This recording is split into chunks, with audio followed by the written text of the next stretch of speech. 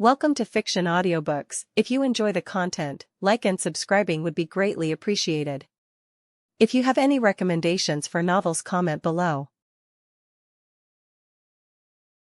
Chapter 51, Abducted.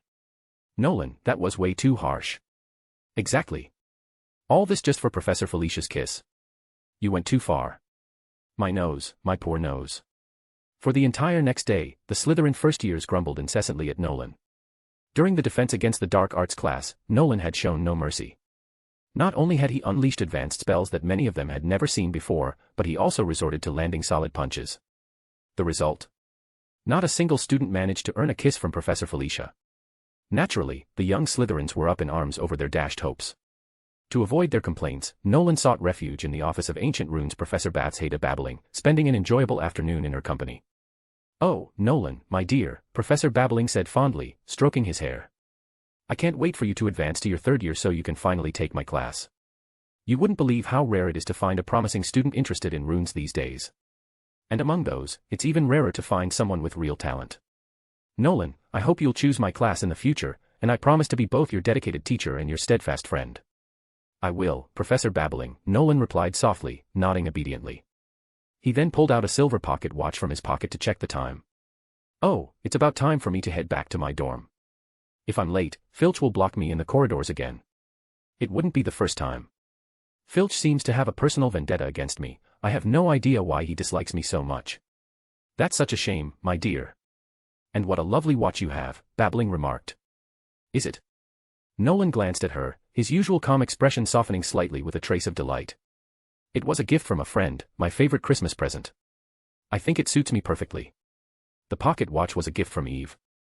By the time Nolan returned to the Slytherin common room, it was already late. Most of the Slytherins had gone back to their dormitories to rest, leaving only a few students still huddled by the fireplace, poring over their homework. "Nolan, where have you been?" Waiting on the sofa with an air of boredom was Alicia. "I was with Professor Babbling. She taught me quite a bit today. According to her, with a bit more practice, I'll soon be able to craft magical artifacts myself," Nolan said, his tone as even as ever. "You're back so late," Alicia remarked, frowning slightly in disapproval. "We thought Filch had caught you. When has Filch ever managed to catch me?" "He never will," Nolan replied as he began organizing the new knowledge he had gained that day. His tone was casual but firm. Alicia hesitated for a moment before speaking again. "Eve hasn't come back yet." "What? But it's already 9 o'clock. I thought." Alicia muttered dreamily, "The two of you went on a date." Nolan pondered for a moment. "No, I haven't seen Eve since dinner. But I know she's been studying really hard lately. She's probably in the library and lost track of time, or maybe she's with one of the professors. Besides, I don't date little girls. She's still too young." Alicia raised an eyebrow. "That's what you say. But I need to go find her quickly. Eve can't afford to lose points for Slytherin. In Slytherin, no matter who else might lose points, Eve couldn't afford to. Even if she lost just 1 point for daydreaming in class, she'd return to the common room only to face scorn and relentless bullying. It was something she always tried to avoid." Checking his pocket watch again, Nolan said, "You stay here. I'll go find her, I know where she might be." With that, he turned and left the common room. Nolan assumed he'd find the young witch in the library, but he was wrong. Instead, he walked into the middle of a heated battle between Madame Pants and Peeves.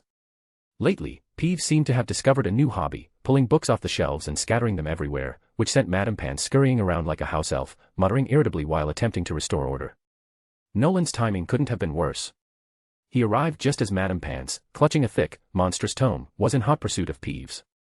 "Good evening, Madame Pants," Nolan greeted awkwardly, unable to ignore the usually composed librarian's furious outburst. "Oh, heavens, Mr. Von Draugr, what are you doing here so late? The library is closed, and as you can see, I'm dealing with a pest problem." "Dealing with pests can sometimes be quite simple," Nolan replied, pulling a small bottle of milky white liquid from his pocket and handing it to her. "This is a diluted holy water solution, typically used by monks to repel evil spirits." "Thank you, dear boy." Overjoyed, Madame Pants sprinkled the holy water onto Peeves, who immediately let out a string of curses before disappearing into the wall. "Marvelous. I haven't felt such peace in ages. Now then, Mr. Von Draugr, what book are you looking for?" "I'm not here for a book, Madame Pants," Nolan replied. "I'm just checking to see if Eve is here." "Miss Stock." Madame Pants paused to think. She did come by after dinner to return a book, The Structure and Unfinished Theories of 18th Century Classical Magic by Giorno Dasco. It's an excellent book. I hope she found it useful, it could benefit her immensely. Nolan glanced at the cover. It does look fascinating. But now wasn't the time for reading. If Eve wasn't in the library, where could she be? Nolan proceeded to question Professors Flitwick and McGonagall, but neither of them had seen her. Finally, he sought out Professor Snape, only to be chased out by the potions master, who was wearing pink pajamas and wielding a vial of foul-smelling concoction. Eventually, Nolan made his way to the Defense Against the Dark Arts classroom. The moment he opened the door, he knew he was on the right track. His vampire senses quickly picked up Eve's lingering scent, a tantalizing fragrance of purity and the rich aroma of young, fresh blood that never failed to captivate him. Professor Felicia wasn't in the classroom, but something was clearly wrong. Nolan noticed signs of a struggle, and he could tell they weren't left over from a lesson. The trail of the scuffle led to the windowsill, where the window was wide open. Shoe prints marked the ledge, and 2 drops of blood were visible, undeniably Eve Stocks. Eve's been kidnapped. Why? There was no time to dwell on questions. In one swift movement, Nolan stepped onto the ledge and leaped into the darkness. The next moment, his form shifted into that of a massive black raven. With a powerful beat of his wings, he soared into the night sky. Chapter 52, Bloodlines and Silver.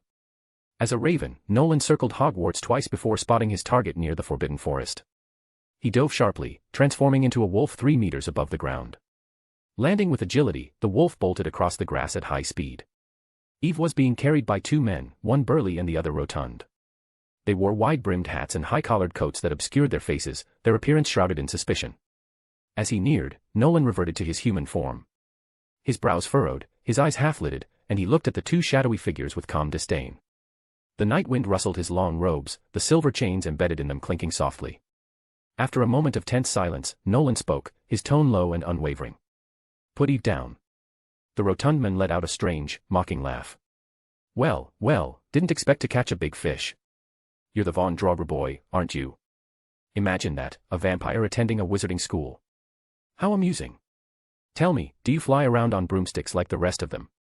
The burly man, less expressive, added, I don't know about broomsticks, but this little Von Draugr seems to have embraced wizarding life, he's even got himself a little witch for a girlfriend.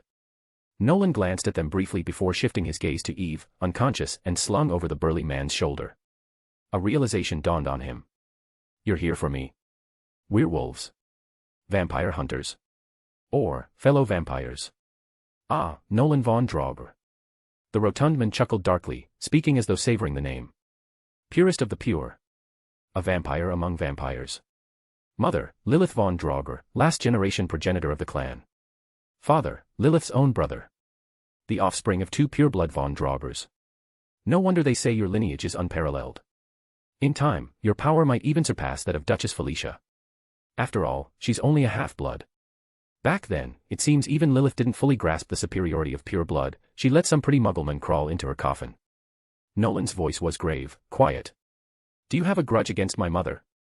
If so, I wouldn't know. I have many relatives, but both my mother and father perished in mutual destruction long ago. Their ashes still rest in coffins in the Randall Gorge. If this is about vengeance, you've chosen the wrong target. You'll only make trouble for yourselves. Trouble. Oh, yes. Big trouble, the rotund man sneered. But I just want to see what makes the purest of pure, Nolan Von Draugr, so special. Big guy, it's your turn now. The burly man stepped forward, rolling up his sleeves to reveal thick, powerful arms. Are we fighting, then? Nolan crouched slightly, his body shifting into combat mode. You'll regret this. Nolan charged forward, and at the same time, the burly man lunged to meet him. While Nolan had devoted the past year to learning magic, he had not neglected his physical training. Every Friday, he honed his skills under Felicia, learning the Von Draugr family's combat techniques. Their fighting style was always elegant yet brutal, a violent aesthetic blending beauty and destruction. Nolan's hands were like a wolf's claws, sharp and unyielding as steel. They seemed to tear through the darkness itself, leaving 5 streaks of residual light with every swipe.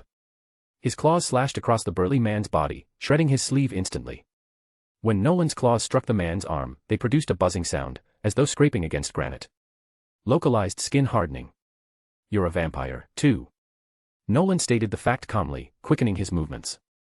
At some point, his hands were armed with a dagger and a short sword, their blades whistling through the air like twin shooting stars orbiting him in a deadly dance. The burly man wielded no weapons, but his thick palms struck the backs of Nolan's blades with startling precision. Faster. I need to be faster. Nolan's eyes flicked toward Eve, his concern growing as he urged himself onward. His movements with the dagger and sword shifted rapidly, transitioning to reverse grips. In a swift, fluid motion, he raised both weapons slightly before bringing them down in unison. With a sharp slash, the blades pierced the burly vampire's hardened skin. Silver. The man muttered under his breath. Silver, the material that can kill our kind, how ironic. It seems our greatest enemies are always our own, Nolan murmured softly. That's why I always carry silver blades with me. Oh, and by the way, bullets too. A gun. The burly vampire froze in surprise, and in that split second, the short sword in Nolan's left hand transformed into a revolver. Without time to aim, he raised his hand and fired. The gunpowder ignited, and the silver bullet, heated by the high velocity, began to melt midair. Still, it managed to strike the burly man's shoulder with a dull thud, forcing him back half a step. First the weapon of vampire hunters, and now the tool of muggles, such methods are unheard of for a pureblood. Nolan blinked, offering a faint smile. Winning at all costs, that's always been my creed. Whether it's a vampire hunter's weapon, a muggle's, or a wizard's, I'll use whatever serves my purpose. Perhaps you don't realize that the nobility of the Von Draugr lineage has never been about the means of battle but about the convictions behind them. Even as he spoke, Nolan kept the revolver in his left hand. With his right, he retrieved his wand from his pocket. A unicorn wand. Forged from a unicorn's horn in the heart of a pureblood elf, it was the most sinister wand in existence, and it belonged solely to Nolan. Damn it. The rotund vampire muttered under his breath. At that moment, Nolan and the burly vampire both stepped forward simultaneously, and the real vampire fight began. They moved at incredible speeds, their legs blurring into afterimages as though they were flying just above the ground. The two clashed in rapid succession, their arms colliding with explosive cracks that echoed in the night. The sounds were accompanied by the sharp whiz of silver bullets and bursts of magic. Nolan fired his revolver swiftly, but he cast spells even faster. Sparks and flashes erupted from the space between their exchanges, scattering wildly. The rotund vampire ducked for cover, rolling on the ground, only to have a devastating spell narrowly miss him and snap a beech tree as thick as a grown man's torso in half. The burly vampire, undeterred, swung his arm wide. From beneath his cloak, a swarm of bats erupted, their piercing cries filling the air as they charged toward Nolan. Obstantia Cresco. A well-timed barrier spell intercepted the bats, followed swiftly by Frangir Pulveris. With a deafening bang, the entire swarm exploded into a crimson mist, the metallic tang of blood hanging heavy in the air as fragments of flesh rained down. Seeing his bats neutralized, the burly vampire shifted tactics. In an instant, his form morphed into that of a sleek and powerful leopard. Bang. Bang. Bang. Nolan's revolver fired multiple shots in rapid succession, silver streaks lighting up the night as they buried themselves in the grass. The leopard, running at incredible speed, dodged every bullet with grace before leaping directly at Nolan. Chapter 53, the vampire's second weapon. The leopard lunged at Nolan, who immediately cast Impedimenta. The slowing charm did little more than momentarily reduce the creature's speed. Nolan followed up with Petrificus Totalis, but the full body bind failed to immobilize the leopard entirely. Vampires and their obnoxious resistance to magic. Nolan muttered, an ironic complaint coming from a pureblood vampire himself. Retracting his wand, he met the leopard head-on with his fists. Bang. The impact echoed like a thunderclap, the force rippling through the air. Nolan's pale, refined hands held the leopard's gaping jaws apart, preventing its fangs from snapping shut on him. The leopard snapped ferociously, while Nolan struck back relentlessly. Each punch reverberated with a metallic clang as it met the creature's seemingly impenetrable hide. Claws raked against Nolan's arms, sparks flying with each clash. Its fangs bit into his fists, eliciting an eerie creak. Gripping the leopard's head tightly, Nolan dashed forward with superhuman speed, slamming it into a tree with a resounding crash. The unfortunate tree trembled before collapsing. And then another tree. And another. One after another, the forest succumbed to the ferocity of their battle. Finally, Nolan drove the leopard into a protruding boulder, pinning it with his full weight. With a determined growl, he drew his silver dagger and plunged it downward. Clap, clap, clap. The sound of slow applause reached his ears. Startled, Nolan turned to see the rotund vampire stepping toward him, clapping as he approached. Ahaha. Prince Nolan, the vampire chortled. It seems Lady Felicia wasn't exaggerating. You've indeed made some progress over the past year. I was worried that your time at the wizarding school might dull your vampire instincts, but I see now that I underestimated you. With that, the vampire removed his hat. Nolan blinked, staring at the familiar face. His shoulders slumped slightly, and he muttered like a deflated balloon, so it's Baron Dura. Which means this leopard must be Dowrick, right? One stocky and one burly, I should have guessed.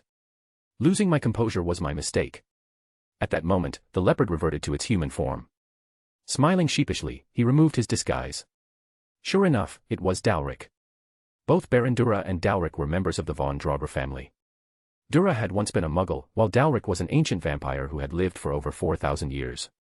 The two had always been close to Felicia and her brother, and they were the ones who had taught Nolan the art of vampire transformation. Before Nolan entered the wizarding world, Baron Dura and Dowrick had been his only companions. Nolan sighed wryly, watching Dowrick heal his injuries with deliberate ease. There was no apology, nor was one expected. After all, it was these two fools who had insisted on testing him. Had they not, there would have been no reason for Nolan to fight Dowrick. Nolan. A cheerful voice called out. It was Felicia. She arrived with her hands clasped behind her back, a playful grin on her face as she surveyed the group before her. My. How delightful to see everyone gathered here. It feels just like Randall Gorge. Shall we threaten old Dumbledore to hand over Hogwarts? Then we could move in and make ourselves at home. Don't you think the scenery here is far better than ours? The Forbidden Forest is so lively, too. Nolan allowed Grand Duchess Felicia to run up and give him a kiss, but he suddenly said, "It was your idea, wasn't it, Felicia? Letting Baron Dura and the others test my combat ability." Hee, that's right. I wanted to see how much you've learned over the past year, Felicia admitted with a mischievous grin. And it turns out you've done quite well. Nolan, transformation is the first and most fundamental weapon for vampires. It's a gift we all share. As for the Von Draugr family, our specialty lies in integrating transformation into combat techniques, just like you demonstrated earlier. Standing to the side, the burly vampire Dowrick nodded in agreement. Nolan's transformations are highly proficient. He's incredibly strong, remarkably fast, and his skin is so tough that even my teeth couldn't pierce it. I have to say, Nolan's a natural genius when it comes to transformation, though I suppose that's something you've all known for a while. Of course. Felicia puffed out her chest proudly, as if the praise were directed at her. Still, Dowrick added, his combat technique needs work. Starting this year, you can begin teaching him combat skills, Your Grace. Felicia, however, didn't seem to be listening. The rotund Baron Dura let out a sly chuckle. Haha, but isn't it true that Prince Nolan only pushed himself so hard because his little sweetheart was kidnapped? Looks like our prince is quite the romantic. Who knows, we might see a whole brood of little princes and princesses soon. Felicia's cheeks puffed up indignantly as she jabbed a finger at Baron Dura. You. This is all your fault. I've been wondering why my little Nolan has such a way with girls, it's because of you. You pig.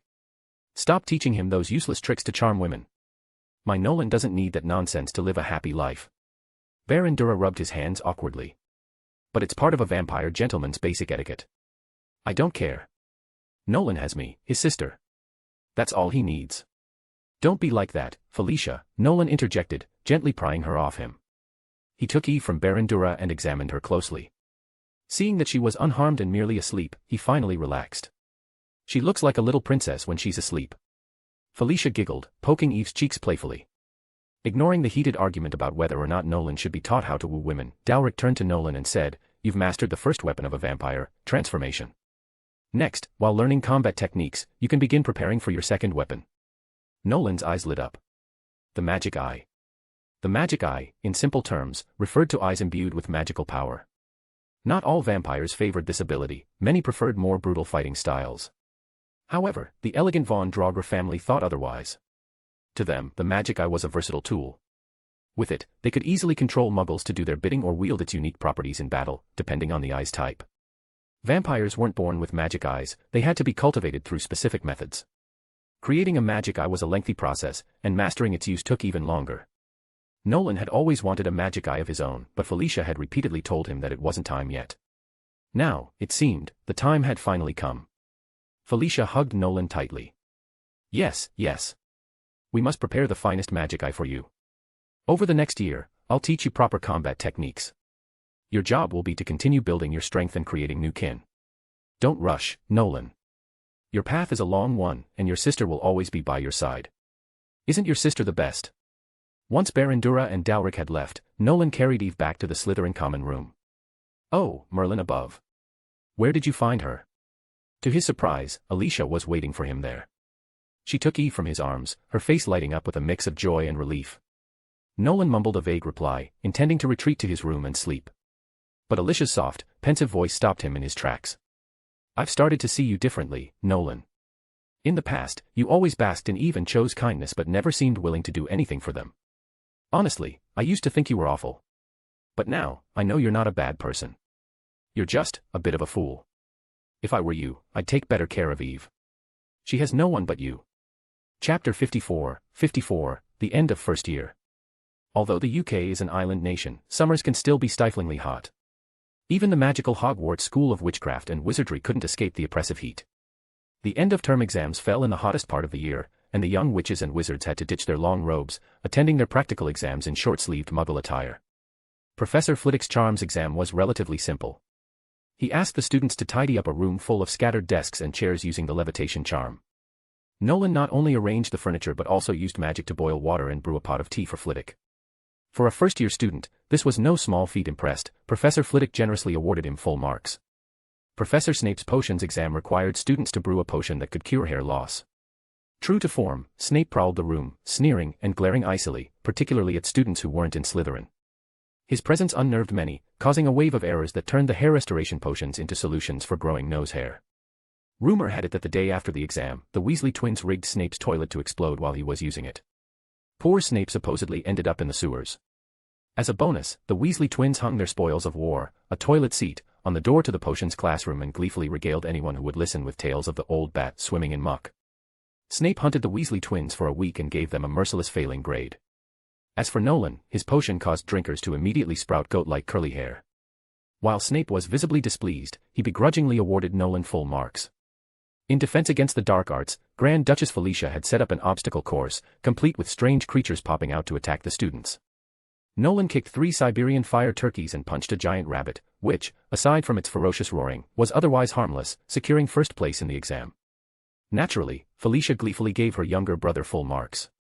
Transfiguration, of course, was Nolan's strongest subject. Professor McGonagall tasked the students with turning chairs into cradles for kittens.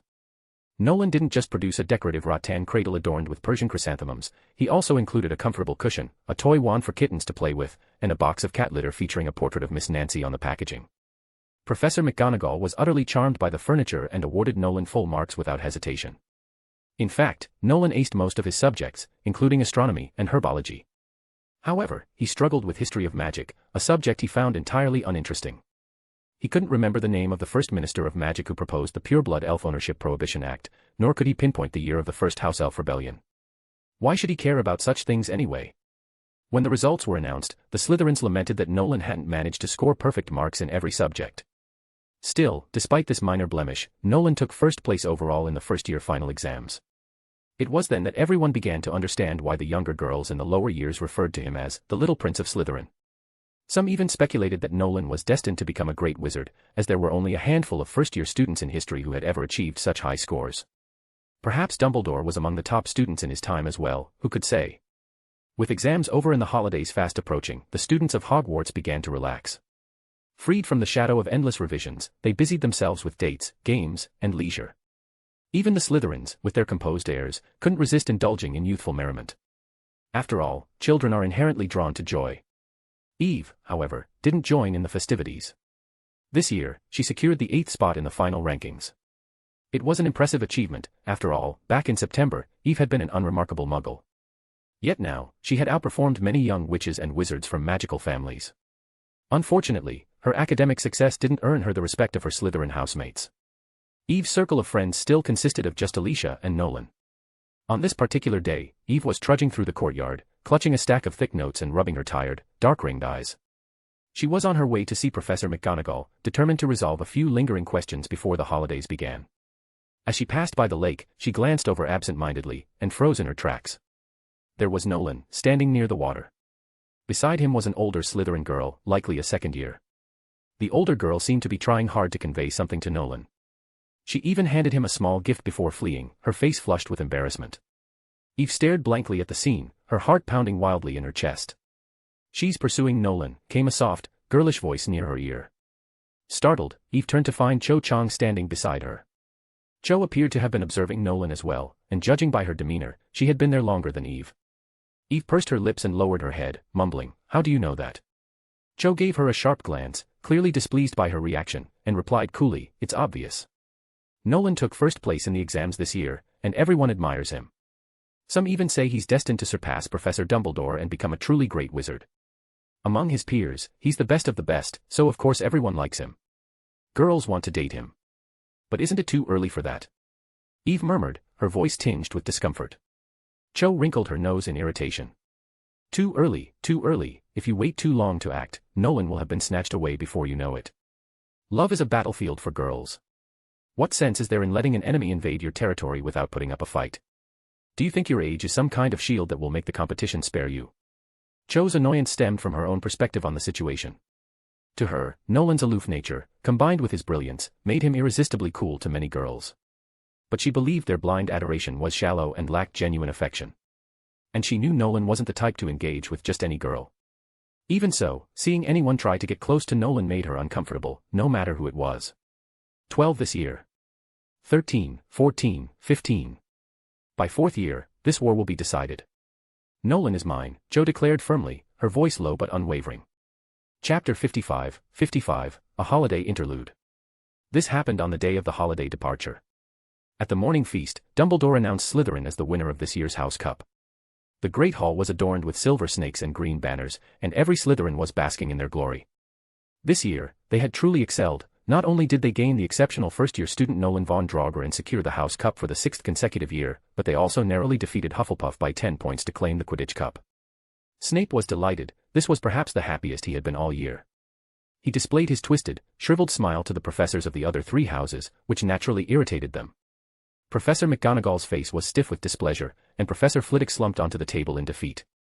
The younger Slytherins were no less thrilled. They were eager, just like their unsporting head of house, to flaunt their victory and unique talents to the other houses.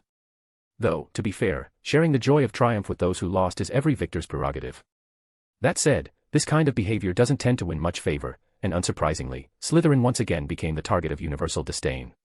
Furthermore, the Quidditch Cup sparked a particularly heated conflict. Slytherin Quidditch captain Marcus Flint and Gryffindor captain Oliver Wood got into a fierce brawl. Wood accused the Slytherin team of biased refereeing and claimed their beaters frequently used their bats to strike players rather than bludgeoners. Marcus responded in his own way, by demonstrating that, like it or not, Gryffindor would just have to endure it. Naturally, their clash escalated into a full-on fight. The duel was brutal, leaving both captains battered and bruised. According to Madame Pomfrey, the troublemakers might not even make it to the Hogwarts Express that afternoon. However, not a single student seemed inclined to pity them. After the feast, Nolan finished packing his luggage and was gently stroking the white snake coiled around his wrist while chatting with Miles. Each professor had assigned an overwhelming amount of homework, and Miles earnestly hoped Nolan would collaborate with him to tackle the assignments over the break. Actually, Nolan said quietly, figuring out how to handle the homework is good for you, Miles. I don't care much for Hogwarts rules never constrain the truly clever. But I also don't want to see you blundering into second year like an idiot who knows absolutely nothing. After being chastised by the top student, Miles wore a look of utter despair. He declared that he wouldn't speak to Nolan for the next month. At that moment, Alicia appeared, glancing around nervously. She gave Miles a half-hearted greeting, likely because Miles had recently been pursuing her, before turning to Nolan. Have you seen Eve? She asked. Eve's gone missing again. Nolan raised an eyebrow in surprise. We're supposed to head to the station soon. Why is she running off now? Alicia hesitated before answering. Eve's upset. I don't think she really wants to go home. Is she okay? She's not, Alicia said, her voice tinged with concern. After shooing the clingy Miles away, she confided, I saw her crying over a letter last night. You should look after her more, Nolan. She's being ostracized by everyone, she's really lonely. Eve cries a lot. It's not that big a deal, Nolan replied, his tone indifferent. Alicia frowned, displeased by his cold attitude. But what she didn't know was that, despite his words, Nolan spent the little time he had left before departure searching for Eve. He eventually found her by the lake. The silver-haired girl was crouched down, her eyes red and puffy, looking listless and emotionally fragile. Nolan stood quietly beside her for 3 or 4 minutes before finally deciding to dirty his robes and sit down. He handed her a handkerchief and asked softly, What's wrong? I don't know. Eve whispered, her voice hoarse as she wiped her tears. I don't know where to go. My parents are separated. I don't know if I should go back to my dad or my mom. What if neither of them wants me? Nolan sighed. He had anticipated this but hadn't expected it to come so soon. This was a family matter, something beyond his understanding or intervention. The truth of the situation was a mystery to him, and there was nothing he could do but let things unfold naturally. What Eve was going through was something she would inevitably face sooner or later. Nolan couldn't save her from it. "You can go to your mother," Nolan finally said. "Then, we might not see each other again," Eve whispered, her tears falling again. She hurriedly wiped them away. Over the past year, Eve had grown from a girl who would cry at the slightest provocation into someone with a bit more strength. At the very least, she was no longer willing to let this boy see her tears so easily. "Why not?" "Attending Hogwarts, it costs a lot," she said softly. "My mom is a full-time housewife. She doesn't earn any money. This year might be my last year at Hogwarts. Today could be the very last day." Nolan stayed silent, gently taking hold of her small hand. "I see. Nolan, I'm so grateful to you. Sometimes, I've regretted coming to Hogwarts. Here, I've been insulted, excluded, and bullied.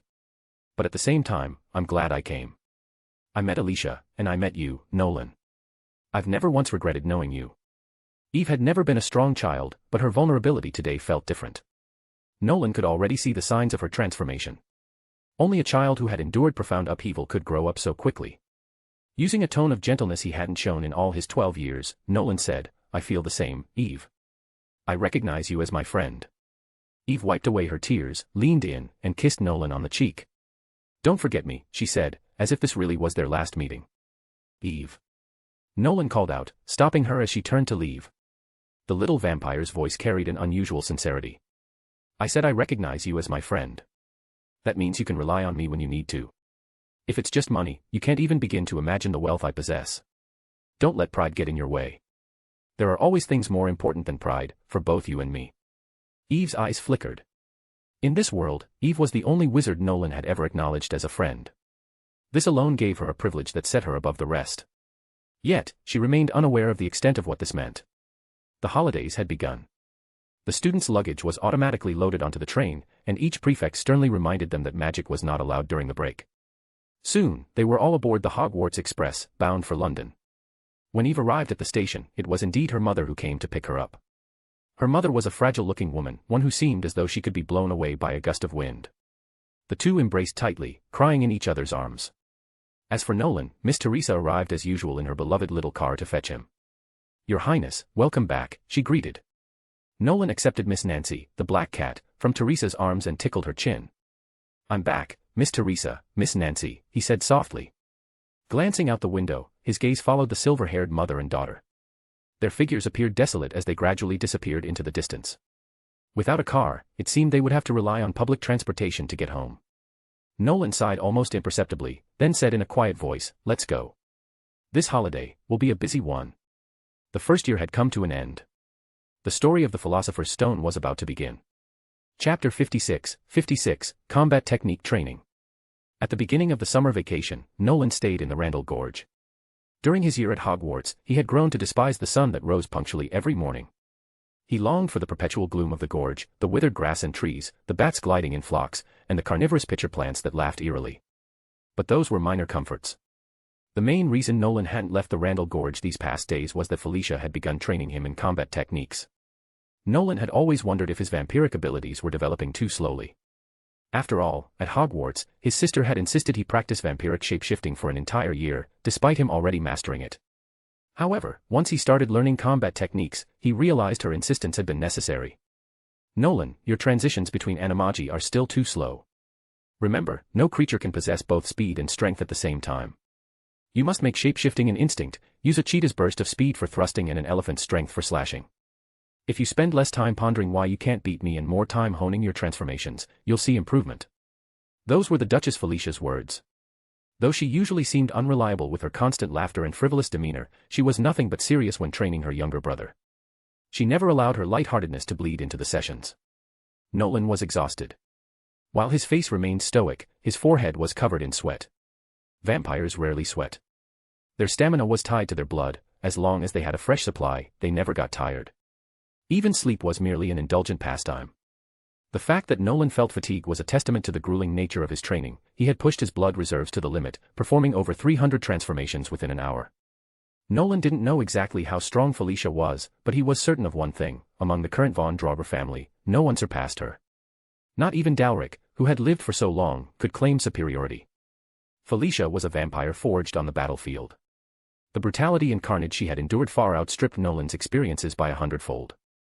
Her power came from an accumulation of combat knowledge and hard-won experience. Calling over a nearby girl, Nolan drank her blood. His complexion improved, and he picked up his longsword once more. Again, Felicia. This time, use a weapon, he said. Felicia smirked, her eyes gleaming with amusement as she teased, Nolan, don't drain her too much. That girl is my personal blood supply. She's a rare find, her blood type is my favorite, B, and she has a lovely lavender scent. She ranks high among my collection. Nolan waved dismissively, signaling the pale-faced girl to step back. I'm not a novice, Felicia. I know better than to drain a muggle to death. Well, that's debatable. Felicia mused, recalling an incident during their last visit to New York when Nolan had hunted a bit too recklessly. Turning to the girl, she added, Leah, eat more meat to replenish your blood. Did you know muggles say the liver helps with anemia? I wonder if it's true. That's correct, Duchess Felicia, the muggle girl replied, her voice steady despite her pale complexion. Livers are rich in iron, which is also a vital component of our blood. Oh, how convenient. When you return to the manor, tell the chef to improve the menu. From now on, serve liver at every meal. Yes, Duchess Felicia, Leah replied, wobbling slightly as she walked away. It was clear Nolan had taken a significant amount of her blood. These muggles were the Von Draugr family's livestock. Most were pure and untainted young women, provided with food and shelter in exchange for producing blood. Yet Felicia refused to call them livestock, opting instead for the peculiar term guests. As his sister waved cheerfully at the retreating girl, Nolan grew impatient. Felicia, focus.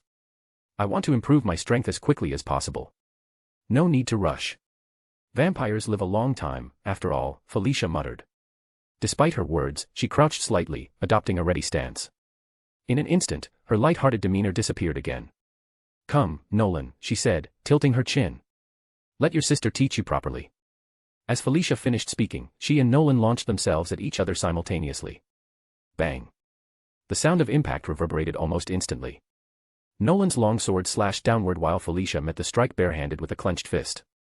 The blade was made of steel, while her fist was wrapped in nothing but skin, yet when they collided, the sound resembled the clash of metal against metal. Felicia was a true Von Draugr, an unparalleled master of vampiric transformation. Her skin was tougher than any alloy. Nolan couldn't help but feel that his sister had no weaknesses. Aside from her eyes, there wasn't a single vulnerable spot on her body. The long sword in Nolan's hand struck again and again, each blow accompanied by booming sounds that seemed to shatter the very air.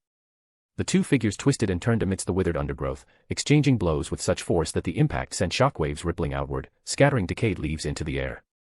Even roots and small rocks were uprooted and flung aside by the sheer ferocity of their movements. Around the space where they clashed, a clean circle of barren ground soon emerged. You're flawless, Felicia, Nolan said, massaging his tingling wrist as he let out a sigh. The steel sword in his hands was a prized relic of the Von Draugr collection, a weapon of unparalleled sharpness, yet even it was beginning to show nicks and dull edges from the intense combat. Felicia, on the other hand, remained utterly unscathed. Not even a faint red mark marred her hand. The vampire duchess chuckled, casually stretching and cracking her upper body. No, Nolan, you're just too slow. Nolan's eyes widened slightly. I'm really that slow? Well, from the perspective of most vampires, you're already incredibly fast, Felicia admitted. But speed alone isn't enough. Straight-line speed is only advantageous when you're running away. You might be fast, but my eyes are faster. I can see where your sword will land, so I prepare my defenses accordingly. What follows is simple: defend and counterattack. Nolan understood this principle. How would you handle an opponent like that, Felicia? He asked. Rhythm, she replied. Rhythm. Exactly, just like the dances I taught you when you were little, Nolan.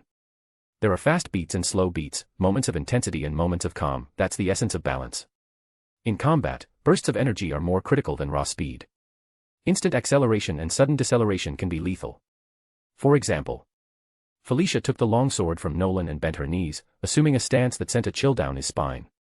Just looking at her posture made his skin crawl, as if merely locking eyes with her could mean death. Felicia inhaled deeply and then swung the sword. Nolan's eyes widened in astonishment as a flash of white light streaked past him. Her swing seemed to slice through the air itself. A powerful wind followed the path of her blade, pulling everything in its wake. But that wasn't the most remarkable aspect. What stunned Nolan was the way Felicia's sword seemed to exist in only two states: complete stillness and blinding speed.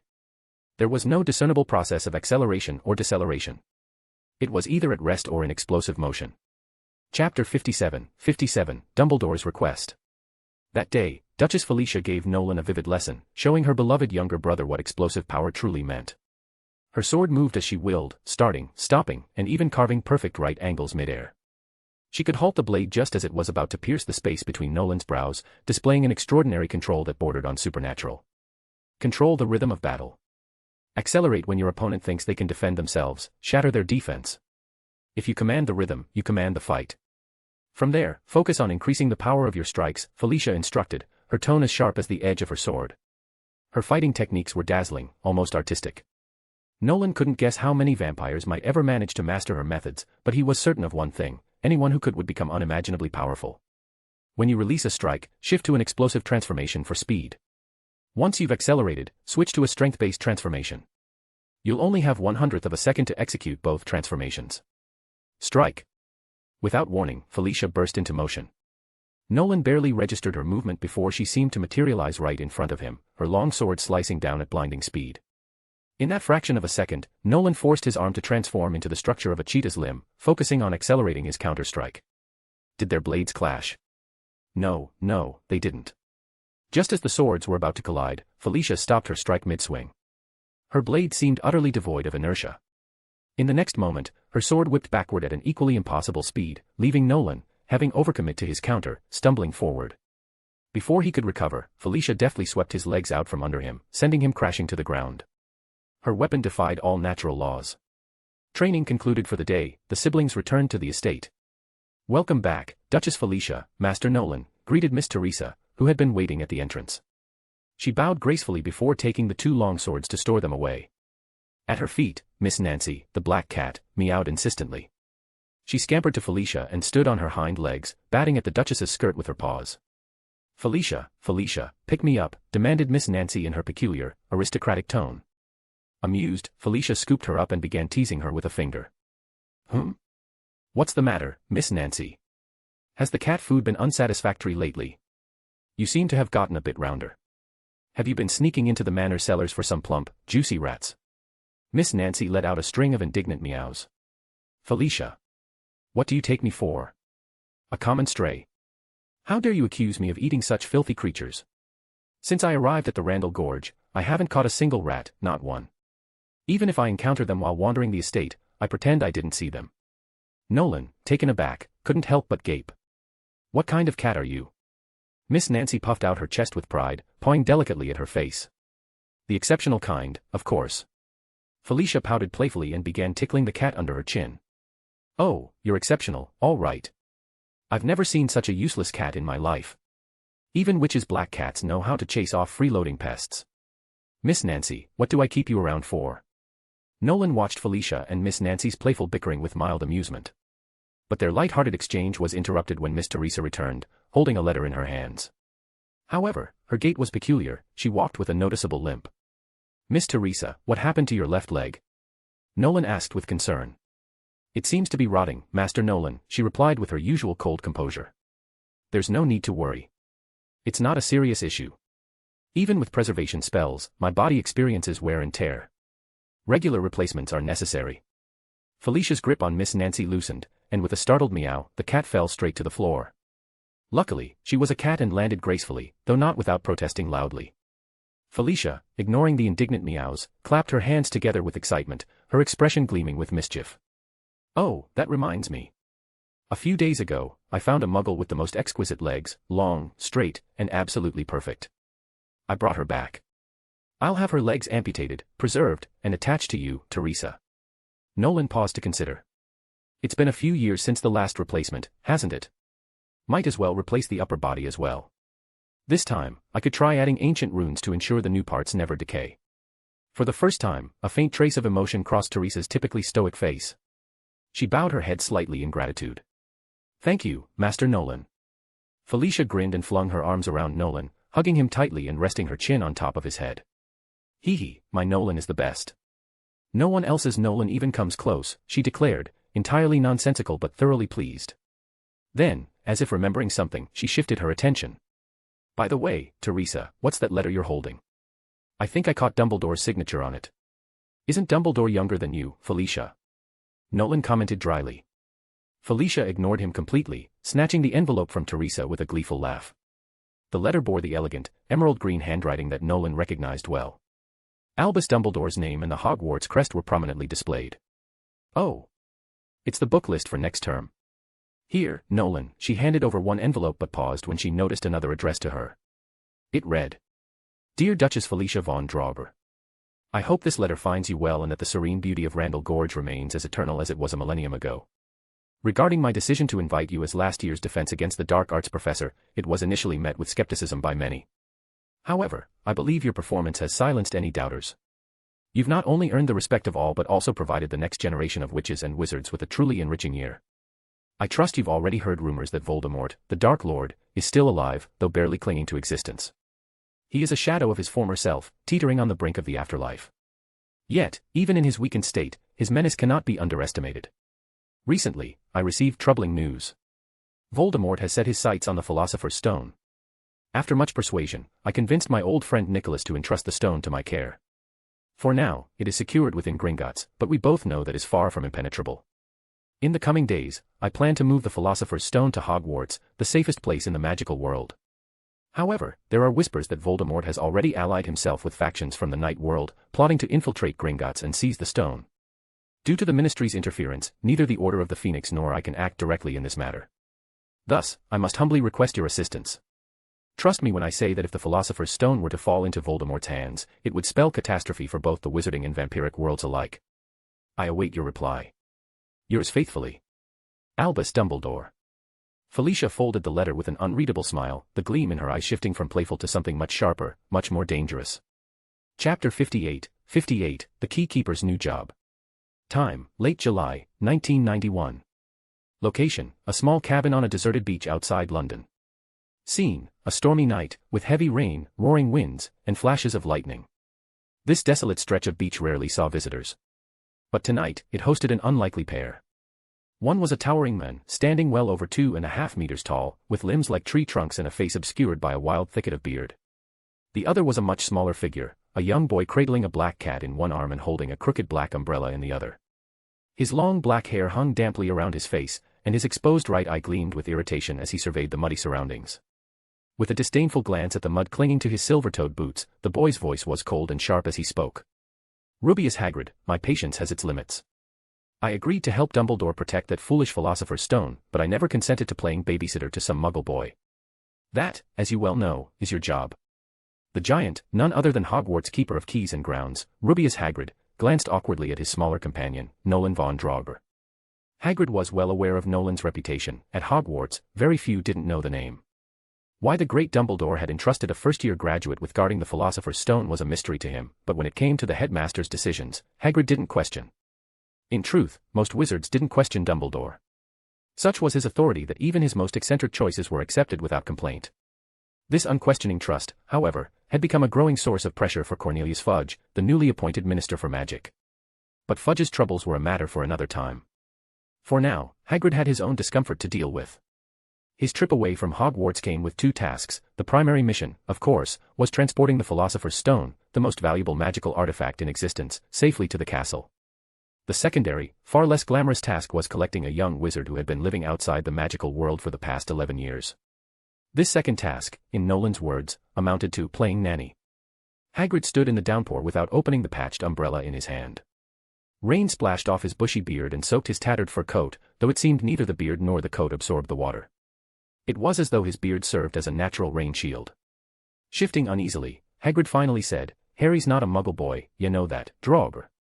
His parents were two of the finest Gryffindors of their time, and Harry's the savior of the wizarding world."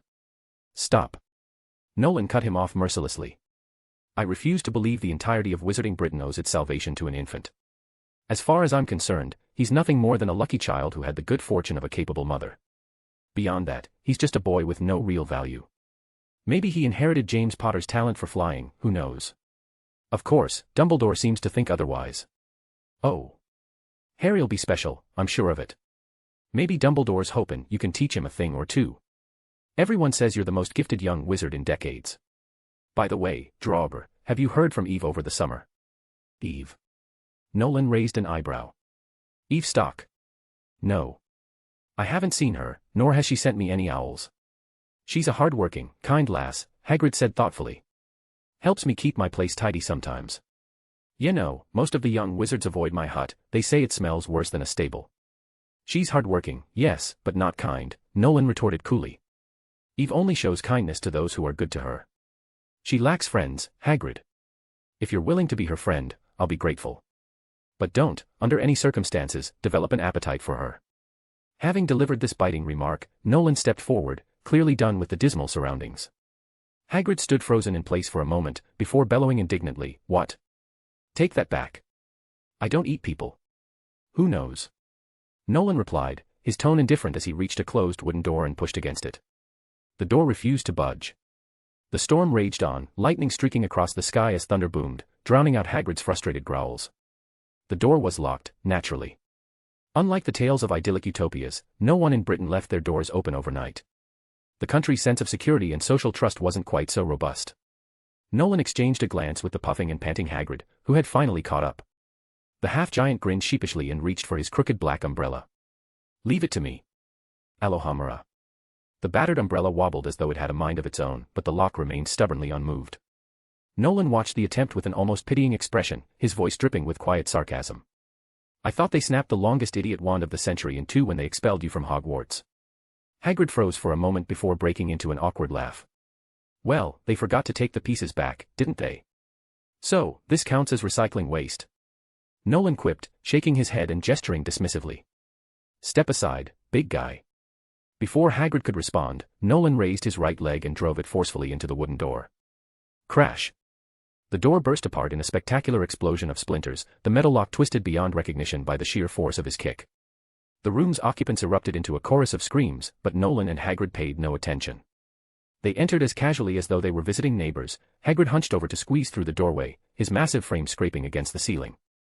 Inside, the shabby cabin housed 4 people, a fat man and his equally pig-like son, a horse-faced woman, and a boy wearing tattered clothes. Nolan's sharp senses picked up an unusual trace of magic from the small boy, but he kept quiet. Instead, he nodded toward Hagrid. "Finish your job quickly. We don't have much time to waste." Hagrid shook the raindrops from his beard and stooped further into the room to avoid banging his head against the low ceiling. "Terrible weather, ain't it? Mind gettin' us a cup of tea? Maybe a bit o' chocolate. Kids as young as Draugr here usually like chocolate."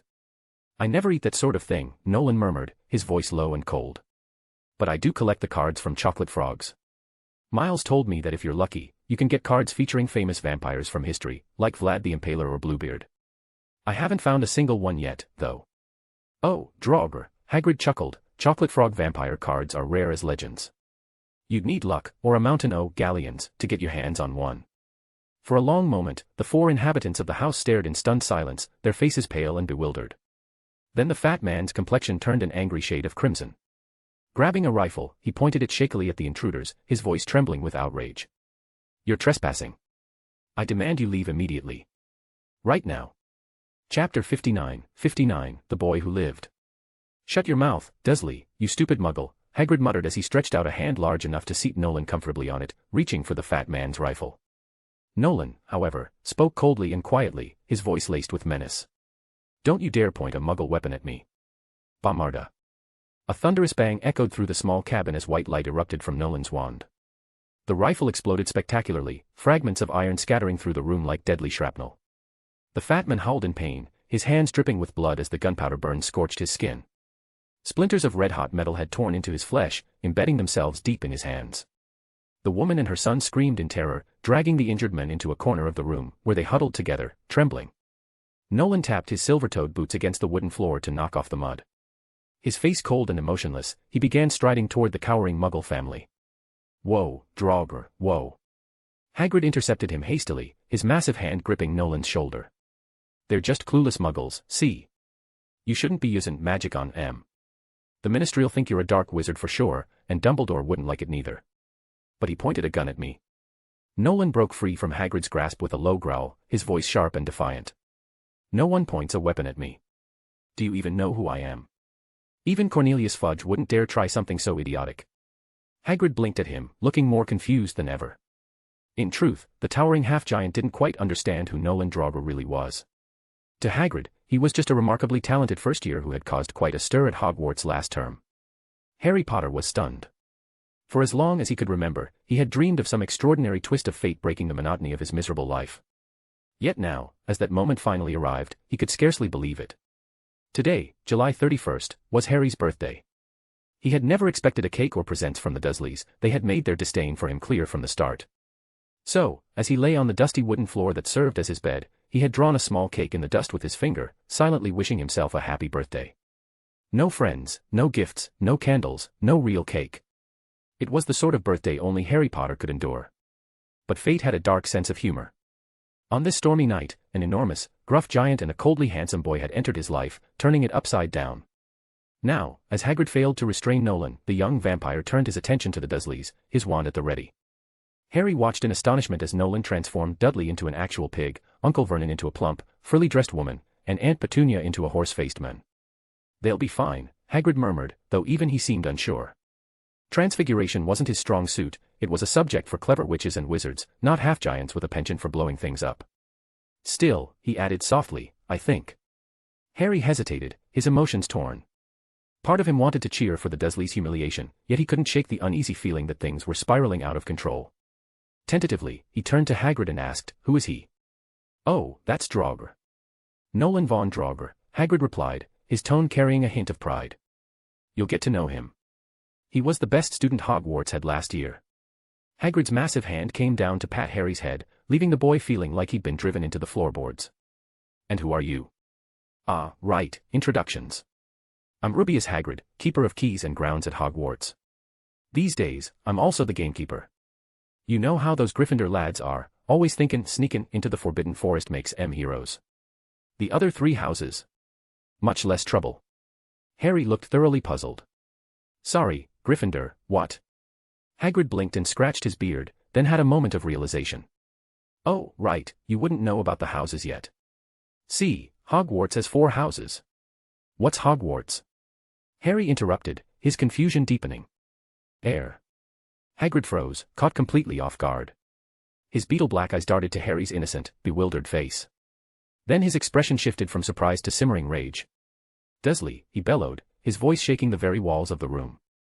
Vernon Dursley, now resembling a pudgy pangolin with the face of a llama, shrieked in terror at the sound of Hagrid's voice. Using his elongated mouth, he clamped onto his wife, who was wailing uncontrollably, and fled further into the house. "That idiot!" Hagrid roared, shaking his fist after Vernon. "Didn't he tell you anything? About who you are, about the world you live in?" His voice was so loud and fierce that it left Harry trembling. Meanwhile, Nolan paused his magical onslaught, finishing his work by transforming Dudley into a grotesquely plump Winnie the Pooh. The terrified boy flailed his stumpy limbs, frantically trying to figure out how to wield a knife and fork without fingers. The horrifying thought crossed his mind that he might be doomed to live on honey for the rest of his life, just like the cartoon bear. With an exasperated sigh, Nolan gave the overgrown Pooh a firm kick, sending him tumbling across the room. The young vampire then cast a cold glance at Harry before arrogantly planting himself on the sofa. His expression betrayed the irritation he felt toward Dumbledore, whose latest request for assistance seemed, in Nolan's opinion, grossly unfair. Harry, still trembling slightly, looked between Hagrid and Nolan, unsure who to turn to for answers. Judging Hagrid to be the less intimidating of the two, he cautiously asked, "World? What world? I just live in this one." "Oh, Merlin help me," Hagrid muttered, throwing his hands in the air in despair. "I never thought I'd see the day when I'd have to explain to the great Harry Potter, the boy who lived, that he's a wizard." His voice softened slightly as he began rambling, trying to impress upon Harry how famous and extraordinary he was in the wizarding world. Nolan, lounging on the sofa, listened silently, his icy gaze flickering between Hagrid and Harry. He frowned but said nothing. To him, this entire narrative about Harry's greatness was misleading. In Nolan's eyes, Harry Potter's actual abilities couldn't possibly live up to the legendary reputation that preceded him. As far as Nolan was concerned, Harry's fame would only bring him misery at Hogwarts. But then again, what did it matter to Nolan if Harry Potter thrived or suffered? "Oh, right. Almost forgot." Hagrid exclaimed suddenly, slapping his massive forehead so hard that several fat fleas leapt from his hair. Nolan grimaced at the sight, shifting slightly away from the half-giant in disgust. Oblivious to Nolan's reaction, Hagrid continued with a booming cheer, "Harry, today's your birthday. And I got you a cake." From his enormous coat, Hagrid produced a squashed chocolate cake. Though it had been badly flattened, the sweet aroma wafting from it was enough to make Harry's mouth water. Eyes wide with wonder, Harry took the cake and stared at it as if it were a treasure. For the first time in his life, he was celebrating a birthday with a cake made just for him. Nolan watched from the shadows, his expression unreadable as Harry hesitantly took his first bite of the misshapen cake. When Hagrid turned to offer him a piece, Nolan declined coolly, retreating further into the room with Miss Nancy in his arms. From his pocket, he pulled out a small blood pack labeled Type O, and bit into it with sharp fangs, taking a long, slow sip. Slurp. The quiet sound was oddly unsettling, yet Nolan appeared completely at ease as he consumed the blood. Hagrid, engrossed in watching Harry enjoy his cake, didn't seem to notice. For Harry, this peculiar night, filled with transformations, revelations, and his first real taste of kindness, was only the beginning. Chapter 60, Meeting Again. The next morning, Nolan and Hagrid set off with Harry Potter, heading to Diagon Alley to prepare for Harry's school supplies. Harry, still adjusting to the strange new world he'd been thrust into, was utterly fascinated by the animated black and white photographs in the morning's all-delivered newspaper. Though he didn't recognize many of the words, he found the moving images captivating. Wouldn't it be amazing if the pictures of great wizards in textbooks could move too? He mused. Then another thought struck him. But if they could move, I wouldn't be able to doodle on them. While Harry entertained himself with such thoughts, Hagrid and Nolan were locked in a heated argument about their transportation back to the city. The isolated beach, bordered by a long stretch of dirt road, was inaccessible to regular cars. The previous night, they had flown in on broomsticks, a choice Nolan had made begrudgingly. However, Dumbledore had issued Hagrid a strict instruction: no magic was to be used after they'd found Harry Potter. "I am not getting on that boat," Nolan snapped, his tone sharp with irritation. "I don't mind yachts or cruise ships, but I refuse to sit in that idiotic excuse for a vessel." "Oh, don't be daft, Draugr," Hagrid said, attempting to soothe him. "You took boats just like this one when you started at Hogwarts." "This isn't about status," Nolan retorted with a sneer. "I'm telling you, if you step onto that tiny boat, it's going to sink. Miss Nancy doesn't swim." He hoisted the sleek black cat into the air like a prize trophy. Miss Nancy, under strict orders not to speak while in public, gave a discontented meow. Now, Draugr, don't be silly," Hagrid replied with a chuckle. "Cats are naturals at swimming." Ignoring Nolan's protests, Hagrid all but shoved him into the small rowboat before climbing in himself. There was a loud thunk as the vessel groaned under Hagrid's weight, sinking half a meter lower into the water. "It's taking on water already," Nolan grumbled darkly, glaring at the muddy water that soaked his silver-embroidered boots. "You've ruined my shoes." When Harry clambered aboard, the boat threatened to sink even further, forcing Nolan to hand him a bucket. "Start bailing," Nolan ordered coolly. By the time they reached the opposite shore, all three were drenched, looking as though they'd swum across the sea rather than taken a boat. "I must have lost my mind," Nolan muttered venomously as he wrung water from his cloak. The trio boarded a small car that Miss Teresa, their maid, had thoughtfully prepared. As they drove toward London, Harry leaned toward Hagrid in the back seat and whispered, "Hagrid, why doesn't Draugr want to talk to me? Am I really that famous in the wizarding world?" Harry couldn't help but admire the aloof young wizard who had accompanied Hagrid to rescue him. Nolan's effortless disdain for the Dursleys and his incredible display of magic had left a deep impression on Harry. Yet every time Harry tried to strike up a conversation, Nolan would respond with a disinterested leaving Harry feeling distinctly unwelcome. "Oh, well, as far as I know, Draugr's always been like that at Hogwarts, cold and aloof." "That's just the kind of kid he is," Hagrid explained with a shrug. "Doesn't he have any friends?" "Course he does," Hagrid replied, his beetle-black eyes twinkling with fondness. "There's a lovely young lady." Just then, the car screeched to a halt. Before Hagrid or Harry could figure out what was going on, Nolan jumped out, storming toward two women standing a short distance away. The two figures, one tall and one short, both had silver hair cascading down their shoulders. The older woman was strikingly beautiful, with an air of mature elegance, while the younger one was a picture of youthful innocence, her features radiating a soft, gentle charm. "Eve." Nolan called the younger girl's name softly, his voice carrying an edge of urgency. He strode forward and grabbed her hand. "Eve Stock. Why haven't you written to me? You know how to reach me, and yet I didn't even know your new address. I couldn't find you. Nolan. I can't believe it's you." The girl squealed, throwing herself into his arms with an emotional hug. "I never thought I'd see you again. Mom, this is Nolan, the best friend I've ever had at Hogwarts." The older woman smiled tenderly and stroked her daughter's hair as though she were touching a precious treasure. She greeted Nolan warmly. "Hello, Nolan. I've heard so much about you. Whenever Eve talks about Hogwarts, 8 out of 10 sentences are about you. I don't care what she's been saying about me at home. What I want to know is this," Nolan interrupted curtly, snatching a bag from Eve's hands. Inside were several books, math, social studies, science, the kind of subjects he found peculiar. Eve lowered her head, her voice so faint it was barely audible. I'm going to attend a public school.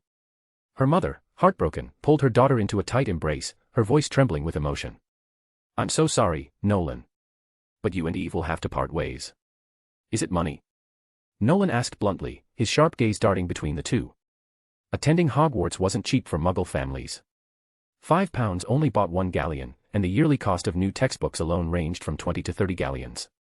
Add to that the expense of replacing outgrown robes, a decent broomstick, and other supplies, and the total could easily climb to several £100s.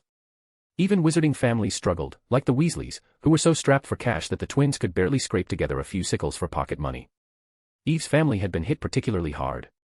Her parents had divorced the year before, and Eve had stayed with her mother, her biological parent. But Eve's mother lacked both work experience and marketable skills. She was an excellent homemaker, but that didn't put food on the table, let alone cover Hogwarts tuition. Nolan stared at Eve in silence, his piercing gaze making her eyes redden with tears. Have you given up being a witch? He asked coldly. No. But I don't know what to do. Didn't I tell you to rely on me? Nolan snapped. This is pocket change for me. It's a minor expense, barely worth mentioning. Are you really going to let your so-called pride stop you from being a witch? Let me be clear, Eve, dignity can be traded for money, but your pride isn't worth as much as your future. If I were you, I'd swallow my pride and beg the person in front of me to pay for my education. That's what any rational person would do. Eve shook her head frantically. No. I can't do that. If it were anyone else, even Alicia, I might ask. But I can't ask you, Nolan. That's not what I want. If going to Hogwarts means losing my self-respect, then it's meaningless. Eve's mother held her daughter tightly, tears brimming in her eyes. She understood her daughter's feelings all too well. Though Eve was young, the stirrings of first love had taken root deep within her. This pure, unspoken affection had become an undeniable part of her. Eve had endured bullying at Hogwarts every day, yet she had willingly stayed. Why? The answer was simple, Nolan. Her only reason for being at Hogwarts was to be near him, to share a space in his world. But if she had to sacrifice her dignity to do so, if she could no longer stand as his equal, then there was no point in continuing. Eve had thought it through clearly. The same could not be said for Nolan, who, in this moment, understood nothing. Chapter 61, The Grand Duchess Felicia's Other Identity. Bond Street, London, England. Bond Street was a renowned shopping destination in London, known for its understated yet opulent atmosphere. The area was home to numerous Victorian-era classical buildings, and you wouldn't find cheap markets here, only luxury boutiques catering to the elite. It was a haven for high-end shopping enthusiasts. Among its highlights was the largest Victoria's Secret store in the world, a magnet for young, stylish women who often strolled out with pink VS logo bags, chatting excitedly with their companions. On this particular afternoon of July 31st, a sleek black Bentley rolled up along Bond Street. While Bentleys were not uncommon sights on this posh avenue, the individual stepping out of this car was anything but ordinary. A boy, no older than 12 or 13, emerged first. He wore polished silver boots and carried a silver-topped cane with a serpent's head. His pristine white shirt was free of a single blemish, and his alabaster skin paired with his strikingly handsome features could make any woman swoon. Though he was just a child, his regal demeanor made it difficult to associate him with his tender age. The aura of icy sophistication surrounding him was palpable, and several girls holding their Victoria's Secret bags began whispering amongst themselves, debating whether to approach the enigmatic young gentleman. However, as their chatter continued, the next passenger stepped out of the Bentley, leaving everyone momentarily breathless. It was a giant, a man towering over 8 feet tall. The crowd collectively gasped. How on earth did someone that size fit into a car? This question rippled through the onlookers as they gawked. The giant was dressed in a tattered, mildew-stained leather coat, an odd choice for the summer weather. The smell of his attire was so pungent that it seemed almost visible. His unkempt beard was matted with remnants of cheese, greasy bits of chicken, and even a few crawling insects navigating the mess. Nolan shot Hagrid a sidelong glance and sighed, speaking softly. I understand that your mother's side of the family didn't care much for bathing. When they were too filthy, they'd just roll in the mud like pigs, but still. Don't bring up my mother. Hagrid snapped, clearly offended. Nolan shrugged. Fine, whatever makes you feel better, he replied dismissively before addressing the chauffeur sitting in the driver's seat. After today, send the car for a full interior cleaning. I suspect Hagrid may have left some dirt or bacteria behind. Don't talk about Hagrid like that, Nolan, please, came a sweet, angelic voice from the car. Eve hopped out, her silver hair catching the sunlight as she lightly reprimanded Nolan. She seemed fond of Hagrid, perhaps because he was one of the few individuals at Hogwarts who treated her kindly. Eve might not have chosen such an unconventional friend under normal circumstances, but her limited social circle had left her little choice. Following her, a silver-haired woman stepped out of the car, her mature elegance contrasting sharply with the lively youth of her daughter. Lastly, a frail, younger boy climbed out, a few inches shorter than Eve, his movements hesitant and unsure. The bystanders were now utterly baffled. How had so many people fit inside a single car? What they didn't know was that Nolan had used ancient runes to modify the Bentley's interior, doubling its capacity. Without this magical enhancement, Hagrid alone would have been enough to overload the vehicle. As Harry stepped out of the Bentley, his face full of curiosity, the car gave 2 soft honks before driving off. Nolan watched the tail lights disappear into the distance before turning to the bewildered group and saying in his usual detached tone, "Follow me." They arrived at the front of a storefront on Bond Street. It was another luxury flagship store, its name Blaze Silver glinting on the polished sign above. Blaze Silver, shining silver, burning silver, was a jewelry and fashion brand that had risen to fame about 60 years ago. It now boasted around a dozen branches across the UK, but the Bond Street location was the crown jewel. The store spanned 3 floors, with massive display windows showcasing dazzling items, trinkets so exquisite they could make any young woman swoon. Even real princesses would have trouble resisting these sparkling treasures. Eve let out an amazed wow, and scampered over to the display window, pressing her tiny face against the glass as she stared, wide-eyed, at a delicate silver tiara inside. It was the kind of piece that seemed to have been plucked from a fairy tale. A small crowd of young women lingered nearby, unable to afford anything from the store but drawn like moths to its glamorous glow. They watched enviously as wealthy patrons strode out with their purchases, adorning their aging faces with the shimmering beauty of Blaze Silver's treasures. Eve's mother also gazed longingly at the display. She too had once dreamed of owning a piece or two from such places. It took her a moment to snap out of her daze. Finally, she turned to the enigmatic boy beside her and hesitantly asked, "Nolan, why are we here?" Nolan cast her a fleeting glance and answered casually, "This is my sister's store." "Professor Von Draugr?" Eve exclaimed in shock. "The Professor Von Draugr who taught us defense against the dark arts last year? But she's so young." "I can assure you, Felicia is much older than you think." "And stop shouting about defense against the dark arts in a Muggle area," Nolan admonished, his voice calm but firm. "Muggles don't have any dark arts for you to defend against."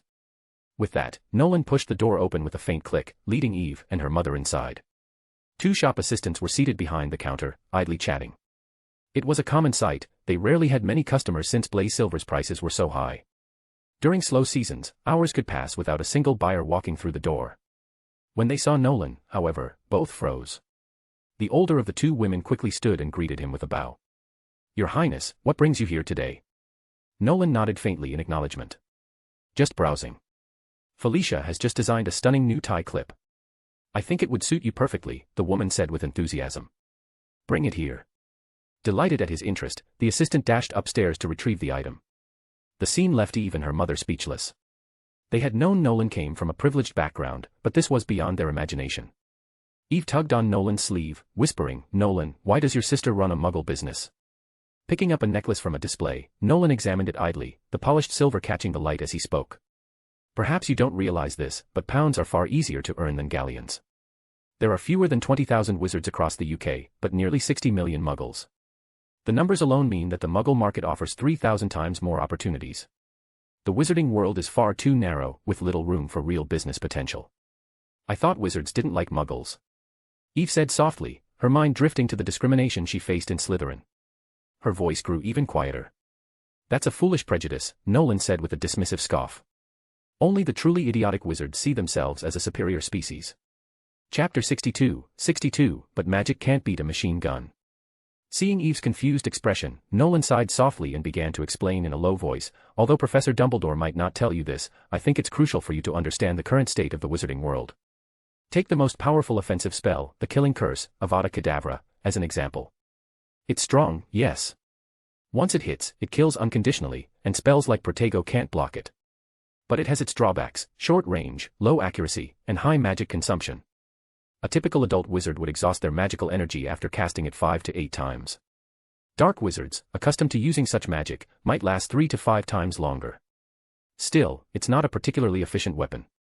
Now consider the Lee Enfield rifle, the standard firearm once used by Muggles in Britain. It has a range of 1,000 yards, fires bullets at incredible speeds, and a headshot guarantees instant death. While it can be blocked by a Protego charm, the speed of the bullet makes it almost impossible to intercept.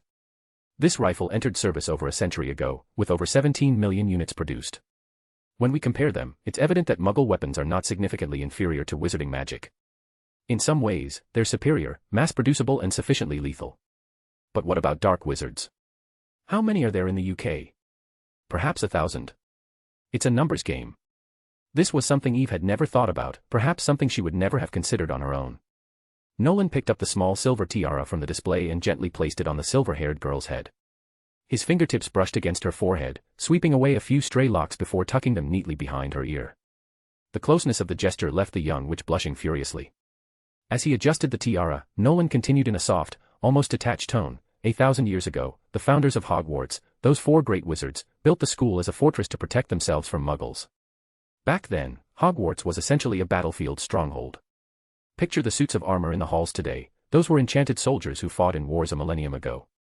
The moving staircases and confusing labyrinth-like corridors weren't designed for convenience, they were strategic defenses against Muggle invaders. Even 1,000 years ago, wizards were weaker than Muggles, otherwise, they wouldn't have needed a fortress like Hogwarts. 1,000 years later, the wizarding world has made almost no progress. Magical development has been painfully slow, and there isn't even a proper military. The wizarding world's armed force consists of about 100 Aurors, while during World War II, Muggles deployed tanks, submarines, and bombers, entire armies larger than the total wizard population. I don't know when wizards will finally wake up from their stupidity and arrogance, but I'll say this, magic has never been a much valid reason for their pride. For vampires, particularly the Von Draugr family, who had long entangled themselves with the Muggle world, wizards were not superior beings, and magic was not a weapon to be feared. The killing curse couldn't even end the life of a powerful vampire, but a well-placed silver bullet could obliterate one's skull. Eve listened, her expression caught between understanding and confusion. She was, after all, a naive girl in many ways. But what about that Dark Lord from a decade ago? Didn't he say he wanted to destroy the Muggles? She asked timidly. That was his stupidity, Nolan replied without hesitation. Dumbledore went to such great lengths to stop him, not to protect Muggles, but to prevent the Dark Lord from provoking them and bringing disaster upon all wizards. Dumbledore has always been protecting wizards, not Muggles. But the Dark Lord couldn't see that. His arrogance blinded him. If dark wizards truly had the power to annihilate Muggles, Dumbledore would have been the most terrifying Muggle killer the world has ever seen. As he spoke, Nolan led Eve by the hand, strolling through the Blaze Silver store. Occasionally, he would pluck a beautifully crafted hairpin or a pair of earrings from the displays and hand them to her, asking her to try them on. While they walked, Nolan continued in his calm tone, "This is why our family, the Von Draugrs, prefers not to associate with wizards. They're not shrewd enough. They're too arrogant, too foolish. Our family is deeply rooted in the Muggle world, fashion, pharmaceuticals, heavy industry, even armaments. This store is just Felicia's personal hobby. You can see the jewelry here, most of it was designed by her. Her mind is full of strange and fascinating ideas, but I must admit, she has impeccable taste. Oh, this necklace is particularly nice. It seems eager to stay with you." Nolan picked up a silver necklace adorned with a ruby that gleamed like a drop of blood. He gently clasped it around Eve's delicate neck, letting his fingers linger for a moment. Eve brushed her fingertips against the ruby, her small face turning as red as the gemstone. Nolan studied her flushed expression for a moment before adding in a quieter voice, "Your mother could work here if she'd like. If she's not good at sales, her salary might not be very high, but it should be enough to cover your Hogwarts tuition. If she does well, Felicia won't hesitate to offer bonuses or commissions. It could allow you both to live comfortably in the Muggle world." Eve froze at his words, her petite frame trembling slightly. She lifted her head, her tearful eyes gazing at Nolan with a mixture of emotions. After a long pause, she murmured, "Why are you so kind to me?" She showed an expression that the fragile little girl from a year ago would never have displayed. The hardships of the past year had forced her to grow up quickly. Growth is often a good thing, but to mature under such circumstances was anything but normal. It signified that the girl had endured a gray, desolate adolescence. Nolan pondered for a moment before replying, "I wonder about that myself. You're always so special to me." "I suppose I am. Perhaps it's because you taught me how to interact with people." "No, you didn't teach me anything directly, I learned on my own. But honestly, that doesn't matter. What matters is that I want you to stay at Hogwarts, Eve. That would make me happy." Hearing that her mother could work at Blaze Silver, Eve's mother became visibly excited. Perhaps no woman could resist the allure of luxury items. Even if they weren't hers to own, simply being surrounded by these treasures was enough to bring her joy. The silver-haired woman looked radiant in her fitted blazer uniform, her appearance youthful and striking. Nolan guessed she was in her early 30s, but she could easily pass for a woman of 25 or 26. Seeing her mother so happy, Eve was overjoyed as well. The two embraced, laughing like a pair of sisters with a slight age gap. For Eve, this might well have been the best day of the year, a bright spot after enduring so much despair. Leaving Eve and her mother in the store, Nolan stepped outside. Hagrid and the boy who lived had been waiting out front, and they stood out like a sore thumb. This wasn't just because Hagrid resembled an overweight Mexican grizzly bear, it was also due to his loud, animated commentary on Muggle objects. "Look at that, Harry. I don't know what it is, but it's another one of those strange contraptions Muggles have come up with, isn't it?" Hearing this, Harry couldn't help but laugh, though he tried to hide it behind a hand. Nolan observed them quietly, a faint smile playing on his lips. While blaze silver symbolized the practicality and sophistication of the Von Draugr family's ventures in the Muggle world, there was a certain charm in Hagrid's unabashed fascination with everything he didn't understand. Chapter 63, The New Defense Against the Dark Arts Professor. Nolan's mood was currently in shambles. Not only did he have to remind the half-giant not to point at every Muggle thing he saw or loudly complain about cars that almost hit him, when it was clearly Hagrid who ignored traffic rules, but he also had to deal with the endless barrage of questions from the boy who lived. "Nolan, can I call you Nolan? This is my first time in London. I saw record shops, burger joints, second-hand bookstores, but I didn't see a single shop selling wands. You said Gringots holds the gold my parents left me, but where exactly do they store it? Underground. Flying broomsticks. Is that what you used last night to find me? Can they really fly? Can I try one too? Are all Hogwarts witches as pretty and cute as Miss Stock? Is that what they're like?" Annoyed beyond reason, Nolan bought 2 oversized hamburgers, shoving one into Harry's mouth and the other into Hagrid's, in the desperate hope that they'd stop talking. Harry Potter seemed thrilled, chewing on the burger with unrestrained joy, as though he'd never eaten anything so delicious, even if it was just cheap fast food. For Hagrid, however, the burger barely made an impact. He swallowed it in a few bites without much chewing. And so, with relative peace restored, the trio made their way to the Leaky Cauldron. "This here is the Leaky Cauldron," Hagrid said proudly, gesturing at the small, shabby pub. "A famous place for wizards. You'll only find our kind in here. What about people who aren't wizards? I mean, Muggles. Why don't they come here?" Harry asked curiously. "Oh, that. Well, I reckon they don't like the name. You know how Muggles are, they like those weird, fancy names for their shops," Hagrid replied, waving the question off with a vague answer. Nolan sighed, rubbing his temples. "There's a Muggle-repelling charm cast on this pub. When Muggles try to enter, they suddenly remember some urgent matter and leave in a hurry." As if on cue, a young couple approached the Leaky Cauldron, seemingly intrigued by the pub. Before they could step inside, however, an argument broke out between them. The woman ended the fight with a slap that left a red handprint on the man's cheek before storming off in anger. Nolan smirked, his eyes glinting with a hint of amusement. "Like that?" Harry stared, utterly dumbfounded. After a moment, he murmured, "That's really effective." The Leaky Cauldron was a grimy little place. Its patrons consisted of wrinkled old witches and balding wizards who entertained themselves by encouraging their pet toads to fight each other.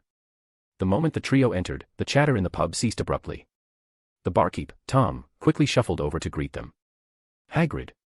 And this must be, oh, of course, the Slytherin prince himself, Mr. Von Draugr. We've heard so much about your exploits. What can I get for you today?"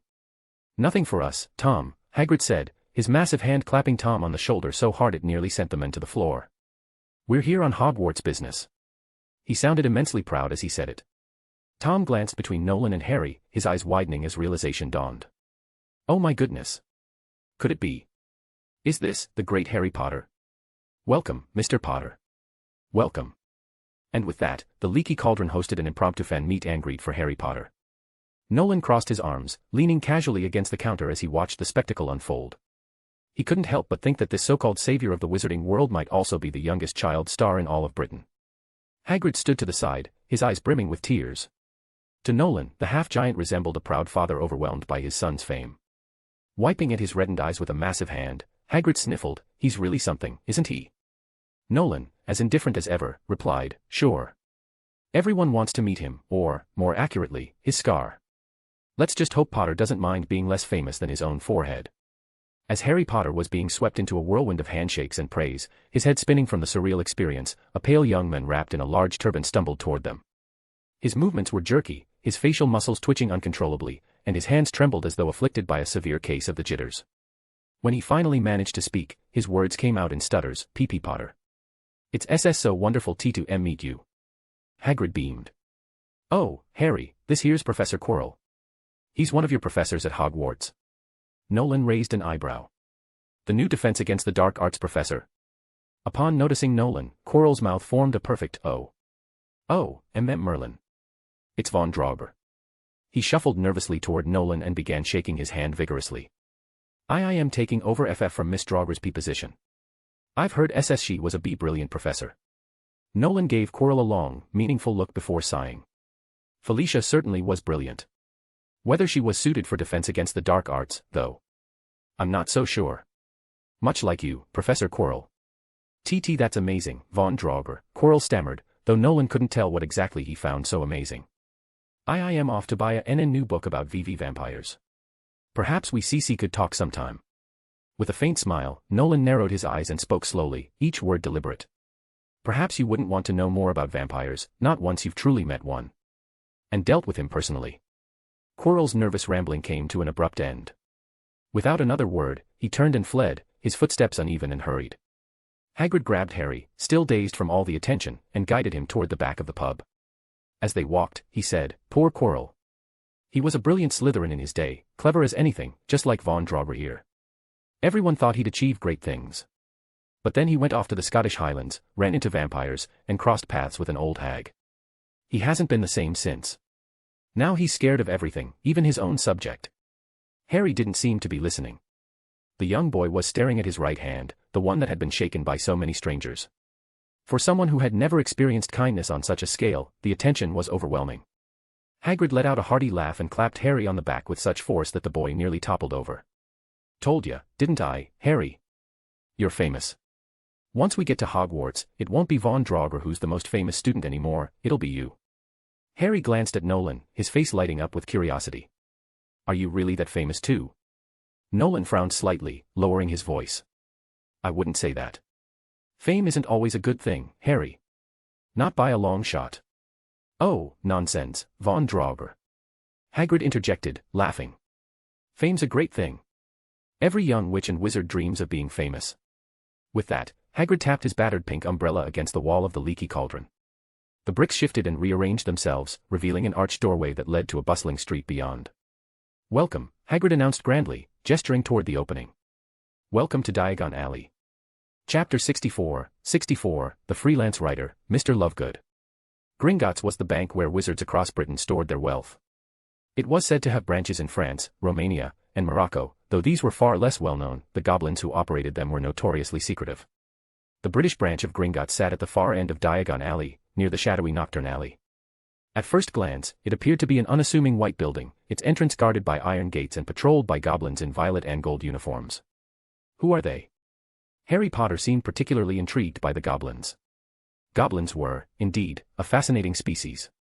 They exhibited many primate-like traits but had eyes more akin to those of reptiles and habits resembling dragons in their greed for gold and gemstones. Nolan had dealt with goblins before. Once, a female goblin had ventured into the Randall Canyon to peddle one of their absurd insurance schemes. Goblin magic was, in some ways, more formidable than wizardry, much like how you could never stop a house elf from operating if it set its mind to it. Some magical creature researchers had proposed that house elves were merely a mutated form of goblins, though this theory had been hotly debated among wizards for centuries without any definitive conclusion. Guiding Hagrid and Harry through the grand entrance of Gringotts, Nolan glanced up at the ominous inscription carved into the massive doors. "Enter, stranger, but take heed of what awaits the sin of greed. For those who take, but do not earn, must pay most dearly in their turn. So if you seek beneath our floors a treasure that was never yours, thief, you have been warned, beware of finding more than treasure there." The words, though polite, carried an unsettling weight. Hagrid leaned down to whisper to Harry, "Like I said, only a mad wizard would think about robbing Gringotts." Nolan, however, had a different perspective.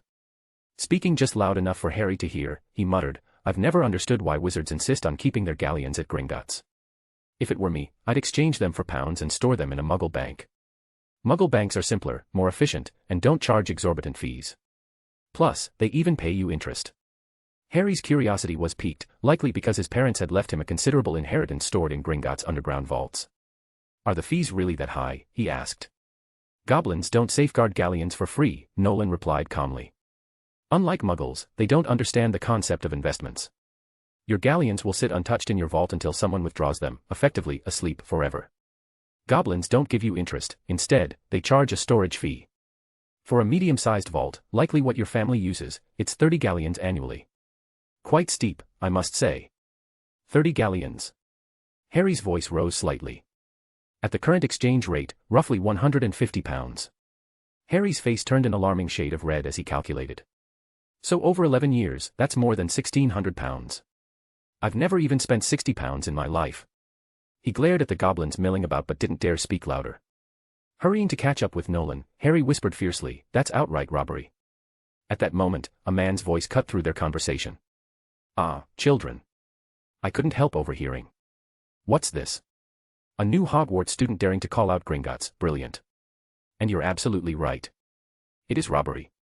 Oh yes, the goblins have always been like this, haven't they? Rude, grasping thieves." The speaker was an eccentric-looking man with disheveled hair and a slightly wild gleam in his eyes. He gestured theatrically as he continued, "These little creatures never reflect on their own behavior. Instead, they believe wizards have some sort of obligation to feed them galleons every year. But let me tell you, my young friends, old Lovegood has seen it all. These ugly little dwarves are nothing but opportunistic crooks, guarding our treasures while helping themselves on the sly. It's time we spoke up, called on wizards everywhere to take a stand. Why should we remain under their tiny, grubby boots?" Nolan, Harry, and Hagrid turned to the man who had been loudly rambling. He was in his mid-30s or early 40s, with a scruffy beard and wild silver hair that looked as though it hadn't been combed in weeks. His robes were visibly unwashed, exuding a faint suggestion of unpleasant odors. Nolan frowned, muttering under his breath, "Great, just my favorite kind of wizard.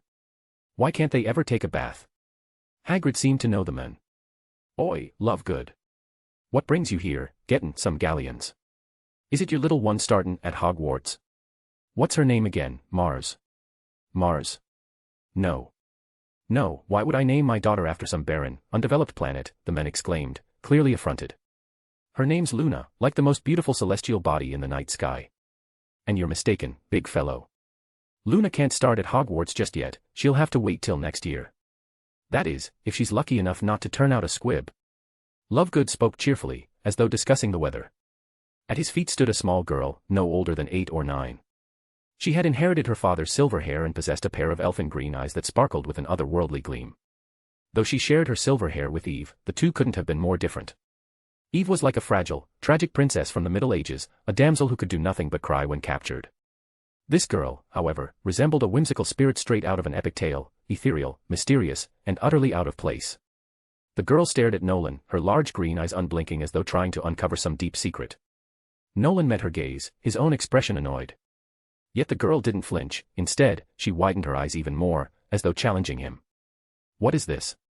A staring contest?" Nolan grumbled inwardly. "Fine," he thought bitterly. "I lose." Lovegood broke the silence, laughing as he turned to Hagrid. "Today I came up with several fantastic headlines that I think the good folks will love. Everyone's been grumbling about Gringotts, haven't they? Those high fees. Outrageous, though I admit the place is secure. Say, if you're curious, be sure to grab the next issue of the Quibbler. We're doing a special Gringotts edition. The first article's title: Why Gringotts Might Be the Best Refuge. If the Dark Lord Rises Again. He gave a dramatic bow. "Thank you, big friend, and thank you, young gentleman. The freelance writers of the Quibbler salute you." With that, Lovegood performed an elaborate, nonsensical gesture and led his daughter out of Gringotts. Incidentally, it seemed his loud remarks had irked all the goblins. As Lovegood exited, the doorkeeper goblin flicked his fingers, and the wizard tripped over his own feet, landing face first on the cobblestones. "Daddy, why can't you walk properly?" Little Luna pouted as she helped her father up. "Those cursed goblins. They'll pay for this." Lovegood huffed, brushing off his robes. The second article in this issue will be titled, "The Secrets of Gringotts, Goblins and Dragons Underground Deals Revealed." Yes, we'll need a special expanded edition of the Quibbler for this. Luna stared at him blankly, then tilted her head as though processing his words. Finally, she said something entirely unrelated. "That boy just now, he was strange." "What's that, Luna?" Lovegood paused, his eyes widening.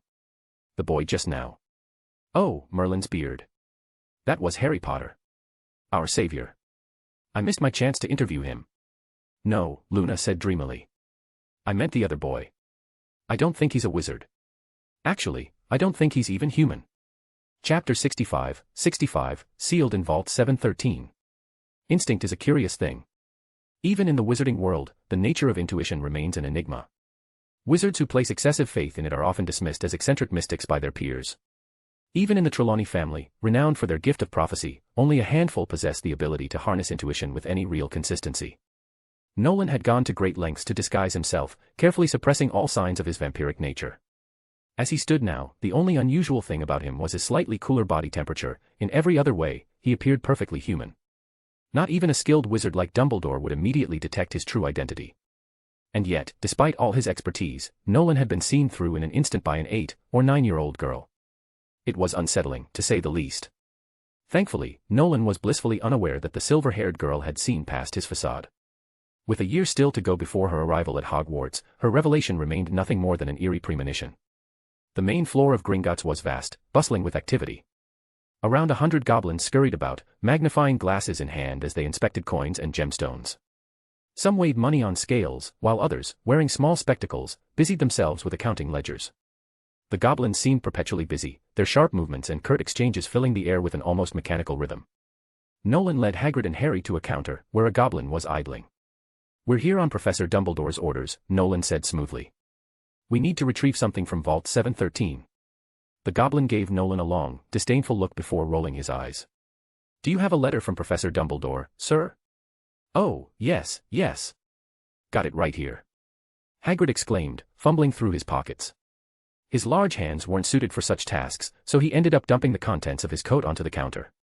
Out spilled a soggy biscuit, a sticky mass that resembled wet earwax, a handful of what looked like scraps of rusty metal, probably collected from the Forbidden Forest, and a copy of the Daily Prophet from 1989. Finally, after much searching, Hagrid pulled out Dumbledore's letter and handed it to the goblin, who took it with an expression of utmost distaste. "Seems legitimate," the goblin muttered reluctantly. He beckoned to another goblin with a thick, bristling beard. "Hey, Grimsby. Come over and verify this." Grimsby shuffled over, inspecting the letter before letting out a high-pitched squeal.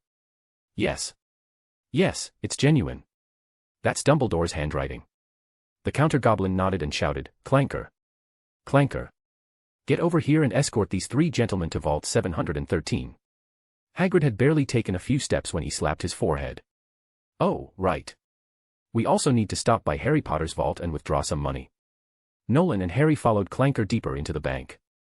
The polished marble gave way to rugged stone walls, and the path turned into a steep, winding slope leading into the depths. The air grew colder with every step, and Harry, curious as ever, whispered they called him Clanker. "Is that some kind of code name?" "It's his name," Nolan replied blandly. "Goblins like giving themselves names like that. I once dealt with a female goblin named Teacup. When I asked my maid to serve her tea, she kept thinking I was calling her name. Teacup is a charming lady." Clanker's sharp voice rang out ahead of them. "Lots of goblins would give their gold to marry her. Who can say?" Nolan muttered, "To me, you all look the same." They continued walking until Nolan's gaze landed on an old, filthy mine cart parked near the track. He grimaced. "You're not seriously expecting us to ride the contraption, are you?" Clanker turned around, clearly irritated by Nolan's disdain. "We don't have anything else," he snapped, his voice rising to a shriek. "Oh, no. Nolan muttered as he reluctantly climbed into the tiny mine cart, his discomfort palpable. He had no choice but to endure the grimy surroundings and the breakneck speed of the ride. The young vampire felt a wave of nausea building, and from the greenish tinge on Hagrid's face, it seemed the half-giant shared his sentiment. Harry, however, was unfazed. The boy was brimming with energy, his curiosity unbridled. "What's inside Vault 713, he chirped. "That's not something you need to know," Nolan replied coolly, his tone leaving no room for further inquiry. But Harry was undeterred. "I saw a flash of fire just now. Was that a dragon?" "It's an Italian ridgeback," Nolan replied, his voice tight as he fought to suppress his nausea. "The smallest of the European dragon breeds." He broke off with a gag, clapping a hand over his mouth. "I think I'm going to be sick. I hate modes of transportation, especially in confined spaces." At long last, the cart screeched to a halt in front of Harry's vault. Hagrid scrambled out in his usual flustered manner, while Nolan looked utterly drained, slumped against the cart as if it had drained the life out of him. "Come on, Von Draugr," the half-giant coaxed, trying to sound encouraging. "Just step onto solid ground, it'll make you feel better." Nolan's face was ashen as he clung to the cart for dear life. "Don't even think about it.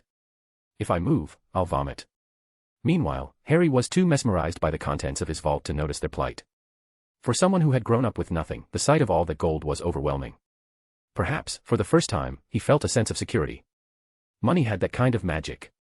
Afterward, the infernal cart resumed its descent, and Nolan was convinced he was about to make history as the first vampire to die on a goblin mine cart. When they finally reached the deepest level of the bank, Nolan barely had the energy to glare at the locked vault in front of him. The vaults on this floor had no keys, they were sealed with ancient goblin magic, accessible only to goblins themselves. Pushing Harry behind him, Nolan's voice was sharp. "Stand back. Don't look at what's inside." Clanker stepped forward, his gnarled fingers moving with deft precision as he activated the spell to unlock the vault. The door creaked open just enough for Nolan to slip through. Inside, the vault was starkly empty, save for a small cloth-wrapped package resting on a stone pedestal. Nolan grabbed the package and stuffed it into his pocket, his eyes narrowing as he turned to Hagrid. "We've got what we came for. Let's get back to Hogwarts, immediately." "Hey, now, no need to be so tense, Von Draugr." Hagrid waved him off. "Harry's got shopping to do. You can show him around Diagon Alley, help him pick up his books and robes for the year. As for me..." Hagrid gave a hearty laugh. "I'm heading to the Leaky Cauldron for a drink or two. That ride on the bloody mine cart was enough for a lifetime. Good thing I don't have enough galleons to need a vault." "That's rather sad, don't you think?" Nolan retorted dryly. Then his gaze met Harry's, filled with unspoken hope. The boy clearly wanted someone to accompany him. Nolan's response was swift and uncompromising. "Don't even think about it. I'm not here to play nanny to a first year. If you're so desperate for a guide, just flash your name around, Harry Potter, and I guarantee some busybody will come to your aid. As for me, I've got more important things to do." He turned and began to walk away, raising a hand in a dismissive wave. "See you at Hogwarts, Potter. Though I'd wager you'll end up in Gryffindor."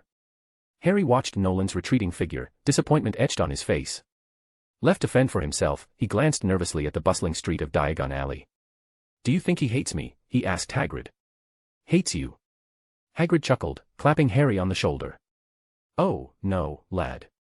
He's like that with everyone." Chapter 66, The Attack. Wizards had many ways to travel, but the quickest method was apparition. However, Nolan had yet to learn that skill. For someone who could fly, apparition wasn't exactly essential. Besides, even if he mastered it, he wouldn't be able to use it to return to Hogwarts. An area of roughly 100 miles around the school was charmed to block apparition. There was, however, a safer alternative, flu powder.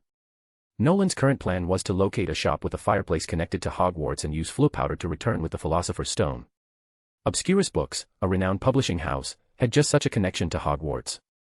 It was said that Professor Sinistra, who taught astronomy, and Professor Sprout, head of Hufflepuff, had both published works through this publisher. To ensure quick communication with the firm, Hogwarts had linked the astronomy preparation room's fireplace directly to Obscurus Books.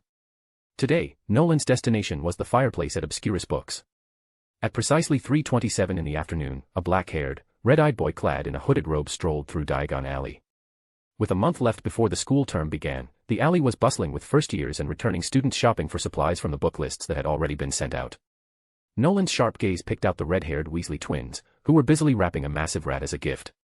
Judging by the glances they cast toward two dark-skinned twin girls selecting ice cream nearby, Nolan guessed they had a mischievous plan brewing. Afterward, the twins tried to introduce Nolan to their younger brother, Ron, a thin, freckled boy whose fiery red hair made him look like he was perpetually aflame. Further along, Nolan encountered Hogwarts resident beauty, Penelope Clearwater. The Ravenclaw upperclassman seemed delighted, proudly wearing her newly earned prefect badge. She eagerly inquired about Grand Duchess Felicia's well-being, a subject she apparently held in high regard. When Nolan gave her the address for Randall Gorge and mentioned that she could write to the Grand Duchess as a pen pal, Penelope was so thrilled she planted a kiss on his forehead before departing. Diagon Alley was full of familiar faces for Nolan. The wizarding world was small, after all, with a limited population and less than stellar reproductive rates, though there were exceptions, such as the prolific Weasleys. This close-knit nature meant that nearly every wizarding family was interconnected in some way. Word had already spread that Slytherin had gained a remarkably clever new student last year, and his uniqueness had not gone unnoticed. After greeting everyone who approached him, Nolan glanced at his pocket watch. It was 3:33 p.m. He turned into a narrow side street, a necessary shortcut to reach Obscurus Books. The alleyway, 2 streets west of Nocturne Alley, carried a faint but unmistakable hint of dark magic in the air. The path was unusually deserted, a fact that put Nolan on edge. His expression grew cold as he continued walking, counting down the 300 meters to his destination. Then, his silver-heeled boots came to an abrupt stop. Nolan pursed his lips, muttering softly, 3 of them. Looks like Dumbledore had good reason to involve the Grand Duchess. Our half-giant friend wouldn't have been able to handle 3 dark wizards. With a sharp click, Nolan scraped the sole of his boot against the cobblestone to produce a deliberate sound. He turned on his heel, his crimson eyes wide and glowing with a dangerous, icy light. The young vampire's left hand gripped the cloth-wrapped Philosopher's Stone tightly, while his right hand slid into his pocket, fingers curling around his unicorn hair wand. Nolan could feel the danger closing in. Something was about to happen. The next moment, the enemies appeared. 2 from the north, 1 from the west. Nolan drew his wand without hesitation and fired a barrier charm, then kicked off the ground, dashing into the narrow gaps between the buildings. He sprinted swiftly, his long bangs blown aside by the wind, revealing his blood-red eyes. Like a shadowy panther prowling between the structures, he moved with grace and purpose. Catch him! Catch him! Take the Philosopher's Stone, bellowed a middle-aged wizard in his 40s, swinging his wand. Stupefy. Nolan glanced back sharply, his wand aimed precisely. Stupefy. The 2 scarlet beams collided mid-air, exploding in a fiery burst of sparks. The middle-aged wizard fired 3 more spells in rapid succession. Nolan deflected the first 2 with a barrier charm and a petrification charm, but the third spell slipped into a blind spot between the other 2. Unable to block it in time, Nolan clenched his left fist and punched directly at the incoming spell. With a resounding bang, the spell shattered against his fist. He felt the searing heat of the magic burn his skin, a tingling numbness spreading up his forearm. But that was the extent of it. As it turned out, a vampire's magical resistance was indeed extraordinary. While the middle-aged wizard hurled his spells, the second attacker, a woman cloaked in green, moved in. She approached silently, her speed astonishing. Nolan couldn't see her face beneath the hood but could sense her inhuman nature. Her movements were incredibly fluid. Running, leaping, she sprang into the air and loosed her weapon, a sleek, arm-length composite bow. In her right hand, she held 3 long arrows, which she knocked and fired all at once. Nolan darted left, planting his right foot against a wall and vaulting upward with a triangle jump. The hooded woman fired again, 3 more arrows streaking toward him in rapid succession. Simultaneously, the middle-aged wizard launched 2 petrification charms. None of it hit Nolan. His movements in mid-air were impossibly nimble. After 3 quick jumps, he reached the roof of a building 4 meters high. Landing smoothly, he turned and caught one of the arrows mid-flight with his bare hand.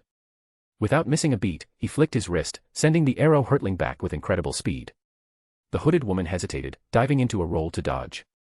The arrow Nolan had thrown embedded itself into the ground with a deafening crack, piercing straight into the narrow crevice between 2 cobblestones.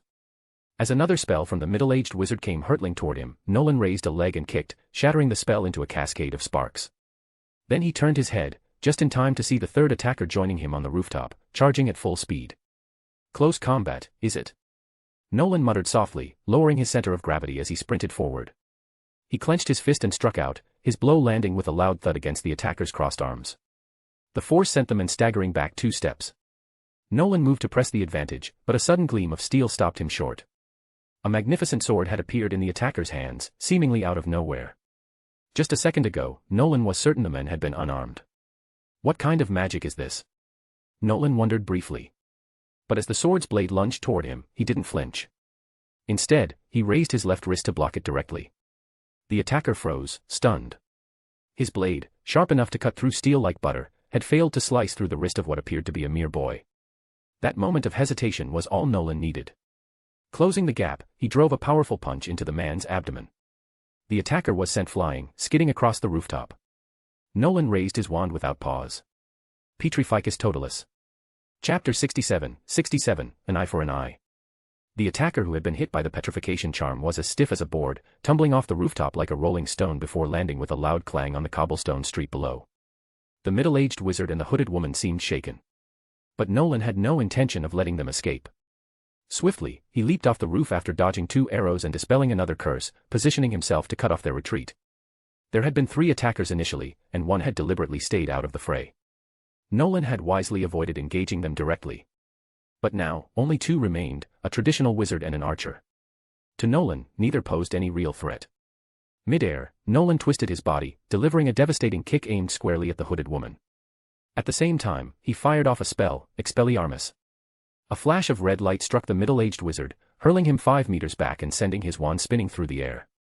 The hooded woman tightened her lips and braced herself, planting her feet firmly and raising her composite bow to block Nolan's kick. The moment his foot connected, the bough shattered into fragments. She was sent flying as well, though the bough had absorbed much of the impact. Rolling as she landed, she sprang back to her feet with startling agility. Flexible, unnaturally so, Nolan murmured under his breath. Once again, he darted toward her at high speed. She dodged, and Nolan launched another kick.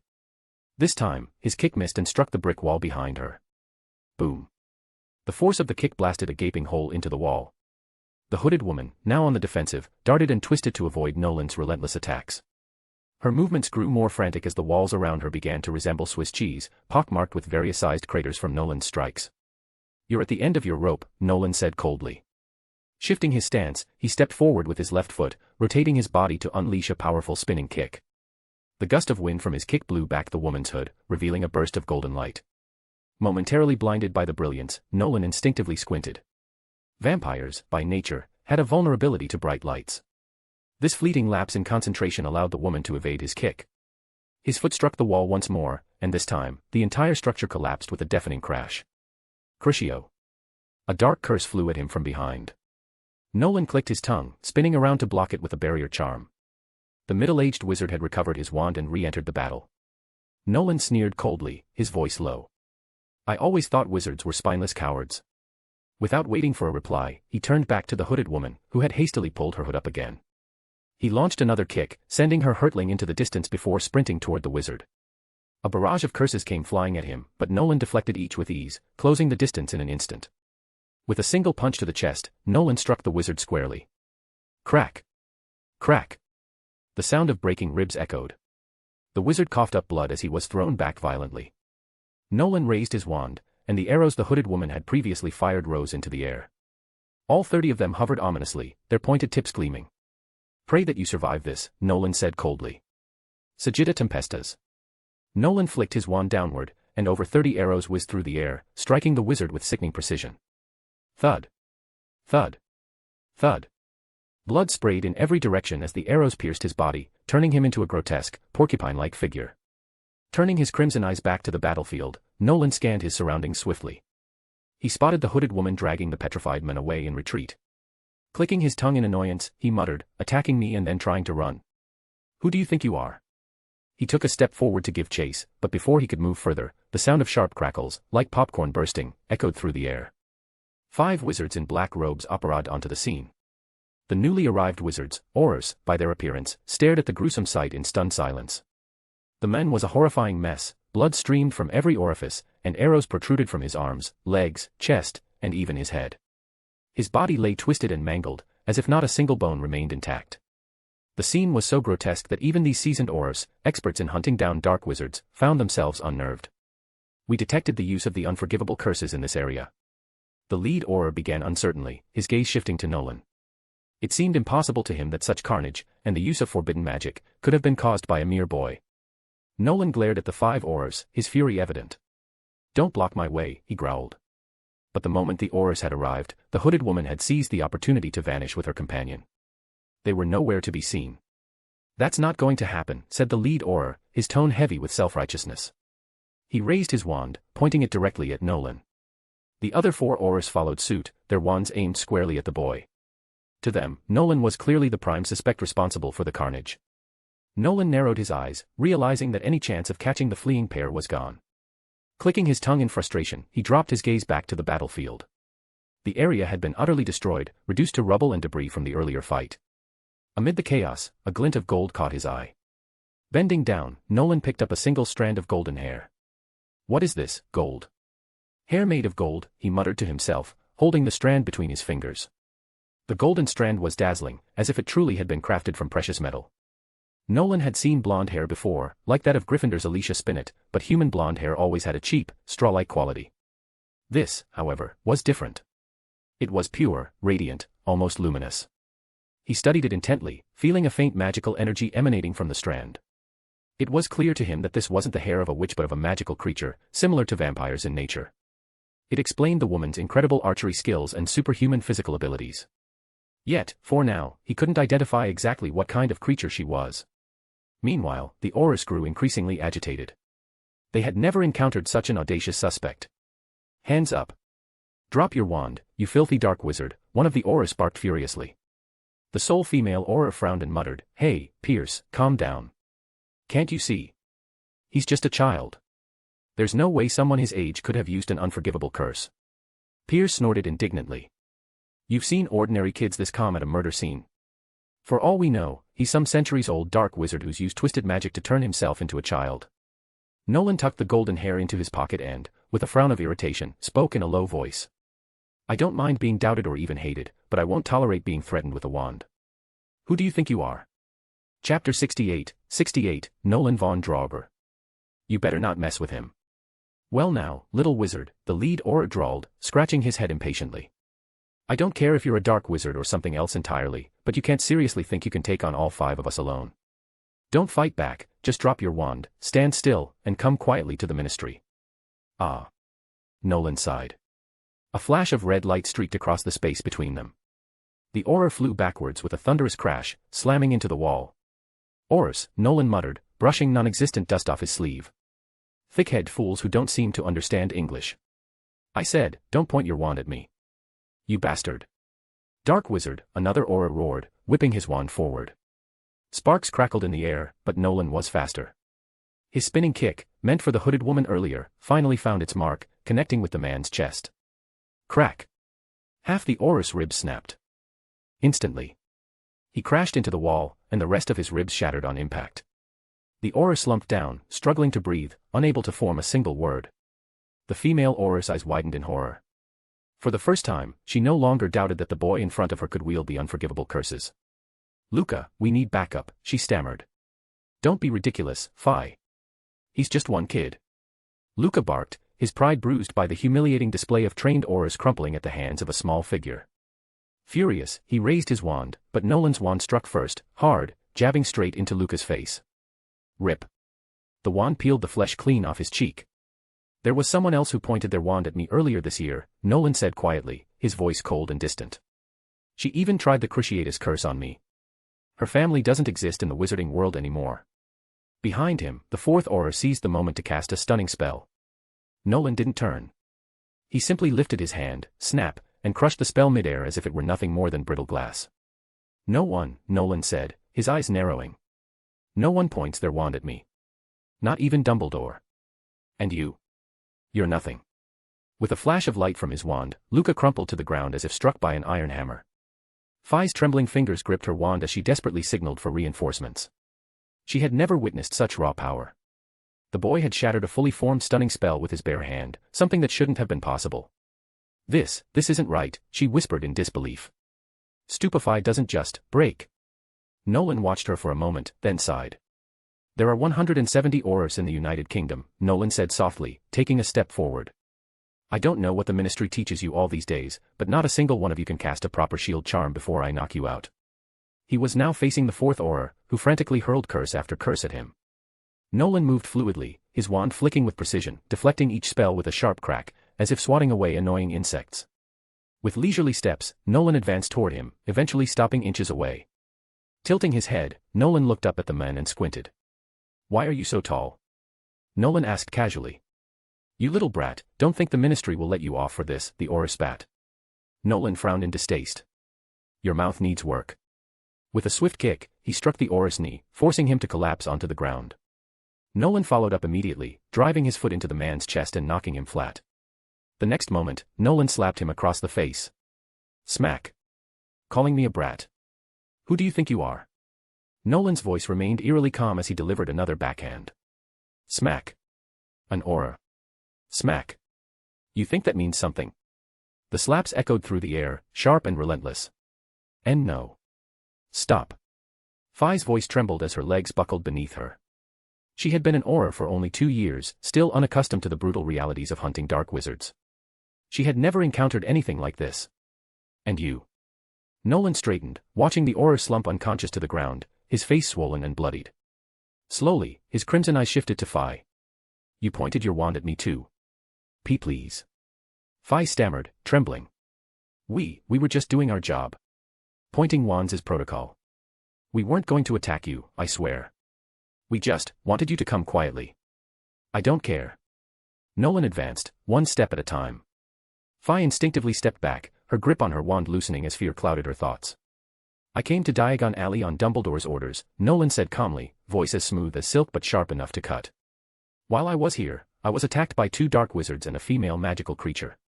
They used unforgivable curses on me. I disabled 2 of them. The third was within my grasp, victory just moments away. And then, the great Aurus arrived. He stopped in front of her. Even at his modest height of 5 feet, Nolan still had to tilt his head back to meet Phi's eyes. You let them escape, Nolan murmured. And then you pointed your wands at me. Phi's back hit the cold stone wall. Her breath quickened, but she couldn't will herself to raise her wand. All right. That's enough, Mr. Von Draugr. At last, Dumbledore and Fudge arrived, robes fluttering as they rushed onto the scene. Fudge had been enjoying his afternoon tea when the distress call came through from the Aurors.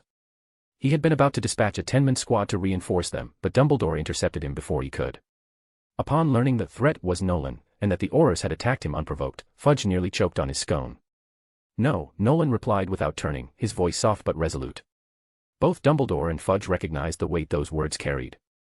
A warning. Dumbledore, I agreed to help you. That was me extending goodwill to the wizarding world. I thought perhaps the Von Draugr family and wizards could come to an understanding. Fudge visibly paled. He waved his hands, stepping forward hastily. Mr. Von Draugr, on behalf of the ministry, I apologize, Fudge said, his round face glistening with sweat. But surely you understand. Any Auror, faced with such a scene, would react similarly. After all, you were at the scene of the crime, and the suspicion, well, it was reasonable. Suspicion. Nolan echoed, tilting his head slightly. The word seemed to amuse him. He lazily raised his wand. Accio wand. With a faint whoosh, the wand belonging to the skewered, arrow-riddled wizard flew into Nolan's hand. Nolan now held 2 wands, twirling them thoughtfully in his fingers. Then, with a flick of his own unicorn wand, he whispered. Prior incantato. The air shimmered. The ghostly echo of the Cruciatus curse crackled before their eyes, the dark wizard's unmistakable curse lashing out at Nolan. Dumbledore and Fudge exchanged heavy glances as the memory faded into nothingness. Nolan chuckled softly, his gaze flickering between the 2 men. Well, he said, the corners of his lips curling into a smirk. There's your beloved unforgivable curse. Found it at last, haven't you? Difficult task, I imagine. For your exceptionally talented Aurors. Fudge's pudgy face twitched, but he had no response. The wand fell silent in Nolan's grip. Nolan slowly turned back to Phi, who still trembled against the wall, paralyzed by the weight of his gaze. His lips parted, revealing elongated canines. Sharp, pearly fangs glinted in the light. Phi's eyes widened with dread. Nolan's head dipped forward, straight for her neck. Wait. Fudge's panicked cry echoed across the alley. You can't. She's one of our Aurors. Dumbledore exhaled softly, lifting a hand to still Fudge's frantic protests. You won't stop him, Cornelius, Dumbledore said quietly, peering over his half-moon spectacles. His eyes shimmered with an unspoken understanding. As Mr. Von Draugr stated, showing hostility to a pure-blood vampire carries consequences.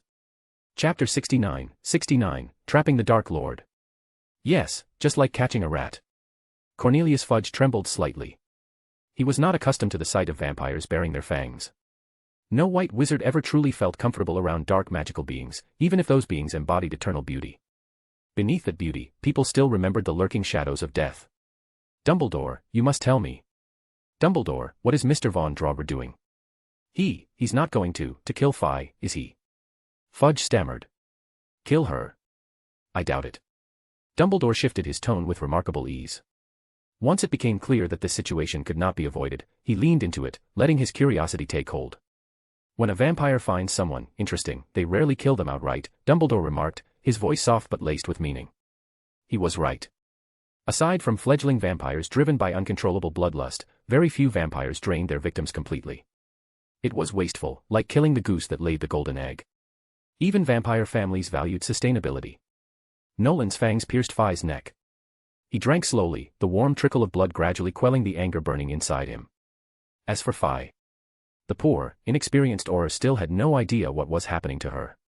She felt heat bloom through her body, but a deep chill settled into her bones. The strange blend of warmth and coldness wrapped around her, heightening her senses in ways she couldn't comprehend. And as more of her blood flowed into Nolan's mouth, the sensation intensified. A soft, involuntary moan escaped her lips. Fudge's face turned red. His head jerked to the side, as if averting his gaze could somehow erase the awkwardness of witnessing such an intimate act. Dumbledore's eyes, however, sparkled with amusement and quiet understanding. With hands clasped behind his back, the headmaster stepped closer to Nolan and the trembling Auror. "There's no need to be so embarrassed, Cornelius," Dumbledore said lightly. "This pleasure is something our dear Miss Fry cannot resist. Drinking blood is one way vampires reproduce. Naturally, it feels pleasurable to the recipient." Nolan released Fry from his bite, letting her body slump against the wall. He wiped his mouth with a crisp handkerchief, his expression cool and composed. "I didn't infect her," he remarked, dabbing at the faint smudge of crimson on his lips. "The blood of the Von Draugr family is valuable. I wouldn't waste it on a random woman." "A random? She's an Auror of the Ministry." Fudge sputtered, momentarily outraged. But the realization struck him swiftly. "Wait, you mean to say, Mr. Von Draugr, that she won't turn?" Fudge's heart leapt with relief. If Fry disappeared under mysterious circumstances during his term, the backlash would be catastrophic. A missing Auror was the kind of scandal that led to public outcry, and worse, political upheaval. "Yes. She won't turn," Nolan confirmed lazily. "But I wouldn't mind keeping her as part of the Von Draugr collection. Her blood type is A. Not rare, but pleasant enough." Without another word, Nolan conjured a long, silver cord. He looped it around Fry's neck with the casual ease of someone putting a leash on a pet. "No." Fudge's shrill cry echoed down the alley. "You can't take her." "That's not your decision to make, Minister," Nolan replied coldly, his gaze flicking toward Fudge. The mere weight of Nolan's eyes made the portly minister shrink into himself, nervously fiddling with his robes. "Your people dared to interfere in my battle, point their wands at me, and accuse me of crimes. There must be consequences," Nolan stated plainly. "This woman now belongs to me." Fry, still dizzy from the blood loss, let out a weak, garbled protest as Nolan tugged lightly on the cord, guiding her forward. He led her a few steps before pausing to glance over his shoulder. "Oh, and Minister," Nolan added, "I suggest you train your Aurors better. This time, Dumbledore was here. I won't be so lenient next time." Nolan's footsteps echoed softly as he walked away, Fry trailing reluctantly behind him. Dumbledore followed at a leisurely pace, hands tucked into his sleeves. Fudge remained frozen in place, watching the two figures vanish into the busy street. The minister had no idea what schemes Dumbledore and Nolan were plotting. But he knew one thing for certain, his competence as Minister of Magic would once again be questioned. It was only a matter of time before the Daily Prophet published headlines about a missing Auror. And when that day came, the public's outrage would undoubtedly fall squarely on Cornelius Fudge's shoulders. Oh, for Merlin's sake, this couldn't possibly get any worse. Meanwhile, Dumbledore and Nolan strolled leisurely back to Hogwarts, using flue powder to return through the fireplace. As Nolan stepped out of the flames, he casually handed the Sorcerer's Stone to Dumbledore. "Here. The task you gave me is complete," Nolan said, brushing soot from his sleeves. His crimson eyes flickered with curiosity. "Though I am rather intrigued about what you plan to do with it. I must admit, I'm surprised you haven't simply destroyed it. Are you pursuing immortality as well, Professor Dumbledore?" "Immortality?" Dumbledore chuckled softly, the twinkle in his eyes sharp and bright. "Oh no, Nolan. As I've told you before, living forever isn't as wonderful as it sounds. It strips away pieces of your soul, even if you happen to be the greatest wizard in history." With a mischievous grin, Dumbledore reached into his pocket and pulled out a small bag. "Fancy a sweet, Nolan. It'll help with the fatigue." Nolan arched an eyebrow. "You carry cockroach clusters everywhere, don't you?" he asked with disdain. He tugged at the leash in his hand, and the dazed and bewildered Fry stumbled forward with a yelp. Poor Fry. Reality was finally sinking in, her captor, the strange boy she'd foolishly pointed her wand at, was a vampire. And now, here she was, being paraded through the halls of her old school, led on a leash like a dog. Dumbledore could clearly see her, yet the old headmaster didn't seem the least bit concerned. It was maddening. Fry was moments away from an emotional breakdown. Dumbledore, utterly unfazed, led them both to the 5th floor. Stopping in front of a stone gargoyle, he uttered the password. The gargoyle leapt aside, revealing the spiral staircase that led to the headmaster's office. Once inside, Dumbledore carefully unwrapped the Sorcerer's Stone and placed it on his desk. As he examined it with a few quick flicks of his wand, he answered Nolan's lingering question. "You asked why I'm keeping it." Dumbledore mused. "The answer is simple, Nolan. The stone may be of no use to me, but with a little creativity, we can make it quite useful." Nolan tilted his head thoughtfully. "Like cheese in a mousetrap." Dumbledore laughed, eyes crinkling with delight. "I must say, I never know what a vampire will say next," he replied with a wink. "Do you have a mouse problem in your castle as well, Nolan?" "Unfortunately, yes." Nolan sighed dramatically. "My cat isn't very reliable. She seems to think hunting mice is beneath her. Apparently, that sort of thing is reserved for less sophisticated cats. Hers is the kind of sophistication that involves charming her way into extra servings of gourmet cat food. I don't know how she ended up like this, lazy creature. Dumbledore laughed heartily at Nolan's exasperation. Well, Nolan, I believe you'll enjoy the game we're about to play, Dumbledore said, brushing a hand over the gleaming red stone. This year, we're setting a trap here at Hogwarts. This stone will be the cheese at the center of the cage. And the mouse we intend to catch. Dumbledore's gaze sharpened, his voice dropping to a quiet intensity. Is none other than the Dark Lord himself. He smiled, blue eyes twinkling once more. It's quite the delightful game, don't you think? Nolan's lips curled into a faint smile. Yes, Professor Dumbledore. Their eyes met for a brief moment. And in that silent exchange, both wizard and vampire shared the same thought. Let the game begin. Chapter 70, The Elf and the Vila. The remainder of the summer holidays passed quietly, with Nolan spending most of his time training in combat under the relentless supervision of Felicia. Felicia was unforgiving when it came to honing his skills. She demanded Nolan cultivate explosive power, just as their mother had once trained her, pushing Felicia to the limits of her strength as a child. Of course, Nolan didn't spend every moment with Felicia. Take, for example, the female aura he dragged back on August 1st, Phi. That day had not been one of her finest. Her robes were reduced to tatters by a swift diffindo, and her shrieks echoed through the grand halls of the vampire estate. Phi had been certain her fate was sealed, that she'd be devoured by the boyish vampire standing before her. But to her confusion and mild offense, Nolan hadn't even glanced at her bare skin. He rifled through an old trunk without so much as a passing comment, finally pulling out a long black dress with white frills, complete with an apron. Phi's eyes widened in horror. Is this a maid's outfit? She screeched. You can thank me later, Nolan replied flatly, clearly losing patience. If you paid attention, you'd realize the Von Draugr collection is far more prestigious than you'd imagine. We have noblewomen from the Muggle world, princesses, even a few famous witches. Libera was here the other day, perhaps you'll meet her if she isn't too busy clinging to Felicia on the 4th floor. Phi had no choice but to endure. A week into her stay at the vampire estate, she grudgingly admitted Nolan was right. The sprawling estate was filled with people, living, breathing people. None of them were vampires, yet they resided there, nurtured and protected by the Von Draugr family. To Phi's surprise, most of them didn't seem to mind. In fact, some appeared to revel in their peculiar captivity. One figure in particular stood out, Libera Rousseau, a witch whose name carried significant weight in the wizarding world. Phi watched in astonishment as the once proud Libera followed Felicia and Nolan like an obedient pet, her captivating voice dripping with honeyed sweetness whenever she spoke to them. It was baffling. Phi remembered Libera vividly, they had been rivals at Hogwarts. Libera was the untouchable beauty of Slytherin, while Phi, diligent and sharp, had been Ravenclaw's rising star. Back then, Libera was arrogant and impossible to please. Phi had never seen her bow to anyone. Why don't you escape? Phi couldn't contain her curiosity any longer and posed the question one afternoon. Libera simply laughed, her red curls bouncing around her shoulders. Escape? Oh, that would be easy, but why would I? Phi frowned. You can't honestly mean you want to stay here. Do you desire immortality that badly? I'll admit, it's tempting, but selling your soul to vampires. You don't understand, Libera cut in coldly, her playful tone vanishing in an instant. You're Muggle-born, aren't you? You didn't grow up during the war. You have no idea how helpless wizards were when true danger came knocking. You can't comprehend what it was like, living in constant fear. Phi opened her mouth to respond but found herself at a loss. She hadn't lived through the horrors of Voldemort's reign the same way others had. For Libera, survival wasn't just a preference, it was a priority.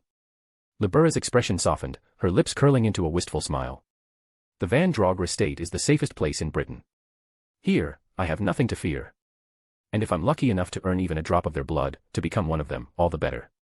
She glanced wistfully at the staircase where Nolan had just disappeared. Don't you find Prince Nolan charming? I'd happily bear him a child, an adorable little vampire even more beautiful than he is. That's been my dream since I was 12. Phi was stunned into silence. She couldn't argue. Her understanding of Voldemort's era was superficial at best, and she had no way of knowing the weight Libera carried. Perhaps it was this conversation, or perhaps something else entirely, but Phi found herself softening toward the Von Draugr siblings. And when she finally surrendered to Nolan's demands and allowed him to drink her blood, the sensation left her trembling. The pleasure of it was intoxicating. Phi knew she was teetering on the edge of something dangerous. It's like a drug, she thought uneasily, clutching at her collar. The Auror, who had never touched so much as a drop of fire whiskey, was beginning to suspect she was in far more trouble than she'd realized. Nolan spent the next few days not only honing his combat techniques but also fixating on the lock of golden hair he had taken. He was adept at unraveling magical properties. Vampires had a heightened sensitivity to magic, and Nolan, as a rare vampire wizard, possessed an innate ability to feel, touch, and deconstruct spells as naturally as breathing. In that delicate strand of hair, he detected the telltale essence of an elf, noble, pure, and beautiful, yet thoroughly insufferable. Yes, elves were always like that. Beautiful, but rigid. Arrogant to the extreme. Even the slightest brush from another species would earn a glare of contempt. It was precisely this hauteur that made forest elves such prized slaves. Who wouldn't relish the thought of dragging something so high and mighty down into the dirt? Had it been merely an elf who attacked him that day, Nolan wouldn't have given it much thought. But buried within the hair's magic was another signature: seduction. "That's Vila," declared Felicia the moment she laid eyes on it. Vila are magical creatures native to France. You don't often see them in England. They resemble elves, just as breathtaking, but, Felicia's eyes narrowed in mock suspicion as she glanced at Nolan. "Did I say something wrong?"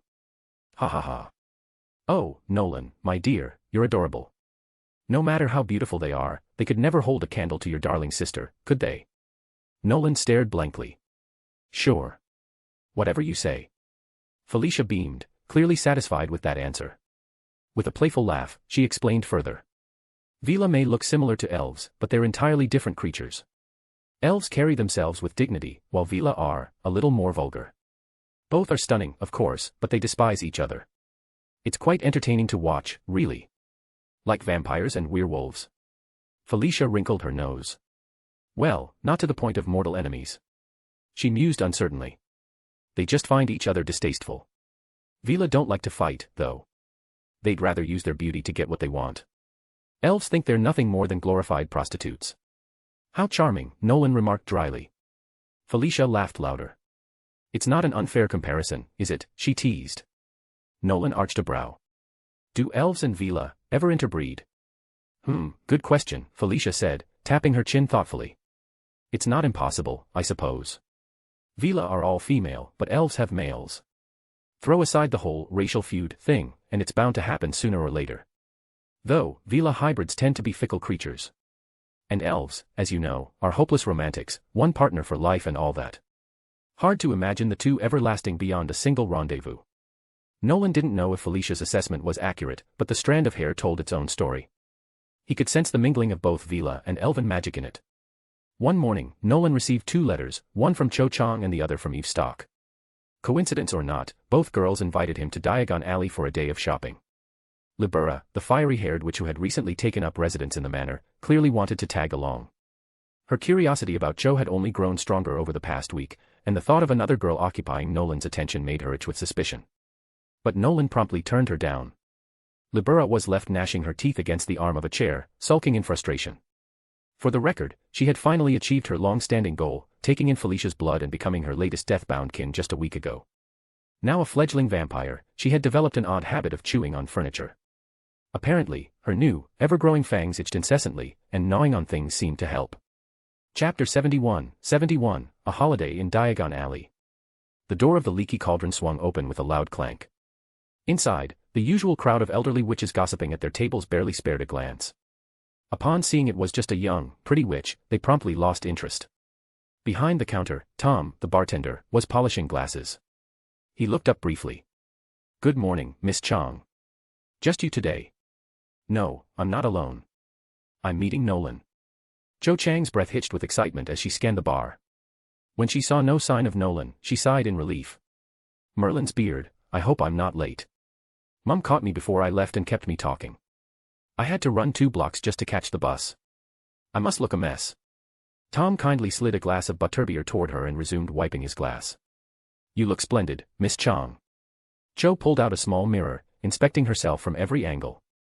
Her fingers quickly smoothed out her bangs. No way was she going to take Tom's word for it.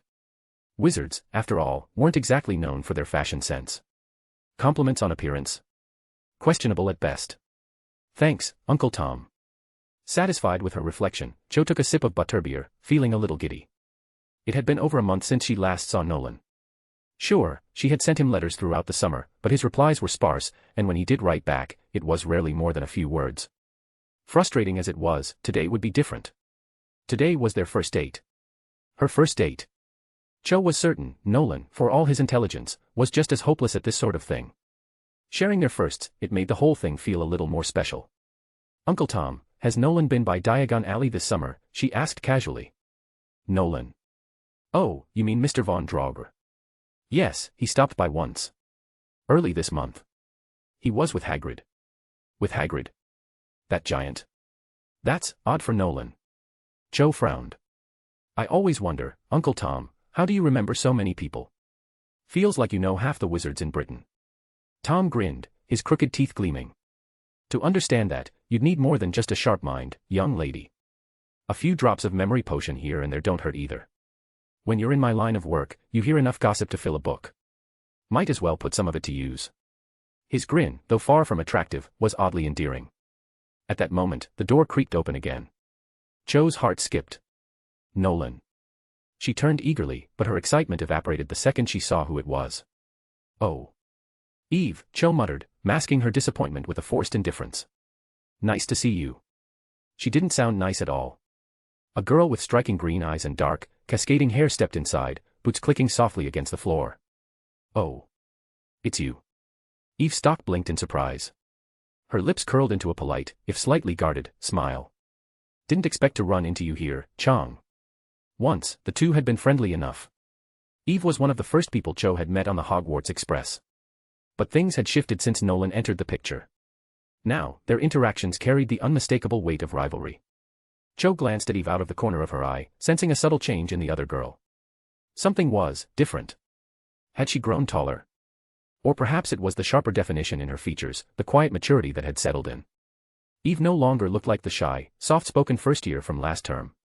There was a certain confidence to her now, cool, distant, and composed. In contrast, Cho herself had changed too. Gone was the tomboyish streak that lingered throughout her first year at Hogwarts. She wore a muggle sundress today, light and flowing, her long black hair straightened to perfection. Even the stubborn ponytail she usually sported had been let down. She had taken great care to look her best, and Eve had noticed. Eve's gaze flickered briefly over Cho's outfit before returning to her eyes. Cho lifted her chin slightly, daring Eve to say something. Eve said nothing. But the tension in the air thickened nonetheless. The two exchanged awkward greetings before silently retreating to opposite corners of the pub. Cho took a seat in the northeast corner, Eve in the southwest. Cho's eyes lingered on Eve, who had just pulled out a small mirror, fussing over her unruly silver hair. Her slender fingers worked swiftly to smooth out the flyaways, but Cho could see the faint frustration in Eve's brow. For a brief moment, something flickered in Cho's gaze, thoughtful, calculating. Then, as quickly as it came, it was gone. She sipped her butterbeer, deep in thought. Whatever was brewing in her mind remained a mystery to the rest of the pub. By the time Cho's drink was nearly finished, Nolan arrived. Tom offered him a glass of something, but Nolan declined with a polite shake of his head. His gaze swept across the room, first landing on Cho, then on Eve. "Good. You're both here," Nolan said, his voice cool as ever. "I've heard Muggle Brits dislike being punctual. Clearly, neither of you share that habit." "We." Cho's eyes narrowed. Something didn't feel right. Eve opened her mouth, an uneasy smile tugging at her lips. It barely lasted before she gave up. Nolan's attention wasn't on her. Nolan's tone softened, as if explaining the obvious. "Yes. You both invited me to Diagon Alley today, on the same day, at the same time. It made sense for us to come together." His gaze flicked to the pub's clock. "It's 9:40. I'm not late." Cho's smile stretched thin, but not in a good way. The agreed-upon time had indeed been 9:40, but Nolan's understanding of punctuality felt different from normal people's. Still, that wasn't what bothered her most. It was Eve. The girl now standing uncomfortably close to Nolan, as if waiting for something, anything, to be said. "She's coming with us." Cho's tone dropped, edged with something sharp. "Nolan, I thought you understood. I asked you out on a date." "I did understand," Nolan replied smoothly. He plucked a few sickles from his pocket, casually tossing them onto the counter to cover both girls' drinks, along with a few extra nuts for Tom. "Thanks for looking after them, Tom," he added lightly. "We're heading to Diagon Alley now." And just like that, Nolan turned toward the back courtyard, Eve trailing close behind. Cho puffed her cheeks in frustration. She huffed loudly, leaning on the bar with an exaggerated sigh. "I really don't understand him." As the three young wizards disappeared into the alley behind the pub, Tom glanced at the now empty room. The stillness settled back in like dust. He chuckled to himself, resuming his glass polishing. Brave lad, Tom muttered. Hope he doesn't get cursed to death by one of his witches someday. There are only 2 new books this year. Nolan's eyes scanned his supply list as they wandered through flourish and blots. He tapped the parchment thoughtfully. Last year's Dark Arts, a self-defense guide, went unused. Felicia didn't bother teaching from it. I'm not sure she could even understand the material herself. This year it's finally required, but... Nolan tilted the list toward Eve. I doubt it's worth much. The entire section on werewolves boiled down to one useful line: avoid them. He raised an eyebrow. Brilliant advice. Eve stifled a giggle, leaning closer to him. Maybe most of the textbooks just aren't that helpful to you, she teased, peering over his shoulder to double-check the list. Her cheek was almost brushing his arm as she scanned the titles. Truth be told, Eve felt lucky she could continue attending Hogwarts at all. Before leaving that morning, her mother had slipped her a pouch of coins, more than usual. Eve recognized the gesture for what it was. It was her mother's hidden savings, carefully stashed away over the time. Eve knew better than to spend it frivolously. She made sure to choose only the essentials. Chapter 72, he has plenty of galleons. Cho scowled at the 2 figures walking closely ahead of her. She couldn't shake the feeling that the spot next to Nolan should have been hers. With a swift step forward, she looped her arm around Nolan's free hand, nudging her head slightly into his shoulder. From the corner of her eye, she caught Eve's flicker of surprise. Eve's expression cooled almost instantly. In one smooth motion, she latched onto Nolan's other arm. Nolan glanced down at one girl, then the other. With a long sigh, he muttered, "Let go. We can't walk like this." "I won't." Cho's grip tightened defiantly, pulling herself closer. "It was supposed to be just the 2 of us today. Now there's 3. My time's been cut short, so you'll need to make it up to me." "This is how you want me to make it up to you?" Nolan raised a brow, amusement flickering across his face. "If this counts as compensation, I imagine every boy in Britain would happily oblige." Cho's lips curved into a playful pout. "I'm not interested in anyone else." Something about Cho had shifted since the last school year. Nolan couldn't quite place it, but she seemed refined. More graceful, even when throwing a fit. Whatever she had done over the summer, it had transformed her from the tomboyish first year he remembered into a proper young lady. Even sulking, she looked charming. Eve's lips parted slightly as if she wanted to say something. But nothing came out. Her step slowed, and she drifted half a meter behind them, hands tucked behind her back, gaze lowered. The silence lingered until they passed by the Quidditch shop. "Nolan, let's check out the broomsticks," Cho suggested suddenly, her eyes lighting up. "Next year, Eve and I will be on the house team." "You're trying out too, right?" Nolan shook his head. "Eve's a starter. I'm just a reserve. I never intended to play full-time. You know me, Cho, I'm not exactly great on a broom." "I know," Cho huffed, puffing out her cheeks in frustration. "You're better at breaking brooms. 2 Nimbus 2000s, gone, just like that. Do you have any idea how many students couldn't even afford one?" Roger, our captain, spent days practically sobbing. "It was like you stole his girlfriend and dumped her in the lake." "That wasn't my fault," Nolan replied indifferently. "I know, but seriously, I don't get how any boy could have zero interest in Quidditch. I'm guessing you didn't watch the European Cup this year either." Nolan blinked. "Quidditch has a European Cup?" Cho stared at him as if he'd just sprouted another head. For a long moment, she said nothing. Then, with a heavy sigh, she conceded, "Expecting you to know these things was clearly a mistake. Of course Quidditch has a European Cup. There's even a World Cup. The European Cup happens every 3 years, this year was one of them. Portugal hosted, but I didn't get to go either. My dad's been too busy at work." "Who won?" Nolan asked casually. "Who won?" Cho repeated, incredulous. "Who won?" "Merlin, Nolan. Ireland lost to France. Utter humiliation. Our keeper, Ryan, got knocked clear off his broom. Nearly snapped his neck, too. And, as usual, Germany took the cup. 3-time champions. Honestly, it's getting ridiculous.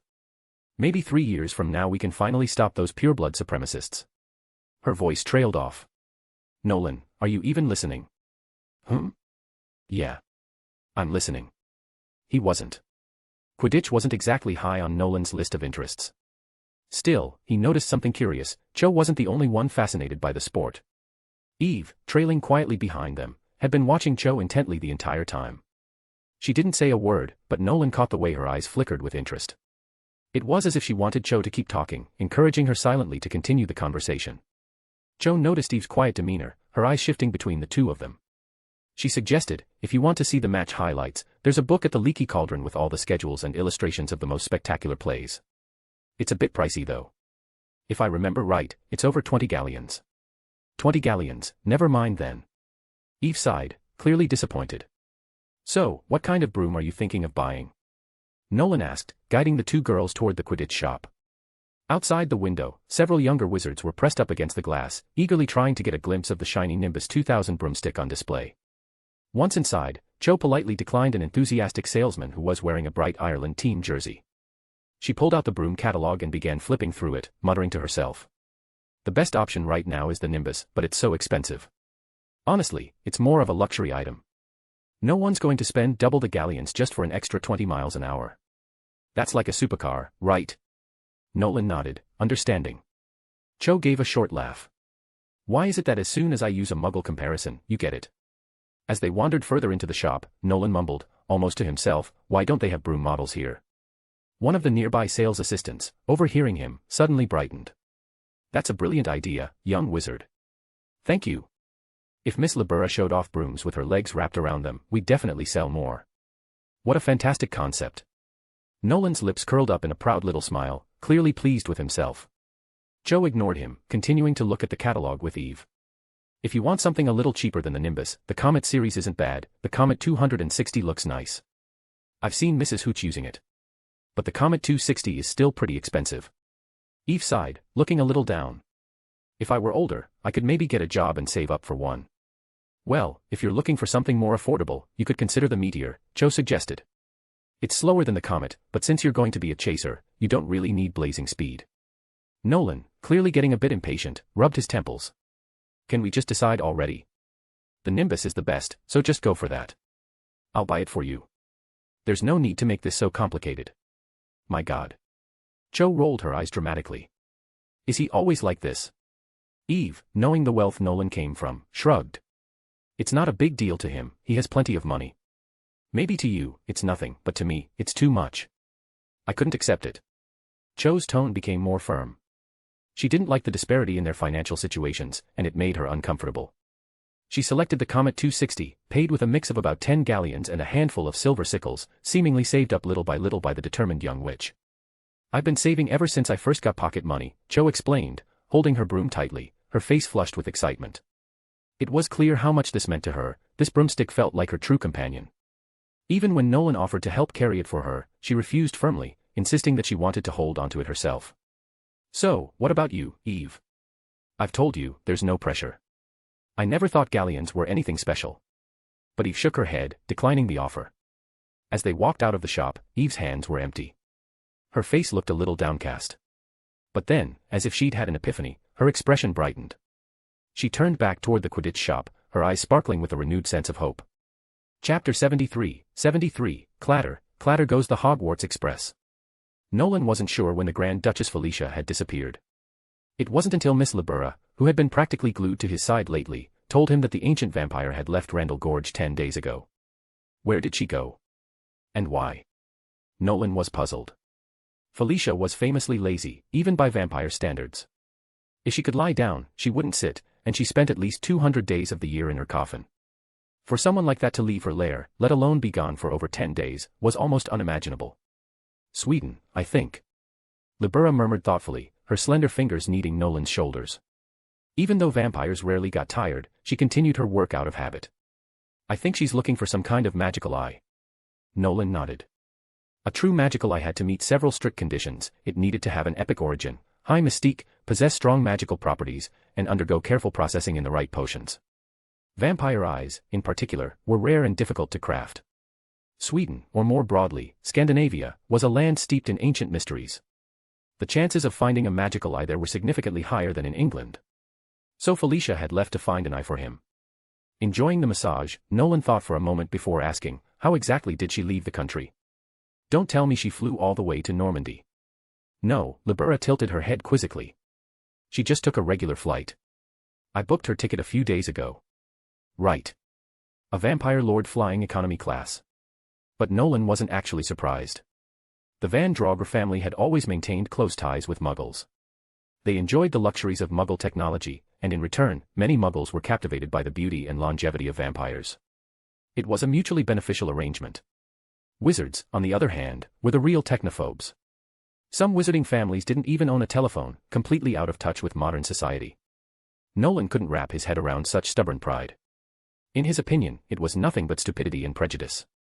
And at the end of the day, wizards weren't entirely removed from Muggle technology. Take, for example, the bright red steam engine that departed from Platform 9 3/4 at King's Cross Station every September 1st, the Hogwarts Express. That was as Muggle as it got. Wizards simply chose to turn a blind eye to it. Anything off the trolley, dears?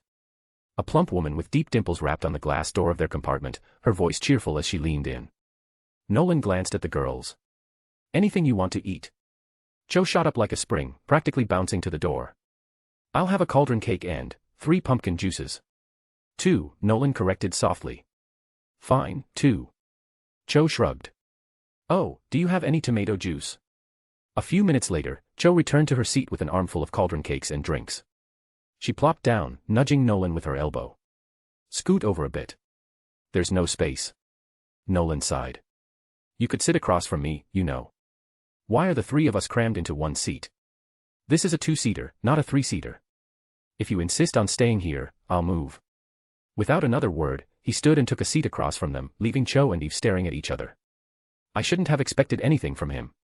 Cho sighed, mumbling under her breath. Eve shook her head.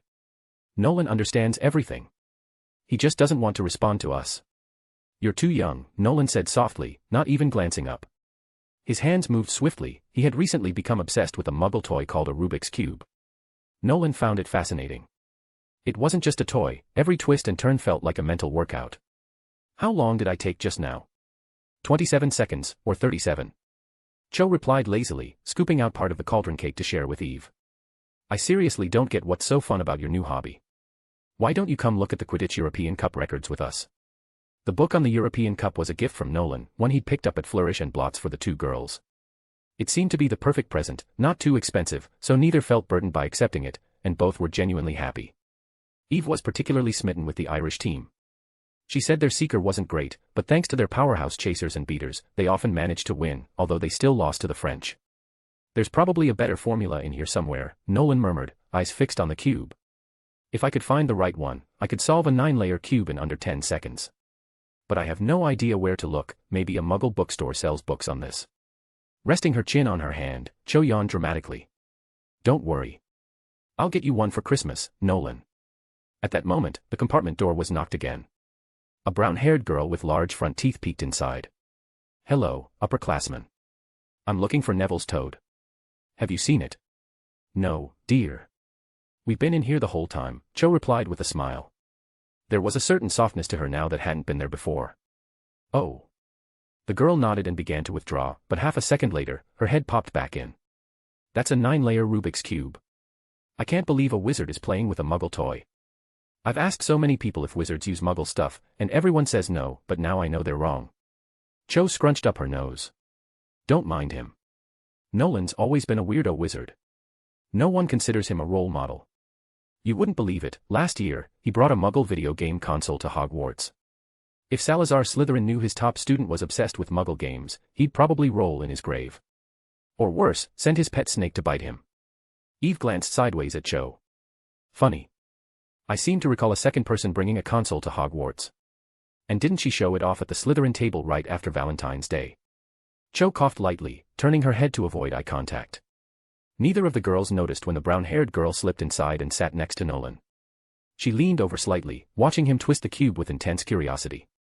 She was a talker, and her constant chatter filled the compartment, peppered with shrieks of, "No, not like that," every few seconds. I thought you were looking for a toad. Nolan frowned, visibly annoyed by the interruption. Oh.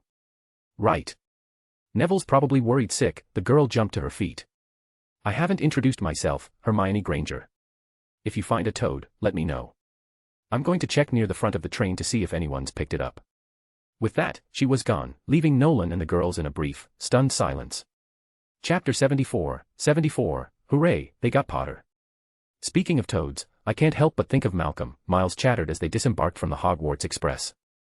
He had found Nolan and the others almost immediately, and now he was rambling nonstop, like he needed to unload a summer's worth of bottled-up nonsense.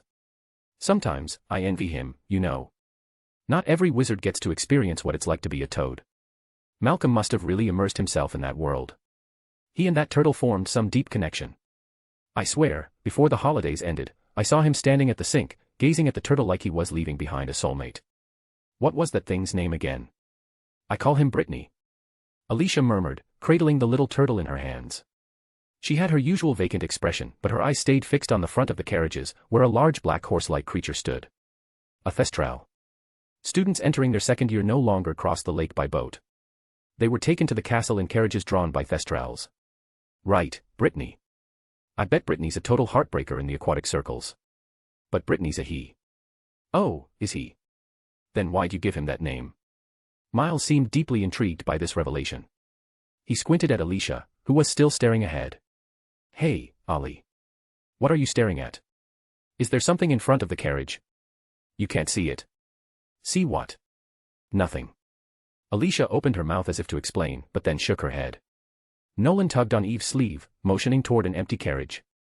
Cho Chang had already left with her Ravenclaw friends, leaving just the two of them behind. Come on, let's go. Unless you want to get to the castle after the first years. Miles and Alicia climbed in after them, and the carriage creaked to life. Miles seemed fascinated by the whole process. The Great Hall was as magnificent as ever, with its enchanted ceiling glowing under the soft shimmer of the starry sky. The four long tables were slowly filling up. Gryffindor's table was loud and boisterous, Ravenclaw's relatively quiet, Hufflepuff's warm and friendly, and Slytherin's, well, half the table was bragging about their summer vacations. What are they talking about? Miles leaned over, draping his arm around Montague's shoulders. Hey, Miles. Good to see you, mate. Nolan, Alicia, Eve, how was your summer? Montague grinned as he greeted them, then added, a little sheepishly, Malcolm's been bragging about his trip to Romania. He wants us to believe he saw dragons there. I mean, I know his family's rich, but come on.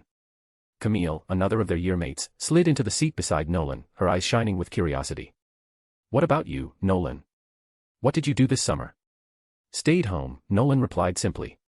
After glancing at Eve, he added with a smirk, oh, and I went on a few dates with Eve and Cho.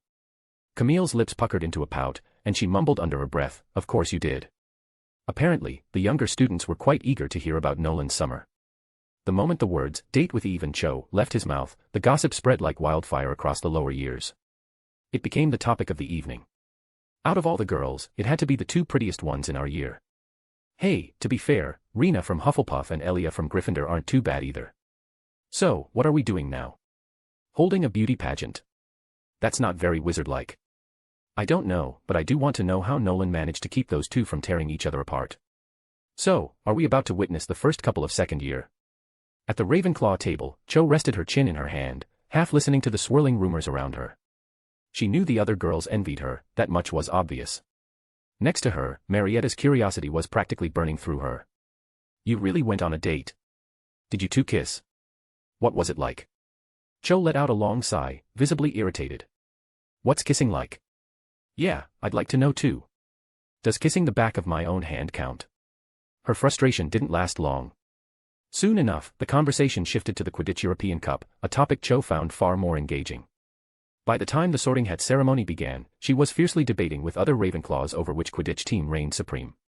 As the sorting hat's raspy voice echoed across the hall, Miles leaned over and muttered in Nolan's ear, here's hoping there aren't any more freaks like you this year.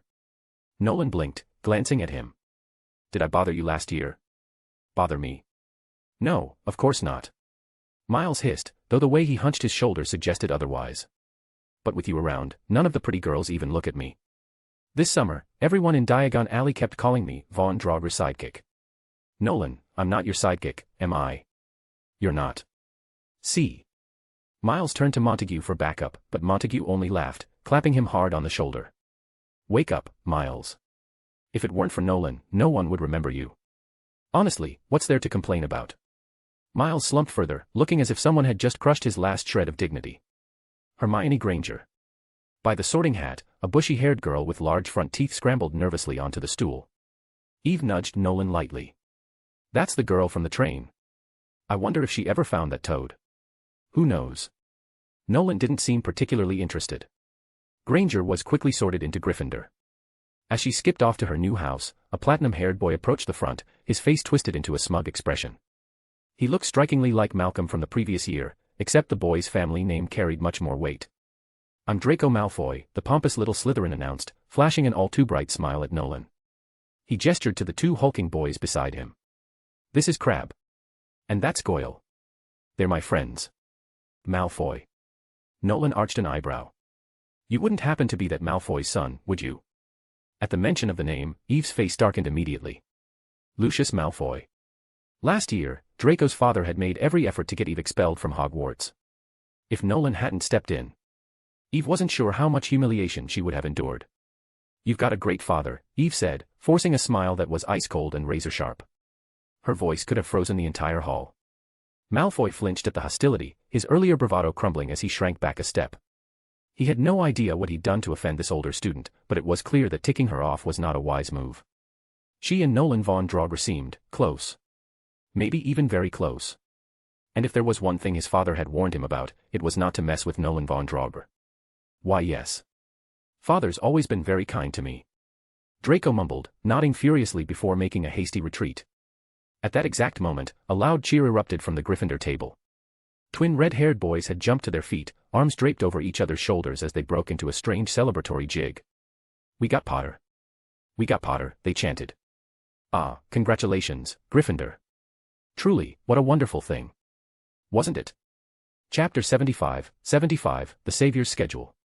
As the last new student, Blaise Zabini, was sorted into Slytherin, the sorting ceremony drew to a close, and the feast began.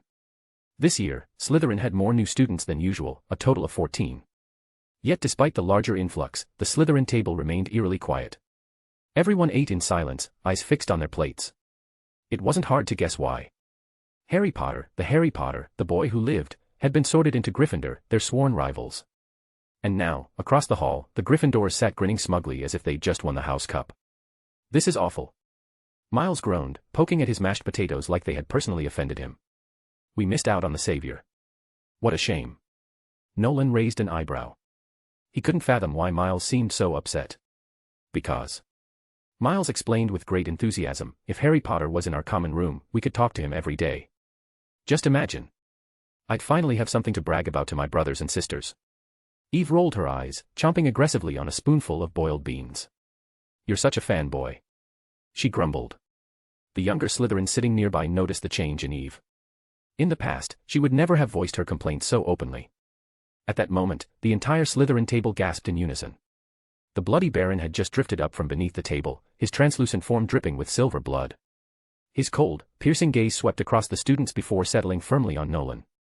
Nolan, unfazed, offered a polite nod. "Good evening, Baron. Would you like something to eat?" The Baron gave a slow shake of his head, then nodded, then, rather surprisingly, accepted a piece of rotting meat that Nolan casually handed him. Satisfied, the Baron floated away. Miles' jaw hung open in disbelief. "Ghosts eat that." "They don't exactly eat," Nolan replied nonchalantly. "Ghosts don't have proper taste buds. They prefer things with strong, unpleasant odors. It gives them a faint sense of taste, or something close to it. They don't need food. Just holding it in their mouths makes them feel alive for a little while." He glanced at Eve. "Helena, the Grey Lady of Ravenclaw, doesn't eat anything. Even in death, she's still a proper lady." Eve, clearly displeased, began rummaging through Nolan's robes, as if suspecting he had more questionable items hidden away. "Why are you carrying rotten meat around?" "It's for Peeves," Nolan said matter-of-factly. "Throw it at him when he's bothering you. Works every time." He turned to address the curious Slytherins listening in. "If Peeves ever gives you trouble, just use this trick." Suddenly, a voice chimed in from behind. "Nolan, would you like some Yorkshire pudding?" A prefect from Ravenclaw had sat down beside him, balancing a plate in one hand. It was Penelope Clearwater. After Nolan politely declined, she let out a soft huff of disappointment. "I haven't heard from Felicia lately," Penelope added. "Is she all right? I hope she isn't in trouble." "It's normal you haven't heard from her. Felicia isn't in England right now. She's in Sweden." "Sweden?" A chorus of surprised voices echoed across the table. Everyone liked Felicia Von Draugr, the elegant yet formidable defense against the dark arts professor from the previous year. "What's she doing there?" Miles asked curiously. "Treasure hunting," Nolan replied flatly. The Slytherins exchanged puzzled glances. Felicia Von Draugr had always been an enigma. Even the older vampires had difficulty predicting her next move. As the Slytherins whispered about Felicia's latest adventure, another loud outburst erupted from the Gryffindor table. Miles groaned. "Can't they ever be quiet? Let them have their fun," Monta muttered darkly, shooting the Gryffindor table a glare. "Today might just be the happiest day of the year for those lions. But we're Slytherin. Even without Potter, we'll take the Quidditch Cup for the 7th year in a row." "Well said." A round of applause rippled down the table. Before Harry Potter was sorted into Gryffindor, no one in Slytherin would have minded being his friend. In fact, as Miles put it, it would have been something to brag about. But Harry was a Gryffindor now. And that changed everything. Gryffindors despised Slytherins. Slytherins despised Gryffindors. It was simple, ancient, and unbreakable. By default, Harry Potter was now an enemy, because his very existence had those Gryffindor idiots beaming with pride. That Harry Potter doesn't seem to have it easy, though. "Did you see him? He's practically a size smaller than the other first years," someone at the table commented, sparking a new wave of gossip. "Bet he won't grow much. Poor kid. Yeah, his Muggle guardians probably didn't feed him properly." The Slytherins chuckled under their breath, pleased to twist the knife a little. Eve, however, wasn't laughing. Her gaze drifted across the hall, settling briefly on Potter. Then she turned to Nolan. "You didn't try to convince Potter to join Slytherin?" The question caught the attention of those nearby. "Why do you ask?" Monta leaned closer, curious. "I ran into them over the summer," Eve explained simply. Nolan and Potter were together. Nolan calmly responded, "I know him. I took him to Diagon Alley with Hagrid in early August." Miles practically vibrated with excitement. "That's fantastic. Forget Potter, you're the real star here, Nolan." He nudged Nolan eagerly. "So. What's he like? Does he have some kind of crazy special ability? Is he stronger than you?" "Miles." Eve scolded, narrowing her eyes. But Miles was undeterred. "Come on. Give us the inside scoop. What's the Savior's schedule like?" Nolan leaned back in his seat, smirking faintly. "Special ability? Maybe.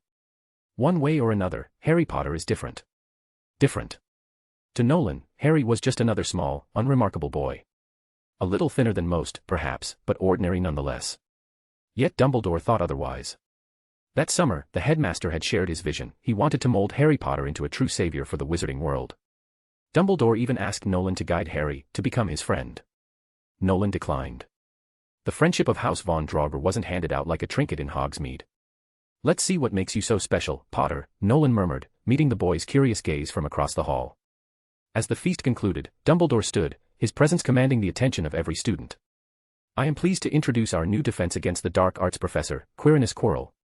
Polite applause followed, though it lacked the enthusiasm of the previous year. Professor Quirrell, timid, trembling, was a stark contrast to Felicia Von Draugr. Most students from wizarding families recognized him by name, but not a single one looked impressed. Felicia had left them with impossibly high expectations. Dumbledore's next words, however, stirred a much more animated reaction. "I remind you all that the Forbidden Forest is strictly off-limits," he declared, his eyes twinkling. "Additionally, the right-hand corridor on the 4th floor is out of bounds to anyone who does not wish to die a most painful death." Slytherins exchanged skeptical glances. Meanwhile, across the hall, several Gryffindors visibly perked up, eyes gleaming with mischief. You can't keep Gryffindors out of trouble with rules, Nolan thought wryly. The holiday was over. And as Nolan returned to the familiar depths of the Slytherin dormitory, he couldn't help but wonder how long it would take before those lions ended up on the wrong side of Dumbledore's warnings. Chapter 76, Mr. Savior's Troubles. It was the first weekend after the start of the school year. "Good afternoon, Professor Snape." Two Hufflepuff girls, who had been chasing each other through the entrance hall, suddenly found themselves face to face with Severus Snape. The potions master moved like a storm, swift and silent, colliding almost directly with the two startled badgers. The girls froze, trembling under Snape's icy gaze. They scrambled to greet him, their voices trembling with fear. The last thing they wanted was to anger the most terrifying professor at Hogwarts. "If you have no business loitering, return to your common room," Snape snapped coldly, brushing past them. But after a few steps, he abruptly halted and turned his head slightly. "Where is Nolan Von Draugr?" He's at the Quidditch pitch. "I saw him resting there," one of the girls blurted out, still visibly shaken. Snape's expression darkened. "That idiot. If Slytherin loses this year, I'll make sure he regrets it." Like a black whirlwind, Snape disappeared down the corridor, leaving the two first-year Hufflepuffs to breathe a collective sigh of relief. They had been terrified beyond belief. At the Quidditch pitch, Snape's sharp eyes quickly found his target, Nolan. But the scene before him wasn't quite what he expected. Nolan wasn't flying on a broomstick, nor was he holding a quaffle. Instead, the boy was lying lazily on the grass, head resting comfortably on Eve's lap. In his hands, he absent-mindedly toyed with a colorful muggle cube, twisting it back and forth as if nothing in the world concerned him. "How long was that?" Nolan asked, pausing to glance at Eve. The silver-haired girl peeked at a stopwatch. 23 seconds. A little faster than before. Still not good enough. Nolan muttered as he scrambled the cube once more. Snape had no idea how the boy managed to solve the puzzle so quickly. Frankly, he didn't care to know.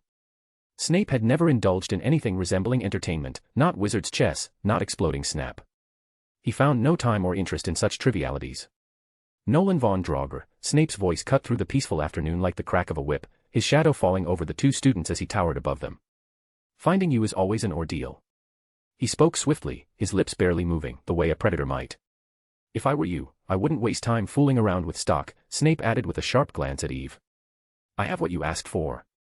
With a flick of his wrist, Snape tossed a vial onto Nolan's stomach. The liquid inside shimmered dark red in the light. "This is the noble bloodline elixir. I adjusted the formula, measured it for human tolerance. If you want the recipe, McGonagall has it." Nolan sat up, catching the vial between his fingers with a look of admiration. "I didn't expect you to finish it so quickly. Professor Snape, you truly are a remarkable potions master." Nolan understood better than most just how dangerous noble bloodline elixir could be for ordinary people. For Snape to suppress its toxic effects with only common potion ingredients was nothing short of genius. It was far beyond Nolan's current capabilities. "Don't let a few parlor tricks make you think you understand potions, Von Draugr." Snape sneered. Without waiting for a response, he turned briskly, his robes billowing behind him as he strode away. Perhaps Snape simply found the sight of the two of them too irritating. Eve picked up the vial, holding it up to the sunlight. The liquid glowed, turning into vibrant crimson streaks as the light passed through. The faint metallic scent of blood wafted from the glass, even through the sealed stopper. Carefully, Eve slipped the potion into Nolan's pocket. "What is this, exactly?" "A potion that temporarily grants the powers of a vampire," Nolan explained casually, reclining once more.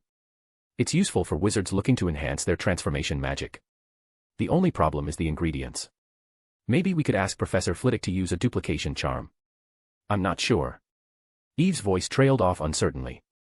"Duplication charms don't work well on magical items. Powerful wizards avoid using them too often. Something about conjuring too much value out of thin air." "Well, I guess we'll just have to save it for special occasions," Nolan said with a grin, twisting the muggle cube in his hands once again.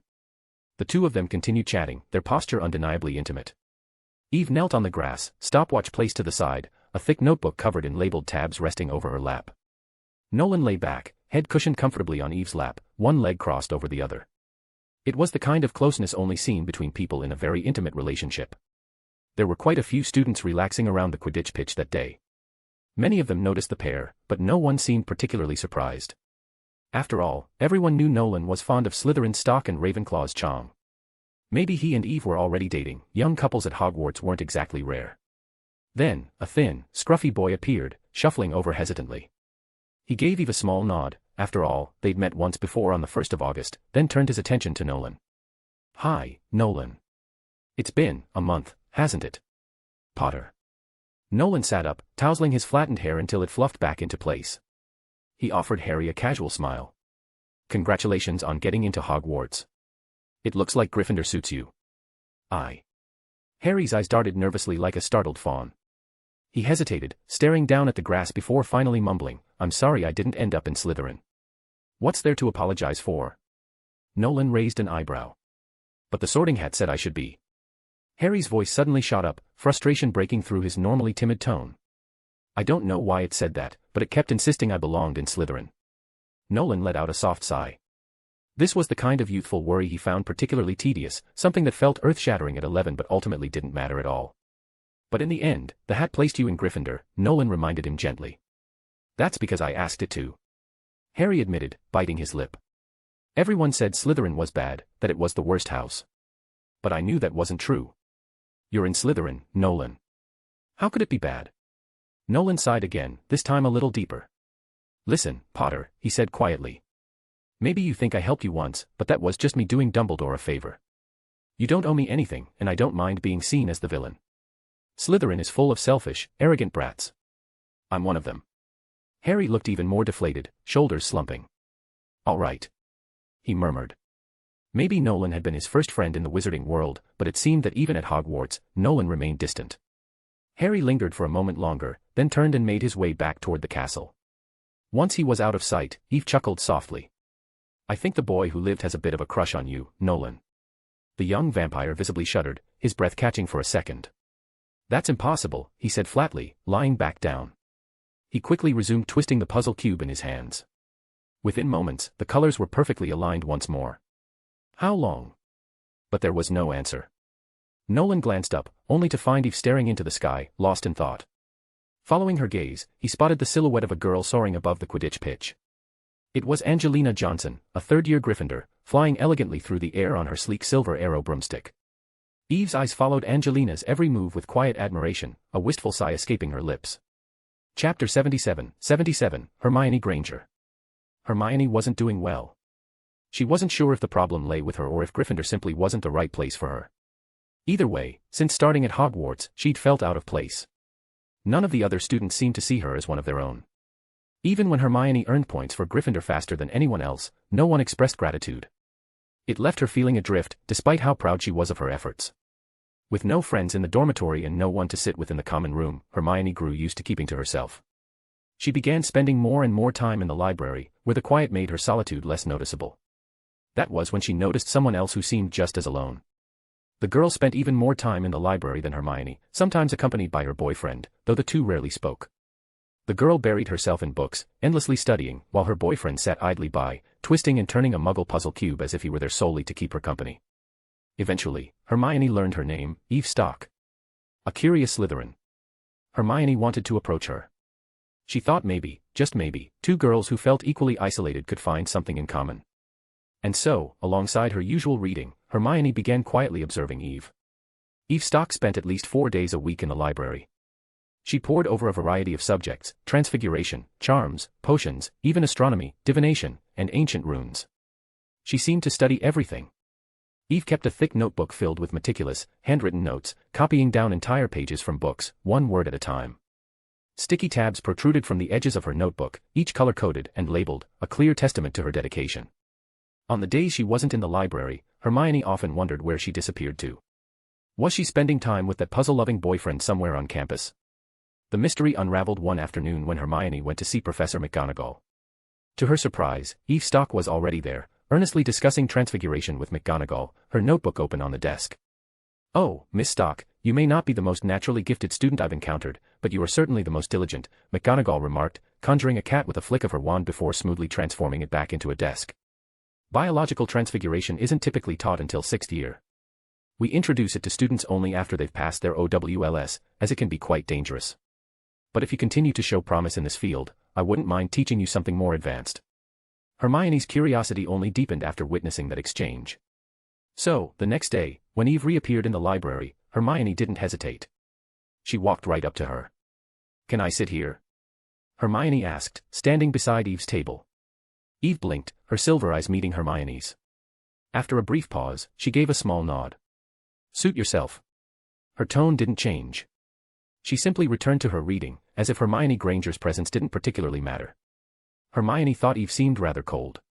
She couldn't tell if it was just Eve's nature or something she'd picked up over time. Desperate to fill the silence, Hermione blurted out the first thing that came to mind. "Is your boyfriend not with you today?" "You mean Nolan?"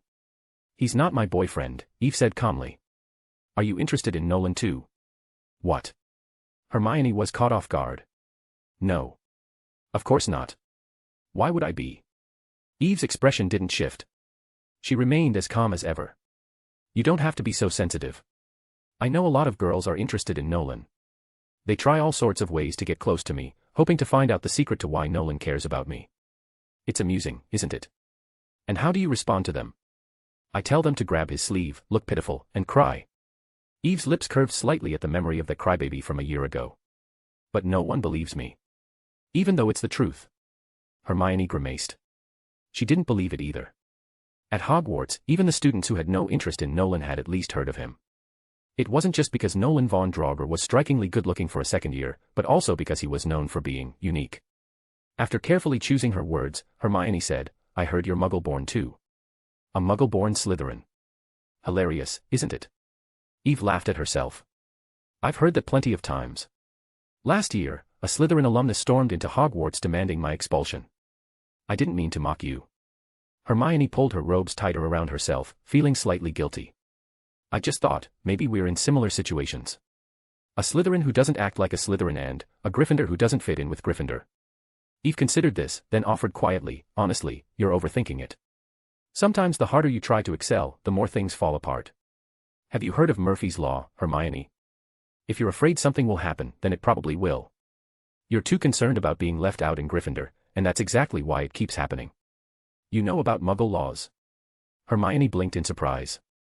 The more she spoke to Eve, the more mysterious the girl seemed. Knowing more doesn't hurt. Life is always worse than you think, Eve replied matter-of-factly.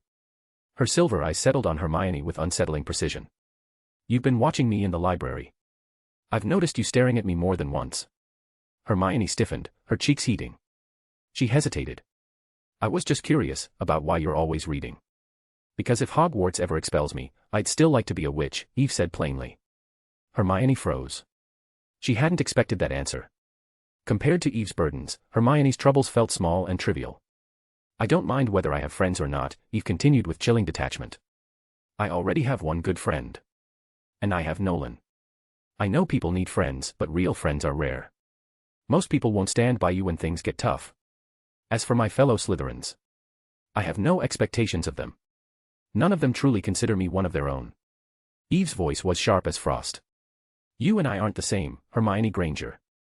Don't try to find validation in me. You belong to Gryffindor. I don't even belong to Slytherin. Who was Eve Stock, really? For the first time, Hermione felt she understood a little. They weren't alike after all. One girl read because she loved to learn. The other read because she had no choice.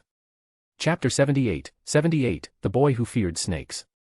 Even after a year had passed, Malcolm and Miles still didn't get along. Everyone knew Malcolm was a staunch blood purist, proud of his lineage, making him, in that regard, a model Slytherin. Just like the newly enrolled Draco Malfoy, Malcolm fit the mold perfectly. Miles, on the other hand, was a half-blood.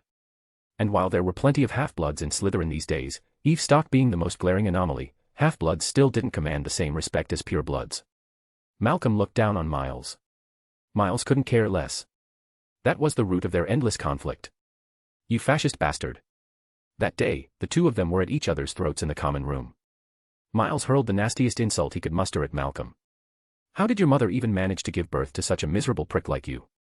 Who knows if your blood's even pure? Maybe you're just some bastard she had with a muggle on the side. Malcolm roared in fury. Don't you dare insult my family, you filthy mudblood. I'm not a mudblood. I'm half-blood. Miles snapped, drawing his wand. You'll pay for that, I'll make you pay. Let's see if your precious bloodline will protect you now. Draw your wand. Fine. I'll show you what happens when you challenge noble blood.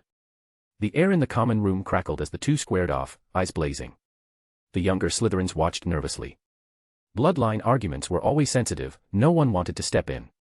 Siding with either party would spell trouble. At that moment, the common room door creaked open, and in walked Nolan, holding a battered broomstick.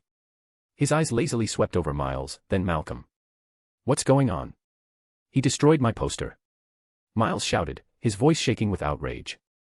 That was a limited edition Julie Delpy poster. My dad and I worked hard to get the enchantment right, she actually moved. There's only one of those in the entire world, and now it's ruined. Completely ruined. I won't have some muggle woman prancing around like an idiot in our dormitory, Malcolm sneered. You should find better interests. Someone like Libera Rousseau. Now she's a beauty, and pure blood.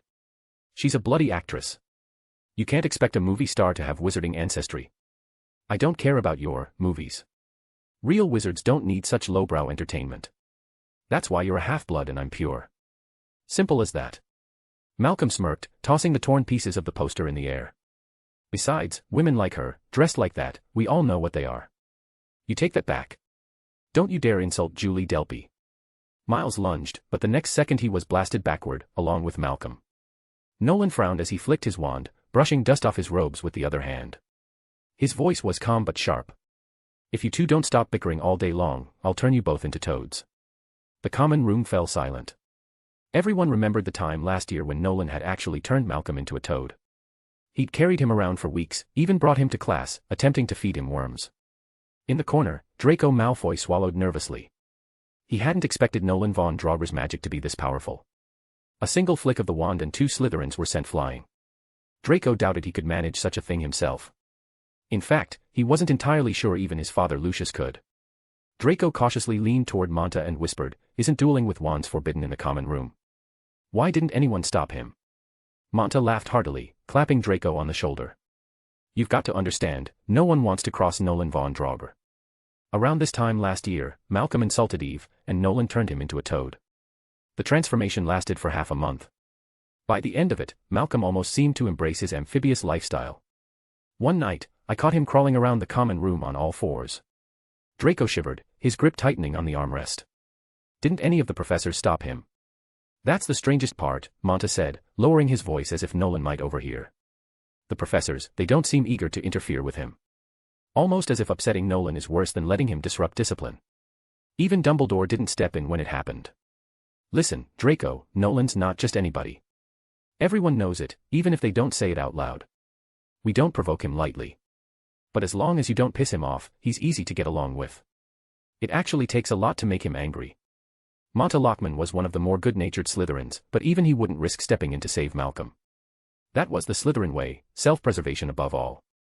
As Monta finished recounting the story to the first years, Nolan had already finished dealing with the 2 troublemakers. By now, Miles and Malcolm were battered and slumped against the wall, practically in tears.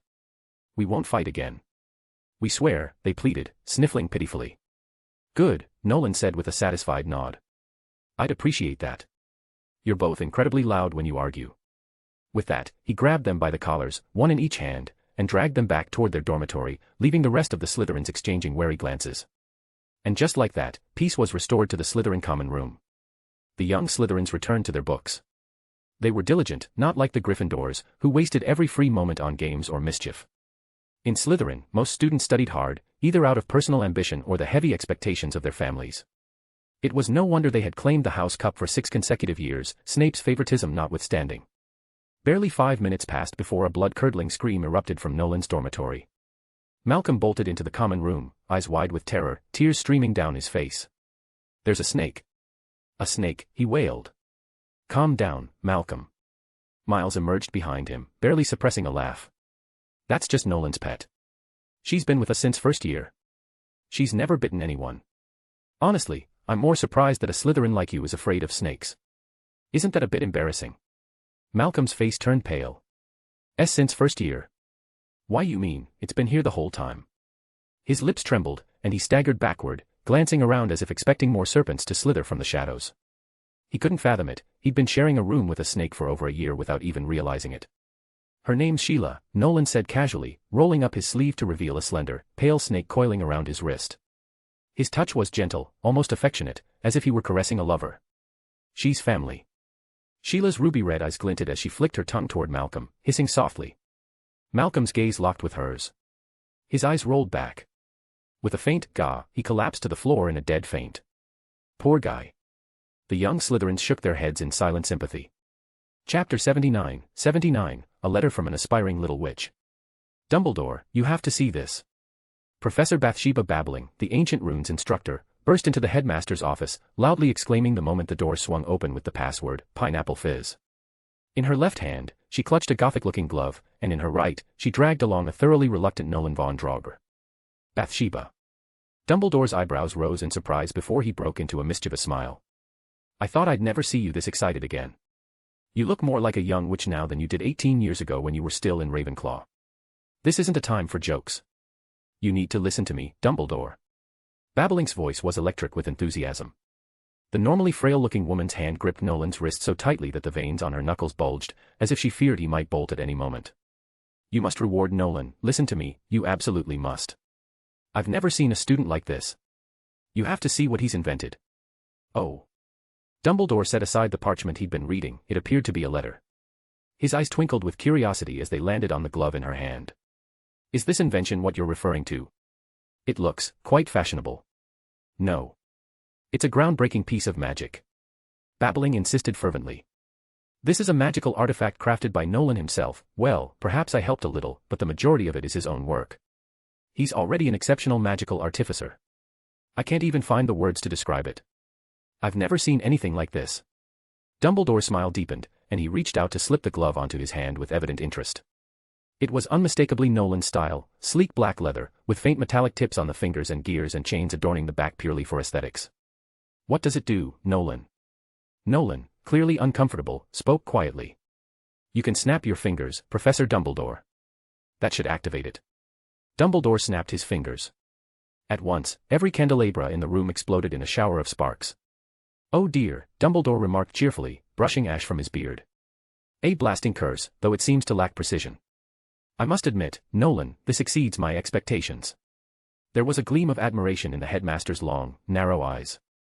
Becoming a magical artificer was no small feat. It required complete mastery of ancient runes, with occasional knowledge of potions and spellcraft as well. Talented artificers were highly sought after by wand makers and broomstick manufacturers, often earning salaries far surpassing those of ministry employees. In the wizarding world, it was considered one of the most prestigious professions. But that's not all. Babbling was practically breathless with excitement. The glove holds 3 spells. If you clench your fist, the magic shifts. Intrigued, Dumbledore tightened his hand into a fist, and the gears on the glove's back whirred with a satisfying clunk. He snapped his fingers again. This time, a shimmering protective barrier of the shield charm enveloped him. Even Dumbledore couldn't hide his impressed expression. A glove capable of casting both shield charms and blasting curses. Such a device in the hands of Aurors could double their combat effectiveness, especially for those incapable of conjuring defensive spells mid-battle. I've never encountered an artifact capable of holding multiple enchantments, Nolan. You continue to surprise me. He's only a second year. A second year. Babbling almost shrieked, grabbing Dumbledore's sleeve as if he hadn't fully comprehended the gravity of her words. Dumbledore, I want Nolan as my apprentice. He shouldn't be wasting his time in those foolish second-year classes. I can guide him through the vast oceans of ancient runes, mold him into the world's finest magical artificer. I'm afraid I'll have to decline your suggestion, tempting as it may be, Professor Babbling, Dumbledore said with a warm smile, removing the glove and returning it to Nolan. For our dear Nolan, the most important thing right now is clearly to make friends and enjoy his youth. Of course, I won't discourage him from delving deeper into magic. Such pursuits benefit all of us. Nolan, can you tell me how you came up with this idea? A Rubik's Cube, Professor Dumbledore. A Rubik's Cube. This, Nolan said, pulling a small, colorful cube from his pocket. He handed it to Dumbledore, who examined it with the curiosity of a child discovering a new toy. As Dumbledore twisted and turned the cube, Nolan explained softly, by rotating the cube, you can change the colors. I thought if I embedded runes into machinery and arranged them by turning gears, I could activate different spells. What a novel explanation, Nolan. Truly remarkable. Dumbledore set the Rubik's Cube down with a twinkle in his eye. We often have much to learn from muggles, don't we? Clearly, Nolan has taught us that today. Bathsheba, if you wish, feel free to inform the Daily Prophet. I believe young Mr. Von Draugr deserves recognition for his achievements. The wizarding world ought to know you've raised such a talented pupil. Nolan pursed his lips slightly. Dumbledore was always like this, pushing to publicize Nolan's inventions, knowing it would pave the way for enhancing the Auror forces. But things weren't that simple.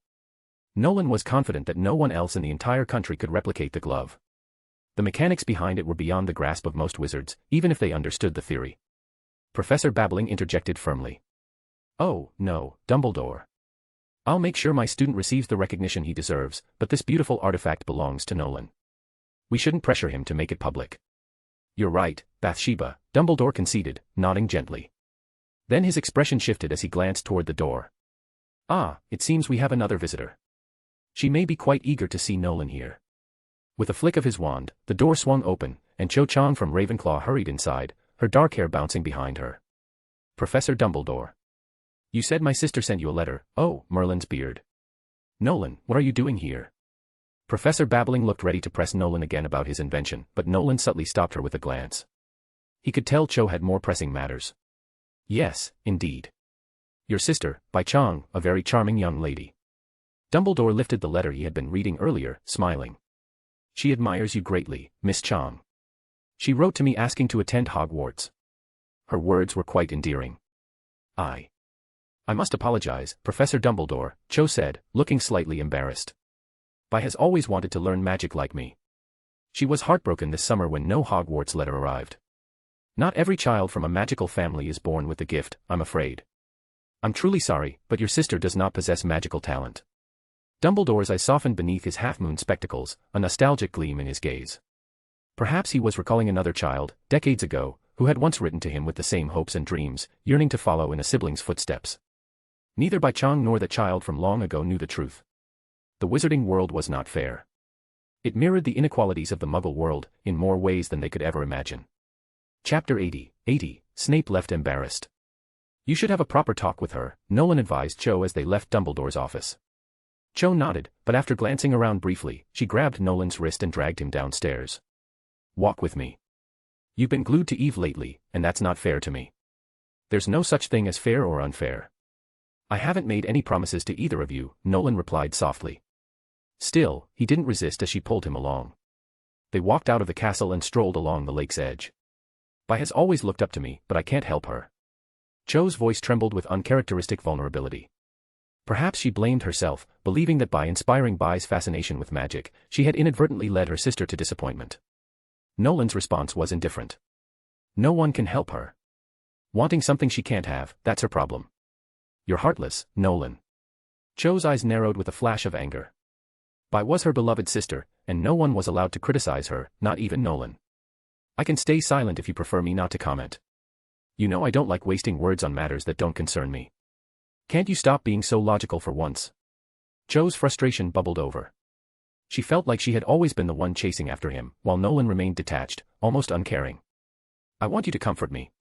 Not sit here and make emotionless observations. Just say something like, Bai will be fine, you two will make up, and she'll find something she loves in the Muggle world. Can't you just lie to me a little? Nolan frowned. But you know that's a lie. I don't care. Cho shouted, gripping her hair in exasperation. Okay, fine, maybe I do know it's a lie. But hearing it would make me feel better.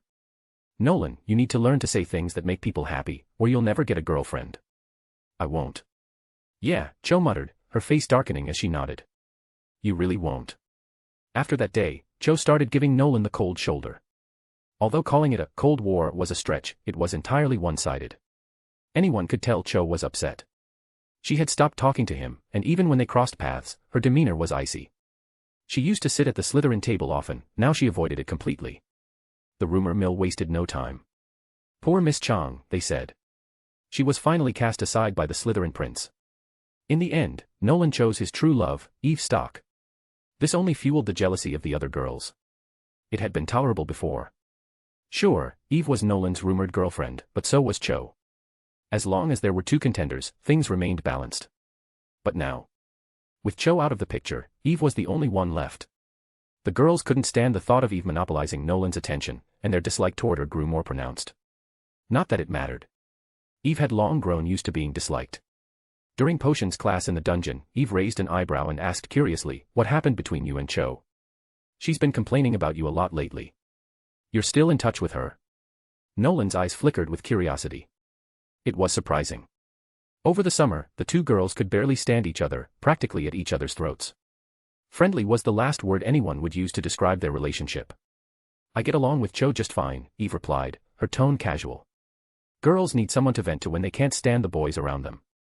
Turns out, for Cho, that someone happens to be me. Nolan, you should try being a little gentler with her. As Eve spoke, the rest of the students began filing into the dungeon for potions class. They set up their cauldrons and took their seats. Nolan sat next to Eve, with Alicia to Eve's right, and Miles furthest on the end. Nolan lazily grabbed Eve's notebook and flipped through it without asking. I understand why she's upset with me. I can appreciate her emotional perspective. But I'm not sure if indulging in that will actually help me. What do you think, Eve? I don't know, maybe you're right, Eve replied softly. Her voice trailed off. Snape had just swept into the room. Though there were still a few minutes before class officially began, he was already prowling for Gryffindors to scold. He immediately zeroed in on Lee Jordan, scolding him for not being seated, then sneered at the Weasley twins' latest assignment, deeming it an insult to the art of potion making, practically troll dung. George and Fred exchanged mischievous glances, silently vowing to pay Snape back with a surprise swamp bath. Thanks to your sluggish behavior, Gryffindor loses 5 points. But, Professor Snape, class hasn't even started yet. Lee protested. Contradicting a professor? Another 2 points, Jordan. Snape's voice was like ice as he strode back to the front of the room, hands clasped behind his back. Class begins the moment I step inside. I wonder how long it will take Gryffindors to grasp this concept. Perhaps your collective intelligence mirrors Potter's talent, impressive on the surface, but thoroughly lacking underneath. For anyone who wasn't a Slytherin, especially Gryffindors, potions class was a nightmare. Snape's provocations were relentless, and no one dared challenge him. Well, almost no one.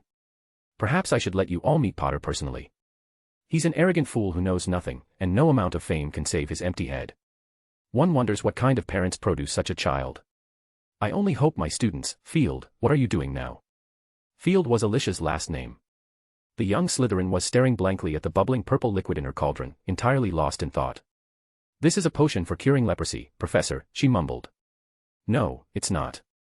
Your concoction would cause leprosy in a perfectly healthy person. I distinctly remember instructing that wolfsbane should be added last. Clearly, you haven't been reviewing your notes.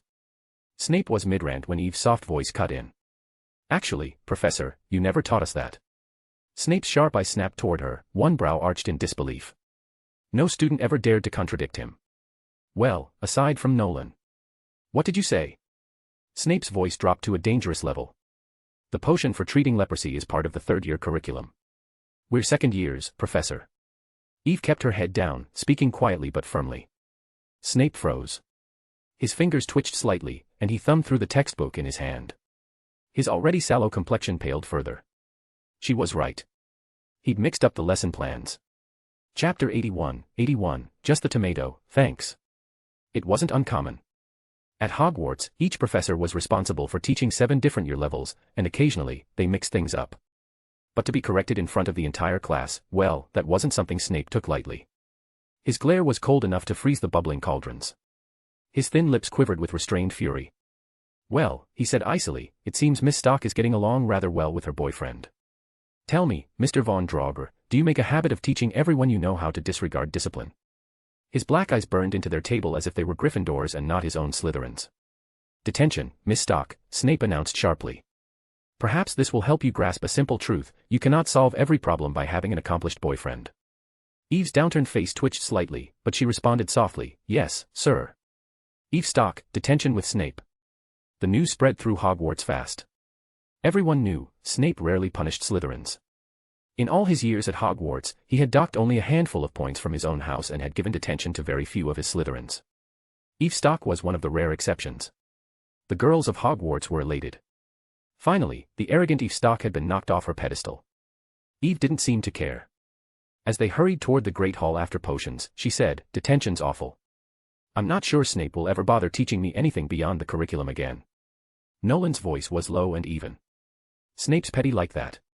He hates Potter, makes life hell for Gryffindors. I bet he was bullied by one when he was at school. You humiliated him. Don't be surprised if he holds a grudge. Maybe I should look for a private potions tutor. Eve groaned dramatically. Alicia jogged up from behind, throwing an arm around Eve's shoulders.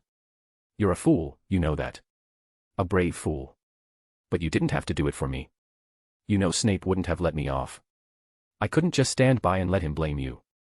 I know you studied, Alicia. It's horrible being accused of something you didn't do. Fortunately, Snape's punishment wasn't as severe as it could have been. Eve spent 5 days copying old potion notes, which, to her surprise, turned out to be rather educational. But, as Eve put it, 3 straight hours in a room with that greasy professor isn't exactly a dream come true. You have to endure the heavy atmosphere and hold your breath to avoid gagging on the smell. Everyone knew, Snape smelled like a dirty diaper. To her relief, Snape only supervised for the first 2 days. By the third, his free time evaporated completely. Snape, Filch, and the Weasley twins had resumed their never-ending 3-way war. The twins had filled Snape's office with dung bombs. Furious, Snape stormed in, only to find that the 2 devils had escaped into the 4th-floor corridor. Snape pursued them, but when he burst through the door, he was greeted by the slobbering jaws of Fluffy, Hagrid's 3-headed dog. Snape emerged drenched in saliva. Now furious beyond reason, he roped Filch into the cleanup. The poor caretaker not only had to scrub dung off the floor but also deal with the puddles of dog slobber. After an exhausting day, a vengeful Filch and his cat Mrs. Norris laid traps throughout the castle. Unfortunately for him, his opponents had the Marauders map. The tug-of-war escalated. Nolan only heard about this afterward, courtesy of Fred and George, who bragged about their victory 4 days. He had little time for their antics. His focus remained on refining his transfiguration with McGonagall and upgrading his enchanted gloves. If possible, he wanted to pack at least 3 more spells into the design, making them far more versatile. That morning, as usual, a half-asleep Nolan was hauled into the Great Hall by Miles. They ran into Cho on the way. "Hey, Cho, if you're free, could you give me a hand with Nolan?" Miles called out cheerfully. In truth, the Slytherin boy loved carrying Nolan through the hallways. After all, it was the one time he became the center of attention for both the boys and the girls. It made him feel like a bit of a hero. Cho hesitated, her expression torn, but eventually, she sighed and said, "All right." The two of them each grabbed one of Nolan's arms, struggling to get him onto a bench. Cho rubbed her shoulder, panting. "He's heavier than usual, must have slept like the dead." "That's because he did," Miles explained. "Nolan came back late last night, after curfew, I'm sure of it. He's been busy lately, doing something with the professors." "Morning, Nolan. Mind telling us what you were up to last night?" Nolan groggily rubbed his eyes and reached for his personal cup, sipping the specially made tomato juice inside. "Last night? Oh. McGonagall called me in. We were fine-tuning the new transfiguration spell. She really is a master of the craft." "Transfiguration?" Cho raised an eyebrow. "What are you up to this time, Nolan? I really hope you don't accidentally turn into a horse again." Behind her, Marietta walked by and overheard. "Hey, Cho, I thought you and Nolan weren't talking anymore." Cho opened her mouth, but seeing Nolan's lack of reaction, she huffed irritably. "We aren't. And now I'm going to Ravenclaw's table to eat." With that, she stormed off, dragging Marietta along. Miles watched them leave with a puzzled expression. Honestly, she should be sitting at Ravenclaw's table. Girls are impossible to understand. "Nolan, sandwich." "Just tomato." "Thanks." "Right. Tomato and bread only. Although I'm not sure that counts as a sandwich." Miles handed it over, then stared in disbelief as Nolan tossed the bread aside and ate only the tomato slices. Before Miles could comment, the boy who lived arrived. Harry Potter glanced nervously toward the Slytherin table. Draco Malfoy was mid-rant, loudly recounting Harry's latest blunder in potions class to anyone who would listen. Harry shrank slightly, clearly hoping to go unnoticed. He lightly tapped Nolan's shoulder. "Morning, Nolan. I don't know if you've heard, but Gringots was broken into.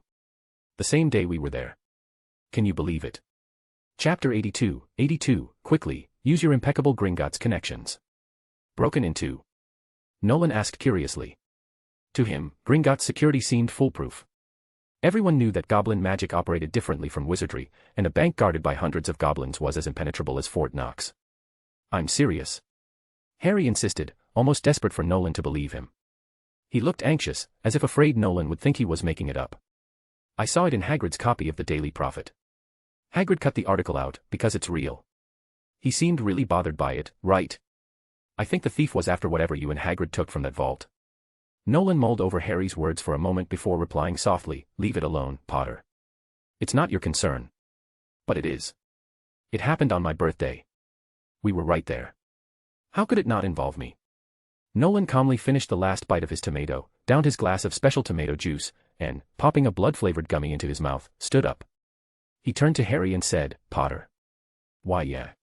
Nolan looked at him seriously and gave him a firm pat on the shoulder. "You're a fine Gryffindor." And with that, he walked away. Harry stood there, bewildered. It took him a few moments to turn to Miles and ask, "What does that even mean?" "It means you're nosy," Miles replied flatly.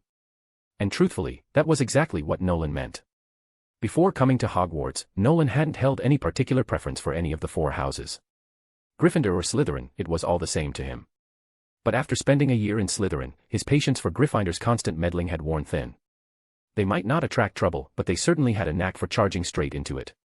There was a difference between courage and recklessness, but not enough little lions seemed to grasp that distinction. Take their golden boy for example, Harry Potter. Nolan couldn't fathom where his overwhelming sense of duty came from, as if the world would descend into chaos without him, and only he could save the day. Harry trailed Nolan for the rest of the day, persistently trying to draw out the words Philosopher's Stone from him. By dinner, Nolan had had enough. "Oh, sorry, Potter. I think Professor McGonagall's calling me," Nolan said icily, already rising from the Slytherin table. "Maybe you should head back to the Gryffindor table. Your friends look worried." Without waiting for a response, Nolan strode out of the Great Hall. Harry slumped in disappointment, only to notice that nearly every Slytherin in the room was glaring at him as if he'd just tried to hex their beloved prince. Fortunately for Nolan, the excuse wasn't a lie. McGonagall really was looking for him. The new transfiguration spell they'd been working on was nearing completion, and it had finally begun to stabilize. With just a single drop of noble bloodline elixir, any wizard could experience vampiric transformation for an entire day. Thanks to modifications made by both Nolan and McGonagall, the spell was now safe and effective for any witch or wizard to use. It had no lingering side effects, well, unless sore muscles counted. That evening, McGonagall brought Nolan's invention to her Transfiguration Club. Professor McGonagall's Transfiguration Club was open to top-performing students and met once a week. It served as a forum where young witches and wizards could gather to share their insights and theories on transfiguration magic. Despite Professor McGonagall being the head of Gryffindor, there were surprisingly few Gryffindors in her Transfiguration Club. Nolan spotted several familiar faces, like Penelope Clearwater, a sharp-eyed Ravenclaw fifth year. "Today, I'm introducing a new member," McGonagall began. "Although, I suspect most of you already know him." "Yes." Penelope chimed in cheerfully. "He's Nolan Von Draugr. Honestly, even those useless goblins at Gringots who can't guard their own vaults know who he is." McGonagall allowed herself a brief, amused smile, nodding. "I'm glad I don't need to waste my breath with further introductions. Thank you, Miss Clearwater. Mr. Von Draugr is currently a second year, but I believe his skills more than qualify him for this club. Why don't you show them a little of what you can do, Mr. Von Draugr? Let's not have anyone underestimate you just because you're young." Nolan smirked and, with a casual shrug, shifted seamlessly into the form of a sleek black panther. His powerful body stretched and rippled as he prowled gracefully through the gathered students, his feline steps soft yet deliberate. "Oh, Merlin's beard. That's incredible. He's an animagus. I heard rumors last year that Von Draugr had mastered becoming an animagus, but no one believed it." Penelope, meanwhile, wore an oddly proud expression. "What did I tell you?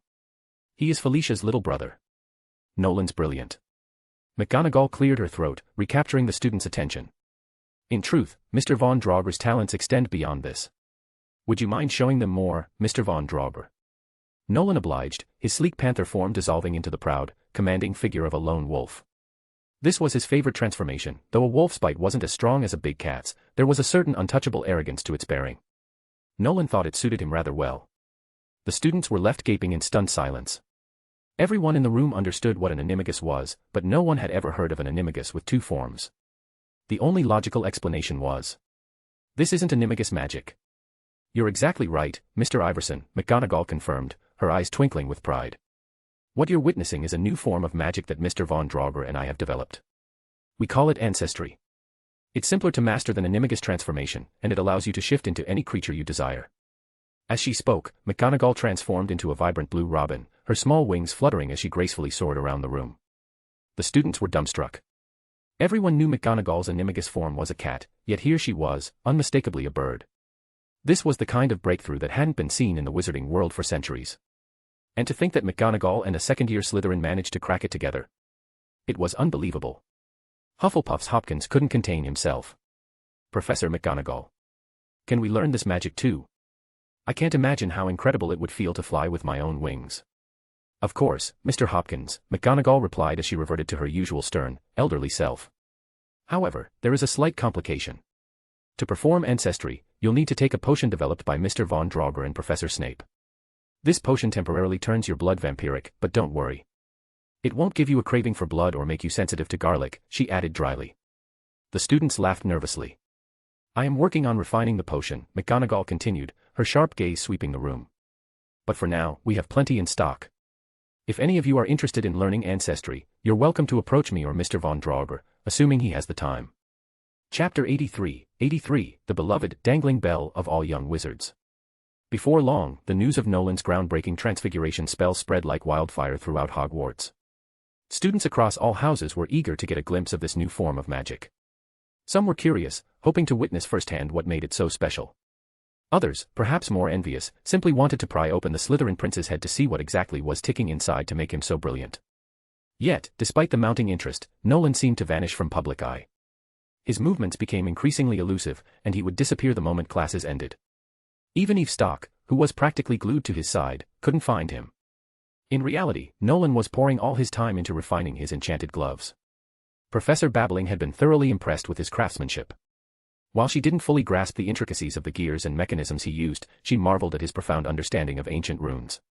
But to Nolan, her praise wasn't enough. The gloves he envisioned weren't just tools for convenience, they were supposed to be powerful, powerful enough to challenge the dominance of wands. A mere 3 spell capacity felt limiting. Nolan wanted more, at least 5 or 6 spells at his fingertips. And so, the young vampire spent day and night holed up in Professor Babbling's office, poring over rune configurations in search of a more efficient layout. After relentless trial and error, he finally succeeded. Nolan managed to embed a 4th spell into the glove alongside the Blasting Curse, Shield Charm, and Disarming Charm. Unfortunately, due to the limitations of rune inscriptions, the 4th spell was odd. Not only was it unsuitable for combat, but it was also obscure, rarely mentioned in standard spellbooks. "My dear boy, you've done more than enough," Professor Babbling reassured him as she dangled upside down from the ceiling, having been accidentally snared by the glove's latest enchantment. Despite the mishap, she showed no signs of irritation. On the contrary, she beamed at Nolan's breakthrough. "I dare say there isn't a more brilliant magical engineer in this entire century." With a flick of his wand, Nolan dispelled the enchantment and gently lowered Babbling to the floor using a levitation charm. He sighed. "It just suspends people in the air. I don't see the point. Why bother with that when I could just hit them with a disarming charm?" But Nolan would soon learn exactly how useful this peculiar spell could be. Later that afternoon, on his way to the Great Hall, he heard a familiar sound, soft, muffled crying echoing through the corridor. Nolan followed the noise and found Draco Malfoy sprawled across the stone floor, his pale hair catching the dim light. The Slytherin boy had clearly been humiliated, his wand gone, and his body rigid with petrification. His faint whimpers escaped in trembling gasps. Standing over him were the unmistakable Weasley twins, their wands lazily twirling between their fingers. For some reason, Crabbe and Goyle were nowhere in sight, leaving Draco alone, outnumbered, and defenseless. "Listen up, Malfoy," one twin sneered. "You'd better stay away from Harry. Jealousy doesn't suit you," the other added with a grin. "Everyone knows what kind of people you Malfoys are. Stop picking fights with Harry, and stay away from our little brother too. Ron's an idiot, but he's our idiot." The twins jabbed Draco's petrified form with their wands, taking turns with their taunts. Nolan could see the long-standing feud between the Malfoys and Weasleys playing out before his eyes. The elder Malfoy and Arthur Weasley never got along, and now their children were carrying on the same grudge. The difference, however, was stark. Draco was alone, while the Weasleys, as always, came in packs. Nolan let out a long sigh and stepped forward. "Step aside, twins," he said coolly, cracking his knuckles. Then, without bothering to draw his wand, he snapped his fingers, his glove glinting faintly under his robes. With a loud yelp, one of the twins, whether it was Fred or George, Nolan couldn't be sure, flipped upside down as though he'd slipped on ice. His limbs flailed wildly as he was hoisted into the air, dangling from the ceiling like a fish on a hook. Wah, Hey. Fred, or George, twisted awkwardly, trying to swat at the invisible force holding him aloft, but to no avail. His brother could only stare in stunned silence, his wand hand twitching uncertainly. "I said walk away," Nolan repeated, calm but firm. He gestured lazily with his enchanted hand. "Unless you want to join him up there." "Cool," one of the twins immediately shouted. "Nolan, how did you do that? Can you teach me?" The one dangling from the ceiling flailed and yelled, "George, you idiot. Get me down first." "Nolan, I want to learn too. That's just the Levi Corpus spell." "It's not hard to learn," Nolan replied as he lazily reversed the Petrificus Totalis on Malfoy. The poor boy, trembling like a frightened mouse, darted behind Nolan the moment he regained movement. "No, I mean, how did you do it without saying the spell or using a wand? You just snapped your fingers and, bam. That was incredible. Nolan, I always knew you were a genius." George was practically buzzing with excitement. "Shut your mouth, George. Get me down first." From that day on, the twins wouldn't leave Nolan alone, pestering him endlessly for a pair of magic gloves just like his. Eventually, after days of relentless badgering, Nolan caved. He made 2 gloves, each enchanted with nothing but Levi Corpus, and handed them over. The twins were ecstatic. They used their entire year's allowance, a grand total of 5 galleons, to purchase the downgraded versions. And just like that, the era of enchanted gloves began at Hogwarts. Soon, word spread, and students from every house came begging Nolan for gloves of their own. Everyone dreamed of snapping their fingers and dangling their enemies from the ceiling, just like the Weasley twins. Driven to the brink of madness by the constant harassment, Nolan once again disappeared. 2 days later, he resurfaced in Transfiguration class, dumping a box of 20 enchanted gloves into Miles Bletchley's hands. "Sell them for me," he said flatly before vanishing once more. The first batch sold out in less than an hour. Chaos erupted as students scrambled to get their hands on the gloves. A full-blown black market emerged in the corridors of Hogwarts. The gloves' price skyrocketed from 4 galleons to an astonishing 10 by the end of the week. Those lucky enough to acquire a glove walked the halls with unparalleled pride. No one dared mess with them. They flaunted Nolan's craftsmanship at every opportunity, and naturally, demonstrations often followed. The result? Hogwarts echoed constantly with the sharp snap of fingers, followed by delighted shrieks and the sound of robes swishing as unlucky victims were hoisted into the air. So cool, everyone cried in unison. Even those dangling upside down laughed at the absurdity of it all. This bizarre trend swept the school like wildfire. Whether during class, after hours, or even in the Great Hall during meals, students couldn't resist testing out their gloves. One evening, Dumbledore sat at the staff table, chuckling softly. His goblet of pumpkin juice remained untouched as he watched nearly 30 students suspended from the ceiling like dangling sausages. Meanwhile, Snape's voice thundered across the hall. Enough. You fools. I forbid the use of Nolan's ridiculous contraptions within the castle. Anyone caught using them again will serve detention. No sooner had the words left Snape's mouth than he, too, was yanked into the air. His black robes fluttered as he dangled upside down, legs crossed in a vain attempt to preserve his dignity. From above, Snape's outraged shouting echoed across the Great Hall. Chapter 84, The Midnight Duel. Nolan spent the day once again in Professor Babbling's office, happily discussing the various applications of ancient runes. By the time he arrived at the Great Hall, most students had finished eating, and half of them had already left. Eve was sitting in front of a plate of creamy potato gratin, her nose buried in the comprehensive guide to 100,000 transfigurations and their uses.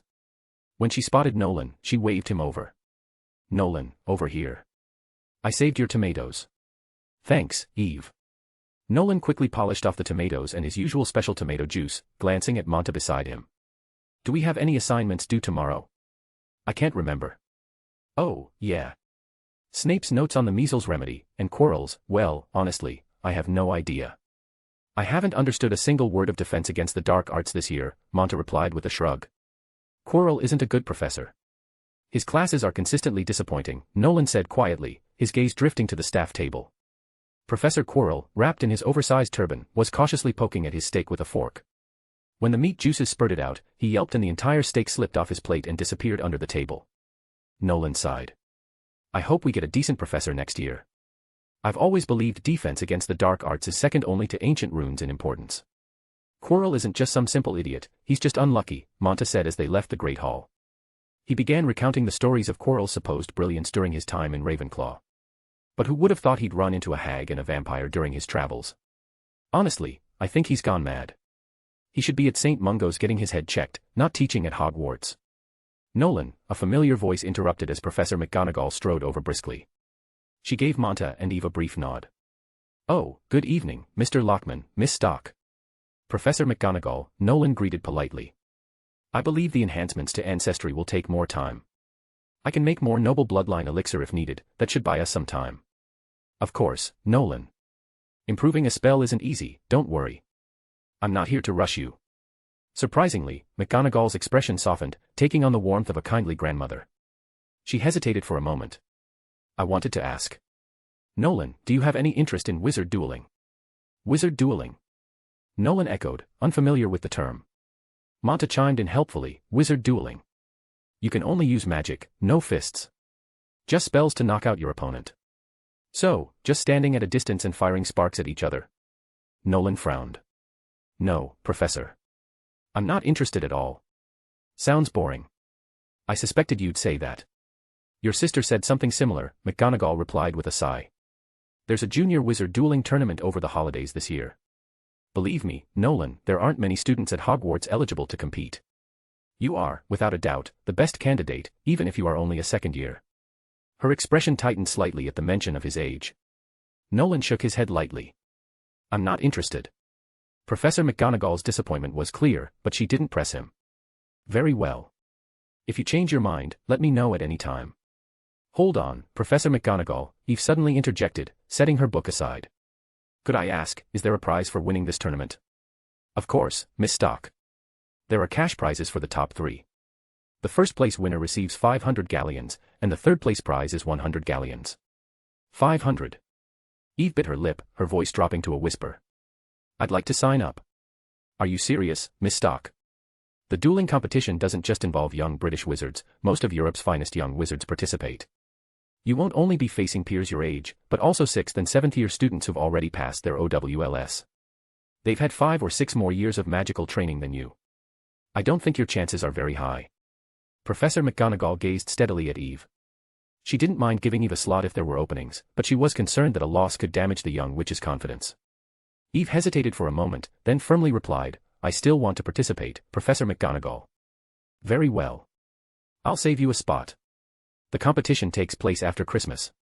Of course, you're free to spend Christmas at home, but either I or Professor Dumbledore will pick you up when it's time for the event. Good evening, all of you. As soon as McGonagall walked away, Eve grabbed the sleeve of Nolan's robe. Nolan, you have to help me. I need to win this. Nolan raised an eyebrow. Winning means that much to you. I want the prize money. Eve's response was blunt.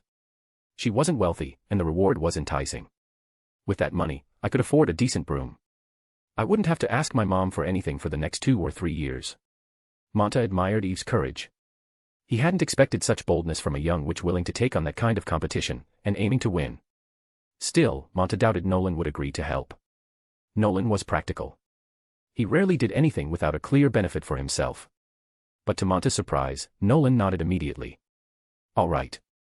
His voice softened. I'll train you in the evenings. I have to head to Professor Babbling's now, but after lights out, meet me by the tapestry of the troll on the 8th floor. I'll be waiting. Eve's face lit up with joy, leaving Monta both amused and baffled. A year ago, the old Nolan would never have agreed to this. Today, Harry Potter felt like the unluckiest person alive. He had never done something so foolish in his life. That morning, Gryffindors had flying lessons with the Slytherins, their first lesson of the year. And during that class, Harry finally discovered his talent in the wizarding world, flying. Harry was a natural. Even Professor McGonagall had praised him. Gryffindor's Quidditch captain, Oliver Wood, claimed Harry's flying skills were better than Charlie Weasley's, and Charlie had been the best seeker Gryffindor had seen in years. In short, Harry was joining the Quidditch team, as a first year. It was something no one had done in centuries, not even Nolan Von Draugr, though, to be fair, there were rumors that Broom simply disliked Nolan. Most students thought that was a ridiculous excuse. Watching Ron's jealous but admiring expression made Harry feel immensely proud. But, as the saying goes, pride comes before the fall. How had he let Draco Malfoy provoke him? Malfoy had challenged Harry to a wizard's duel that night. Somehow, Harry had agreed.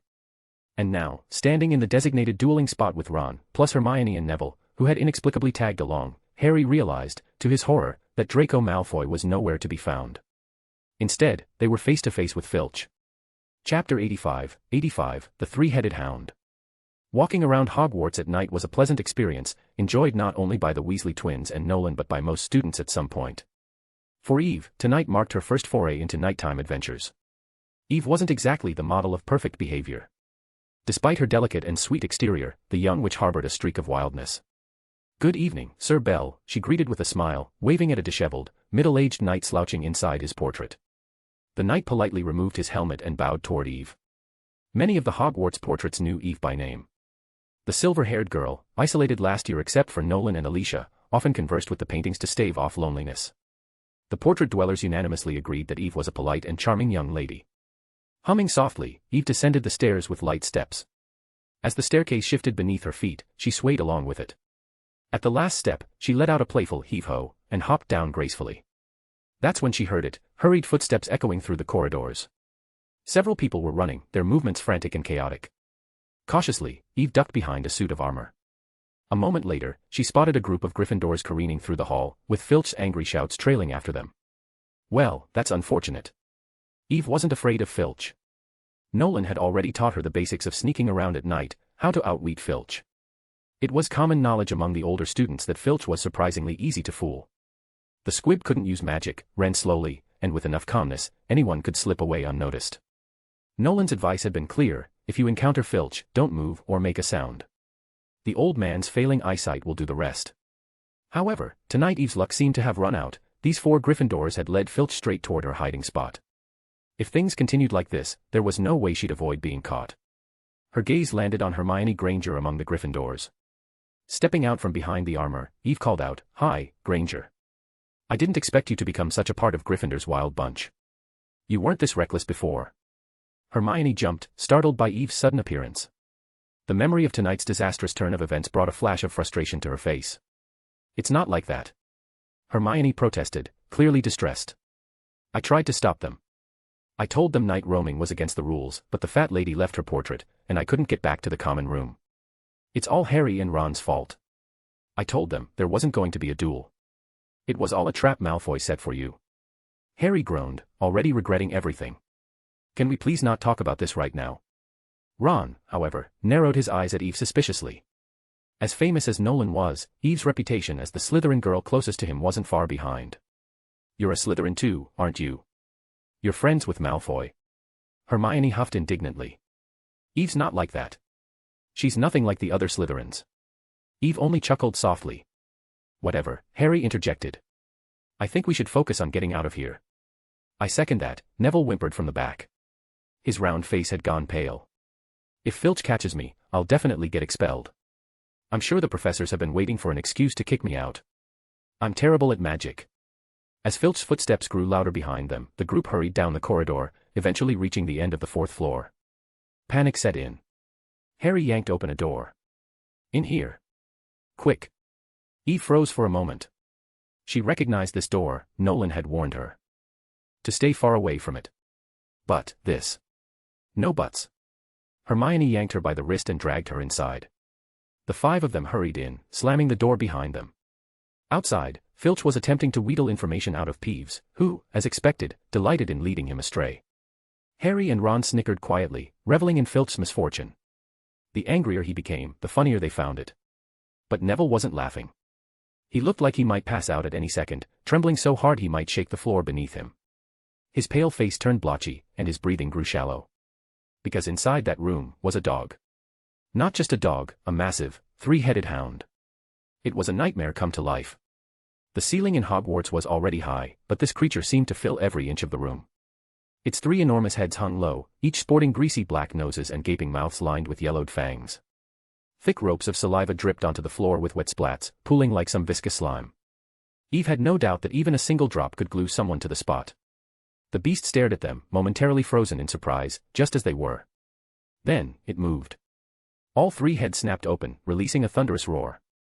The sheer force of its hot, rancid breath blasted into their faces, nearly knocking them over. Eve winced as the vibrating snarl rattled in her chest, reverberating down to her very bones. Out. Harry screeched, fumbling with the doorknob. The 5 of them spilled into the corridor, practically tripping over one another in their haste. Behind them, the monstrous dog hurled itself at the door, claws screeching against the stone. The sharp grind of its teeth echoed loudly, as if it could chew through solid iron. Bang. The door slammed shut.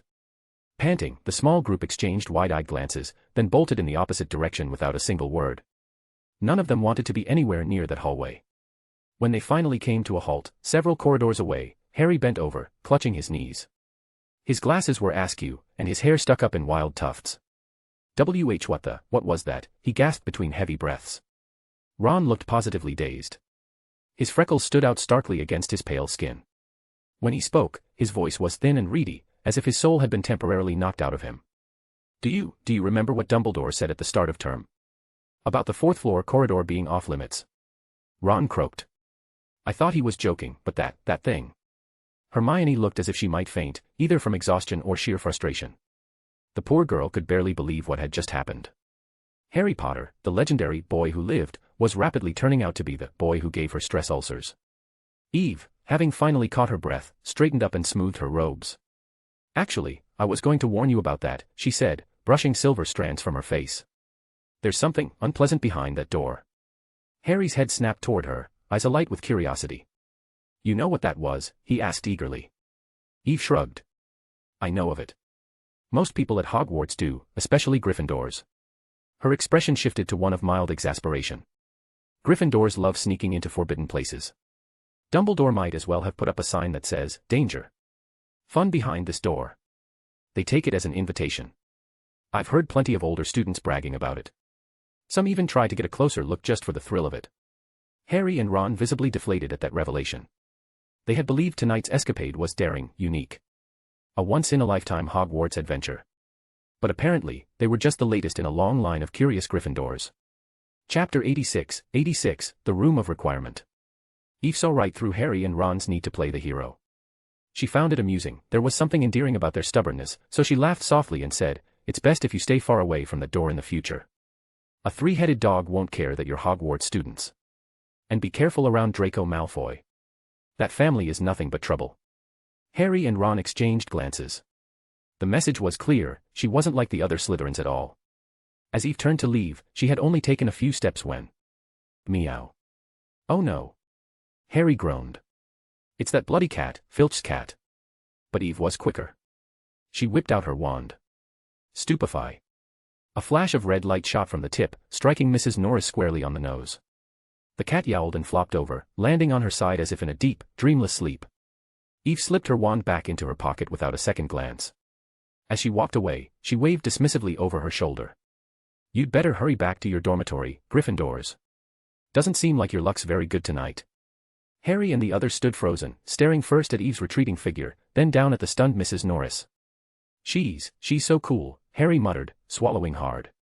Cool doesn't even cover it, Ron mumbled in awe. Now I get why Nolan chose her. Hermione, however, wasn't impressed. She scowled at the two boys, hands on her hips. If I were you, I'd stop gawking and get back to the tower before Filch finds us. Do you have any idea how many points you're going to lose for Gryffindor if he catches us? I worked hard for those points. Harry and Ron exchanged another look, and sighed in unison. After such an exhilarating adventure, Hermione Granger was a downright buzzkill. Couldn't she say something exciting for once? Eve jogged up to the 8th floor, not wanting to keep Nolan waiting. But the quick sprint left her slightly sweaty. Eve wrinkled her nose, she didn't want Nolan to notice. She pulled out her wand. Scour Jiffy. A cool, refreshing sensation swept over her. Lately, Eve had grown proficient in these simple spells. Professor Flitwick often praised her dedication, though some of the other girls whispered it was all because of Nolan. As if Nolan could magically make his girlfriend smarter. She only had to wait a moment before Nolan appeared, striding down the corridor. He looked like he had just come from Ancient Runes class, a battered broomstick slung over his shoulder and an armful of strange magical instruments tucked under his other arm. Where are we going? Eve asked curiously. Right here, Nolan replied, stopping before a blank stretch of wall. He didn't wait for Eve to ask further, he simply continued, this is the room of requirement. It's one of Hogwarts' open secrets. Most people don't know about it, but if you need to know, you'll find out eventually. Walk past this spot 3 times. He grabbed Eve's hand and led her to the tapestry of the giant trolls in tutus. Together, they paced back and forth 3 times. When they stopped, a door had appeared where there had been nothing moments before. If you think about the place you need while walking, the room will give you whatever you require, Nolan explained, smirking as his eyes glinted with mischief. Upperclassmen couples come here for romantic evenings. Want to know what they get up to? And no. Eve's face turned scarlet as she shook her head furiously. Of course, she did know. She was 13, she wasn't that naive. Eve had noticed something lately, Nolan seemed different at night. During the day, he was cold and composed, every action deliberate, every word calculated. Like a glass of pure, colorless vodka, strong and intense, but emotionless. But at night, he felt dangerous. Wild, even. He carried the same reckless allure as those bad boys teenage girls swooned over, like a glass of red wine, rich and intoxicating. In the year she had known him, Nolan had grown taller, his shoulders broader. His once soft features were sharpening, slowly shedding the last traces of boyhood. There was no doubt, within 2 years, he'd be devastatingly handsome. During the day, Nolan always looked half asleep, like he'd just rolled out of bed. But now, under the cold, shimmering starlight of the room of requirement, he radiated something else entirely. There was an intoxicating danger in the curve of his lips, in the way he softly murmured, in the faint, lingering red glow deep in his eyes. He's dangerous. The thought made Eve's head spin, as if she'd downed too much butterbeer. But she let him lead her forward without resistance. They passed through the door and stepped into a transformed room of requirement, a circular training ground. The stone floor stretched out beneath them, enclosed by a round railing. Overhead, the ceiling sparkled like the night sky, mimicking the great dome of Hogwarts. The pale moonlight cast shadows that danced across Nolan's sharp features. His presence seemed to fill the space, the air around him thrumming with raw magic. He grinned faintly, pulling Eve toward the center of the arena. She followed like a marionette, letting him guide her. As they walked, Nolan spoke casually, as if the intense atmosphere didn't exist. I looked into wizard dueling this afternoon. The arenas are usually about this size, with rails all around. That means you can't back away, you can only dodge left or right. Not exactly ideal for you, Eve. Your legs are too short. Eve's cheeks flushed bright red. She opened her mouth to protest, but it took her a moment to force out a response. They're still growing. I don't doubt that, Nolan said with a soft chuckle. He let go of her hand. Eve felt an odd pang of disappointment as his fingers slipped away, lingering long enough to miss the next thing he said. Draw your wand, you fool. Why do you think we came here? His voice snapped her back to reality, amusement flickering in his gaze. Oh. Right. Eve fumbled with her wand, her brain momentarily lagging behind. Wizard duels, or any fight, really, boil down to two key elements, attack and defense, Nolan began, pacing slowly around her. You can expand on that, control, dispelling, interference, but at the core, it's about striking and shielding. Now, there's one spell you absolutely need to master. Hold your wand, Eve, and watch my lips carefully, Expelliarmus. His wrist flicked so fast Eve barely saw the motion. Before she could even react, her wand flew from her hand, spinning through the air before clattering to the floor. You won't find many wizards capable of wandless magic, Nolan continued as if nothing had happened. And even if they can, the spell's power is usually weak. If you can't stun or petrify your opponent immediately, disarm them. A wizard without a wand is no different from a muggle. Nolan muttered a soft "Accio," and Eve's wand zipped back into his hand. He held it out to her, meeting her gaze as she reached for it. Some people underestimate the disarming charm, he said, his voice dropping lower. They think, if you're skilled enough to disarm someone, why not just use a full body bind curse? But what they fail to realize is that Expelliarmus is one of the fastest spells in existence. If you've studied runic structures, you'd know, Expelliarmus is a 3-syllable spell. Petrificus totalis. That one has 18 syllables. Which means, in theory, you can cast Expelliarmus 6 times for every one body bind curse. He twirled her wand between his fingers with practiced ease, the faintest smirk tugging at his lips. Of course, the time it takes to swing your wand narrows that gap a little. But by the time someone finishes casting Petrificus totalis, I'll have disarmed them 3 times over. Eve swallowed. Nolan was dangerous. And he knew it. Chapter 87, The Girl, the Troll, and Halloween. Sometimes, Eve thought Nolan was a complete fanatic. He was obsessed with speed, fixated, as if this little vampire spent his spare time figuring out how to solve a Rubik's Cube faster and faster. And when it came to her spellcasting, he constantly complained that she was too slow. The disarming charm is your best defense. From the moment you prepare the incantation to when you cast it, you need to keep it under half a second. Eve believed Nolan could do it. She wouldn't be surprised if he could fire off Expelliarmus in less than that. But for her, a 13-year-old witch, that seemed nearly impossible. Eve felt clumsy. She didn't even know how to begin moving faster. As a result, she was stuck under Nolan's relentless orders, practicing the disarming charm over 500 times a day. Poor Eve Stock had no choice but to obey. And because of that, she'd been walking around in a fog, her head heavy, limbs sluggish, like if she lay down, she might never get back up. Time slipped by, and soon enough, it was Halloween. Halloween was a day of dark worship, a sacred event for the vampire families. To Nolan, it held some sentimental value.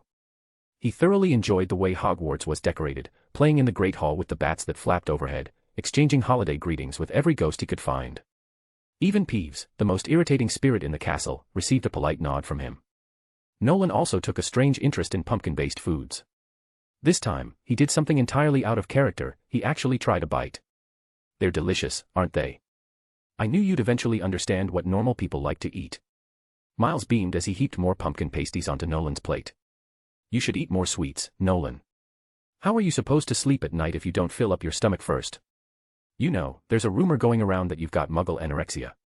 Doesn't seem like a good look for you, mate. To his own surprise, Nolan didn't mind the taste. Alicia sat at her usual spot, glancing around the hall with a slight frown. Where's Eve? Where'd she run off to now? Nolan blinked, suddenly tapping his forehead with his palm. I forgot to tell her there's no practice today. Alicia sighed. That girl. She probably forgot what day it is. She's not the only one missing, Monta said through a mouthful of buttery potato, gesturing toward the head table. Look. Professor Quirrell's gone too. Oh, I'd bet my broom he's hiding somewhere, scared out of his mind by the Halloween decorations. Miles snickered. Poor guy probably thinks all these bats are vampires ready to suck his blood. It was no secret that most of the students didn't care much for Professor Quirrell. His classes were dry, and the constant smell of garlic lingering around him was unbearable. As the Slytherins whispered amongst themselves, quietly complaining about Quirrell's garlic breath, the professor suddenly burst into the great hall, stumbling, pale as a ghost, and trembling all over. Troll in the dungeons, he gasped, his voice shaking. I thought you should know. With that, the poor man fainted and fell on his face in between the house tables. For a moment, the hall fell into stunned silence. Then panic erupted as students shouted and scrambled. Dumbledore raised his wand, and with a sharp series of bangs, the hall quieted again, all eyes turning toward him. Prefects. Dumbledore's voice echoed through the hall. Lead your houses back to the dormitories at once. Nolan followed the line of Slytherin students, moving with them for a few steps, before he abruptly veered off. Miles caught his sleeve. Where are you going, Nolan? We need to leave, there's a troll. Trolls are terrifying. He shivered. Nolan hesitated, then spoke softly, I'm going to find Eve. I'd rather not leave her alone in case she runs into it. Miles paled. You don't think she'd be that unlucky, right? His voice wavered as he scratched the back of his head. After a moment, he reluctantly offered, want me to come with you? Nolan declined. Miles wouldn't be much help in this situation. Though Miles looked visibly relieved at the rejection, his expression remained troubled as he watched Nolan disappear down the corridor. Once Nolan was out of sight, Miles lowered his head and mumbled to himself. Why don't I have Nolan's guts? The answer is simple, because you're a Slytherin, Alicia whispered. Throwing yourself recklessly into danger, that's Gryffindor business. Slytherins know better. We watch our own backs. But Nolan. For him, dealing with a troll isn't dangerous, is it? Maybe you're right. Miles's shoulders slumped. After parting ways with the other Slytherins, Nolan walked alone down the empty corridors of Hogwarts. The castle was quiet in the wake of the chaos. Ghosts drifted lazily through the walls, chatting animatedly about the feast. Bats swooped from the rafters in waves, their rapid wings snuffing out the flickering flames in the jack-o'-lanterns. Click. Nolan's silver-tipped boots came to a halt. He crouched down, reaching toward the cold stone floor. What's this? He plucked something delicate from the ground and held it up, staring in silence. Dangling between his fingers was a strand of brilliant golden hair, one that felt all too familiar. Nolan's crimson eyes narrowed. Meanwhile, Eve had no idea what was happening. She had just finished her training for the day, blissfully unaware of the unfolding disaster. Moments ago, she'd finally managed to reduce her disarming charm's casting time to under half a second. That little victory filled her with pride, and her stomach rumbled in protest of her skipped dinner. As she strolled through the corridors, Eve suddenly realized today was Halloween. She'd completely missed the feast. I wonder if there's pumpkin mousse left. She thought dreamily. Unlike Nolan, Eve was an absolute glutton, particularly when it came to sweets. Desserts were practically sacred to her. Brimming with excitement, Eve hurried to the third floor. That's when the stench hit her. A foul, putrid odor, like the kind that drifted from sewers. Eve gagged, pulling her robes over her nose. She recognized the smell instantly. It was the same stench Professor Snape reeked of last year, after the Weasley twins ambushed him with that exploding potion. Her gut twisted. It wasn't Hogwarts plumbing acting up. No, this was something else entirely. Witches had sharp instincts about danger, even if they couldn't explain why. Frowning, Eve picked up her pace, then froze at the sound of terrified screaming. A deep, gravelly grumble echoed from the end of the hall. Her heart leapt. Eve sprinted, skidding to a stop at the entrance of the girls' bathroom. What she saw made her eyes widen in disbelief. Harry Potter, yes, the Harry Potter, was clinging to the back of a massive mountain troll, his wand jammed straight up its nostril. Merlin's beard, what in the world is he? The troll let out a deafening roar, swinging its club wildly. With a single sweep of its arm, the bathroom stalls exploded into splinters. Its heavy feet crushed sinks and shattered porcelain. Filthy water gushed from broken pipes, flooding the floor. Eve grimaced, taking a cautious step back to avoid the spray, until she caught sight of another figure cowering in the corner. Hermione Granger, pale and trembling, screamed as she pressed herself against the cold stone wall. Chapter 88, The Day of Quidditch. Ron let out a desperate yell. Stock, help Hermione. She's gonna get squashed. Eve knew all too well, Hermione's tiny frame wouldn't stand a chance against a troll's stomp. Her wand was out in a flash, instinct kicking in. Expelliarmus. The troll's massive club flew from its hand, crashing through the wall between the boys' and girls' bathrooms. Pipes burst on impact, and the bathroom instantly transformed into a chaotic splash zone, water spraying from every direction like a shower room gone rogue. Eve's hands trembled. She wasn't calm, in fact, she doubted any witch her age could stay calm in front of a troll. No spell from Quirrell's lessons came to mind. She had no strategy, no brilliant plan to take down the towering beast. But she had an idea, if she could just lure it away from Hermione. That would be enough. Firing stunners and full body bind curses in rapid succession, Eve backed out of the bathroom. Sparks crackled uselessly across the troll's rough skin. Its magical resistance was too high, her spells barely left a mark. But it worked. The troll's beady eyes fixed on Eve, lumbering after her with heavy, earth-shaking footsteps. Brilliant. Ron chattered through chattering teeth. But it's chasing Eve now. Hermione's voice cracked in panic. She couldn't bear the thought of Eve facing the troll alone. Don't worry, Ron attempted to reassure her. Stock's in second year. She can handle this. Handle this. Are you serious? Hermione snapped. She can't. Without another word, Hermione dashed out, chasing after Eve. She didn't make it far. By the time she reached the corridor, Harry Potter was flying through the air, thrown straight off the troll's back. He landed hard, right on Eve's leg. The impact sent Eve crashing to the ground with a yelp, her ankle twisting painfully beneath her. No. Hermione screamed. She bolted forward, skidding to a stop in front of Eve and spreading her arms wide. Like she could shield her with nothing but sheer will. Hermione's wand hung forgotten at her side. She had no clue what to do, panic froze her in place. Will it stomp me? Will it crush me into paste? The terrible thoughts kept swirling, but Hermione refused to move. Is this how I die? Resigned, Hermione squeezed her eyes shut. She braced herself for the crushing blow, the troll's foul breath filling her nostrils as its fist swung down. Boom. Hermione cracked open one eye. She wasn't dead. A hand, cold but steady, encircled her waist. Someone had pulled her back, shielded her. Wide-eyed, Hermione looked up. Nolan. His left arm was wrapped protectively around her. His right hand. Locked in a fistfight with the troll. Hermione gawked, utterly convinced she'd lost her mind. Nolan shoved her gently aside, stepping forward. He cast a glare at Harry, who was sprawled awkwardly on the ground. You're such a nuisance, Nolan muttered, as if Harry's near-death experience had been nothing but an inconvenience. Pulling his wand free, Nolan's crimson gaze flicked to Eve. The troll's weak spot is the back of its head. Simple. Every wizard knows that. You know that. But you forgot, because panic clouds your mind.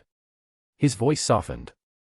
Remember, Eve, the more dangerous the situation, the calmer you have to be. Your brain is your greatest weapon. Stay focused, and it will keep you alive. Before Eve could respond, the troll roared, swinging a massive fist once more. Nolan raised a hand lazily, snapping his fingers. A shimmering shield charm enveloped his body just as the troll's punch connected. The force of the blow rang out, louder than the last. Nolan didn't even flinch. Lifting his sleek, dark unicorn hair wand, he pointed at a flickering jack-o'-lantern behind the troll. Reducto. The pumpkin exploded, sending chunks of burning pulp splattering across the back of the troll's head. The beast stumbled. Without hesitation, Nolan flicked his wand again, this time at a toppled candle. Incendio. The flames from Nolan's incendio spell licked at the back of the troll's head. Panicked, the massive creature thrashed wildly, swatting at the fire and howling like a clumsy circus clown trying to extinguish its own hair. At that moment, Professor McGonagall arrived, leading a group of professors at full tilt. Her face was colder than the night air. Would someone care to explain, what on earth is going on here? Snape extinguished the flames with a flick of his wand, his expression twisted into a disdainful smirk as the battered troll collapsed to the floor, unconscious. It seems our dear Mr. Potter was unsatisfied with his existing reputation at Hogwarts, Snape sneered. Perhaps he thought conquering a troll might be more entertaining. A worthy addition to his list of accolades, no doubt. Harry's face burned crimson. He couldn't think of a single explanation. If only I hadn't interfered, Harry thought bitterly. Maybe Eve Stock would have gotten Hermione out safely, without injuring her ankle. This is all my fault. But Nolan wasn't paying attention to the professor's interrogation or the Gryffindor trio's frantic excuses. Instead, he knelt beside Eve, quietly casting a spell to mend her twisted ankle, nothing complicated. Still, Nolan noticed something off. Eve's usual spark was dimmed, her expression clouded with disappointment and frustration. This wasn't your fault, Nolan said softly, his voice gentle yet firm. It happens to everyone, the first time you face danger, your mind goes blank. That's normal. The key is to get used to it, until you overcome it. He gave her a small, reassuring smile. Next time you see a troll, you'll know exactly what to do. Won't you? Eve gave a hesitant nod. Then, without a word, she buried her face against Nolan's chest. After the chaos of nearly being trampled, this, right here, felt like the safest place in the world. Eve didn't stay down for long. There was no time to wallow in failure. She'd been training since the start of the year, all leading up to today's Quidditch match. Gryffindor versus Slytherin. The age-old rivalry. Even if Slytherin lost, they'd still hold first place in the standings. But if Gryffindor won, they'd knock Ravenclaw down to third and take second for themselves. Marcus Flint's glare swept over the team like a storm cloud before the match. "We will not lose," he snarled. "Not to them." His lip curled. "I can't stand the thought of it. Have you seen Oliver Wood's smug face? He's laughing at us, at you." "Why?" "Because this year they've got that brainless chosen one." Flint spat the last words with pure venom. "I don't know who let them recruit a first-year onto their team, but we all know why. Favoritism." Flint's teeth clenched. "Are we going to let a team of privileged Gryffindors walk all over us?" "No." The team roared back in unison. "That's right." Flint's fists tightened around his broomstick. "So let's tear down their hero. Let the entire school see, the chosen one bleeds like everyone else." He paced along the line of players, letting the tension simmer. Then, his eyes locked on Eve. "Besides." Flint's smirk returned. "We've got the best chaser in Slytherin's history. Eve Stock." All eyes shifted to her. "Well." Flint leaned in, the intensity in his gaze unwavering. "Tell us, Stock. Are you ready?" Eve's silver hair shimmered under the green of her Slytherin robes. She tightened her grip on the broomstick, one Nolan had enchanted personally, her heart thudding against her chest. Her lips pressed together as her pupils quivered slightly. "I think I'm ready," Eve said quietly. Then, her voice grew steadier.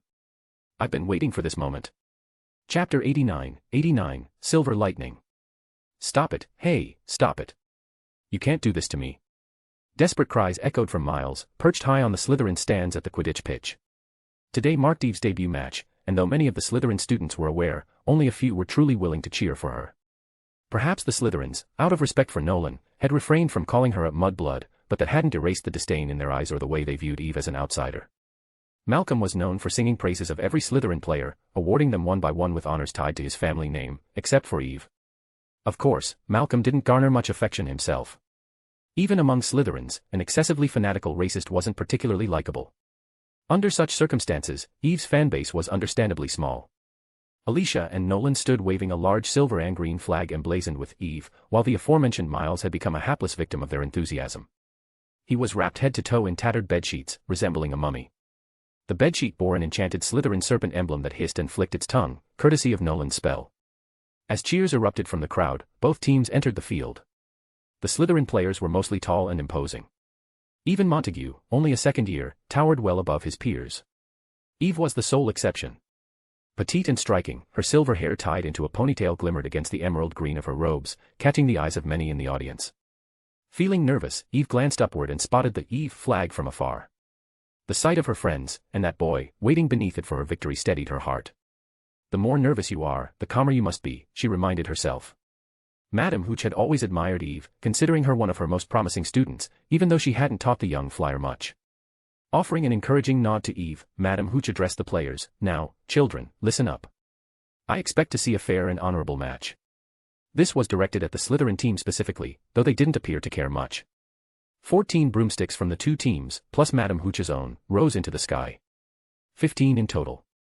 The match began. Commentating today was Lee Jordan, a second-year student. Why Professor McGonagall had chosen him remained a mystery, perhaps it was the rhythmic flair in his voice. From the moment Lee took his place, his chatter was incessant, and they're off. Angelina Johnson grabs the quaffle right at the start. She's such a brilliant chaser, not to mention absolutely stunning. Jordan. Sorry, Professor McGonagall. Lee coughed awkwardly, then suddenly shouted, "Oh, Merlin's beard. What's this?" Angelina's passing to Alicia. "That's a great choice, considering there's no way she'd outmuscle Marcus Flint, that blasted troll, but wait, she's intercepted."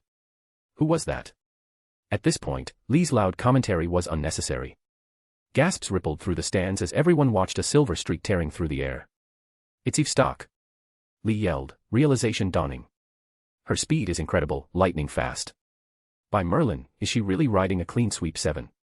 She's still accelerating. Alicia and Katie Bell can't keep up, no one can.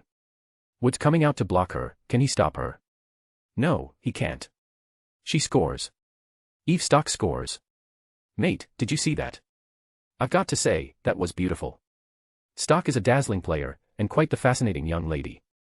Eve's face lit up with a smile as she high-fived her teammates who flew over to congratulate her. "Hey, Eve," Montague called, swinging his bat with glee. "Let's go for another. I'll cover you." A wizard's flying ability is rarely something trained, it's almost entirely instinctive. Eve, however, flew as if she were born knowing exactly what to do. Every move she made was sharp and precise, without a hint of wasted motion. Her speed was so astonishing that by the time Gryffindor's chasers realized what was happening, Eve had already snatched the quaffle from their grasp. Third interception. That's Eve Stock's third interception. Lee Jordan's voice rang out, barely able to contain his excitement. Oh, she's stirred up some real anger now. Angelina, Alicia, and Katie are closing in on her.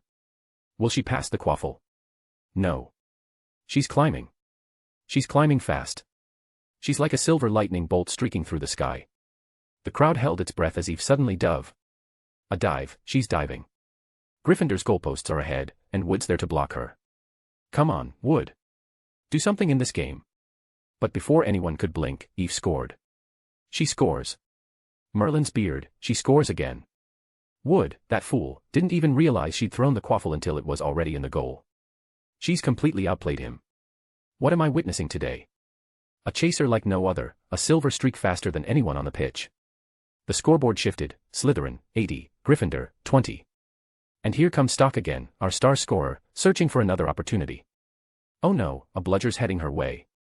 Eve swerved in a split second, dodging the bludger with an elegance that made it seem as though she had eyes in the back of her head. Behind her, Angelina wasn't as lucky. The bludger slammed into her, and Lee Jordan groaned dramatically. I just hope her gorgeous face is still intact after that, he exclaimed. Meanwhile, Eve was accelerating again. Faster, always faster. She's doing it again. Will Gryffindor's downfall today be Stock's unstoppable speed? The quaffle, it's in. Wood looked utterly defeated. Hovering high in the air, Eve took deep, steady breaths. Her body was exhausted, but her mind had never been clearer. Her expression was devoid of emotion, her focus absolute.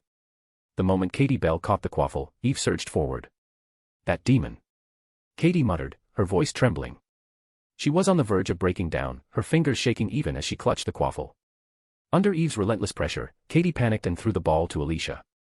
But before the pass could even reach its target, that silver streak appeared once again. Eve maneuvered through the air as deftly as a muggle performing a card drift, carving a sharp half-circle and intercepting the quaffle with ease. Then, like a flash of lightning, she sped toward Gryffindor's goal. Hold the line, hold the line. I can do this. Wood muttered to himself, wiping sweat from his brow. The pressure was immense, he hadn't blocked a single shot all game. As Eve closed in, Wood tightened his grip on his broom. This time, he wasn't going to wait. He launched himself toward her, aiming to knock her off course with a full-body collision. But just as they were about to collide, Eve executed an impossibly sharp maneuver, pulling her broom up at a near-perfect right angle and soaring upward. She scores. Lee Jordan's shout echoed through the stands, while Wood's face turned ashen. His broom wobbled under him, and for a moment, it looked like he might faint and tumble right off it. Chapter 90, but the savior fell off his broom. By the latter part of the match, Lee Jordan had practically given up on commentary. The Quidditch game was so one-sided that it almost felt unnecessary. Gryffindor was being thoroughly dominated. Even if the much-anticipated Harry Potter managed to catch the golden snitch, the match's outcome was already decided, Slytherin was going to win. Eve Stock. Jordan's voice wavered with disbelief. She's riding a clean sweep 7 and single-handedly crushing an entire team. Am I watching the European Cup or what? The Slytherin stands were eerily quiet. The students exchanged awkward glances, unsure how to react. On one hand, Slytherin beating Gryffindor was a reason for celebration, it always was. But the star of today's match, the one responsible for this victory, was Eve Stock, a Muggle-born. This made things complicated. Should they feel proud of her? Or would that betray their usual disdain? Alicia, however, couldn't care less about the awkwardness. The usually quiet and dreamy girl was on the verge of tears. This was the first time Eve had truly shown, standing tall and commanding respect. Well done, Eve. Marcus Flint roared enthusiastically, clapping her on the back. We just gave those Gryffindor fools the most humiliating defeat of their lives. They'll never lift their heads in the Quidditch pitch again. He turned to yell at Terrence Higgs, their seeker. Get the snitch, Terrence. Don't give Gryffindor even a sliver of hope. To be fair, Slytherin's usual dirty play was somewhat absent today. Their beaters were mostly focused on the Bloodjares instead of targeting players.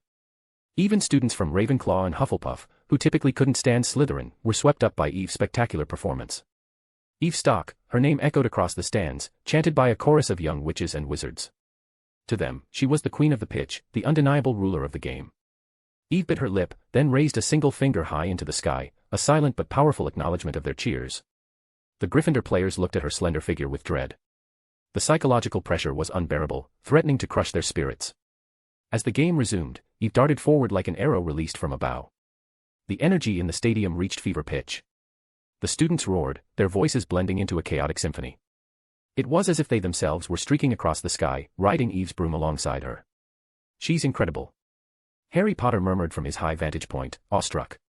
So captivated was he by Eve's performance that he momentarily forgot his role, to find and catch the golden snitch. "Harry, the snitch," a voice suddenly shouted, snapping him out of his daze.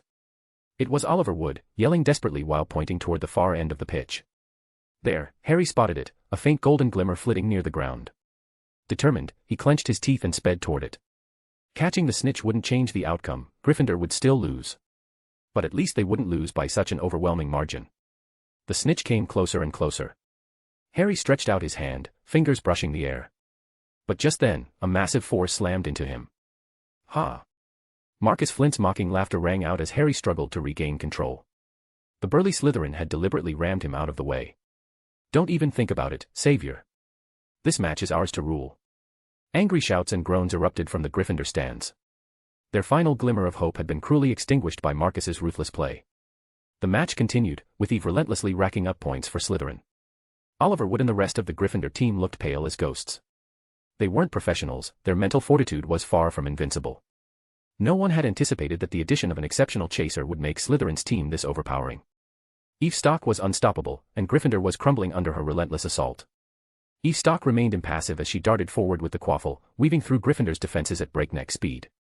The Weasley twins, in a desperate attempt to slow her down, sent both bludgeons hurtling toward her. Yet her pace never faltered. With a nimble mid-air flip, she avoided the bludgeons effortlessly and followed up with another flawless goal. "Oh, I almost feel sorry for them," Alicia Field commented with a proud smile that betrayed her supposed pity. It was clear she was anything but sympathetic. "If it were me, I'd be in despair too," muttered Miles Bletchley, still rattled by Eve's ferocious dominance on the pitch. "I think Gryffindor's team has gone completely numb from this beating. I mean, sure, we don't get along with them, but this is downright pitiful. Wait, what's going on with Potter?" Miles wasn't the only one who noticed. All around the pitch, people were pointing toward Harry Potter, whose broom was behaving oddly. The usually stable Nimbus 2000 was now shaking violently beneath him, tossing him about in the air as though trying to unseat him. "He can't control his broom," Miles exclaimed, astonished. "That's a Nimbus 2000. It's supposed to be the most reliable broom out there. Maybe Gryffindor's so desperate for a hero they let this kid join the team just because of his name." Whispers and murmurs rippled through the crowd. Many were questioning why a first-year, who seemingly couldn't even manage his own broomstick, was playing for the Gryffindor team.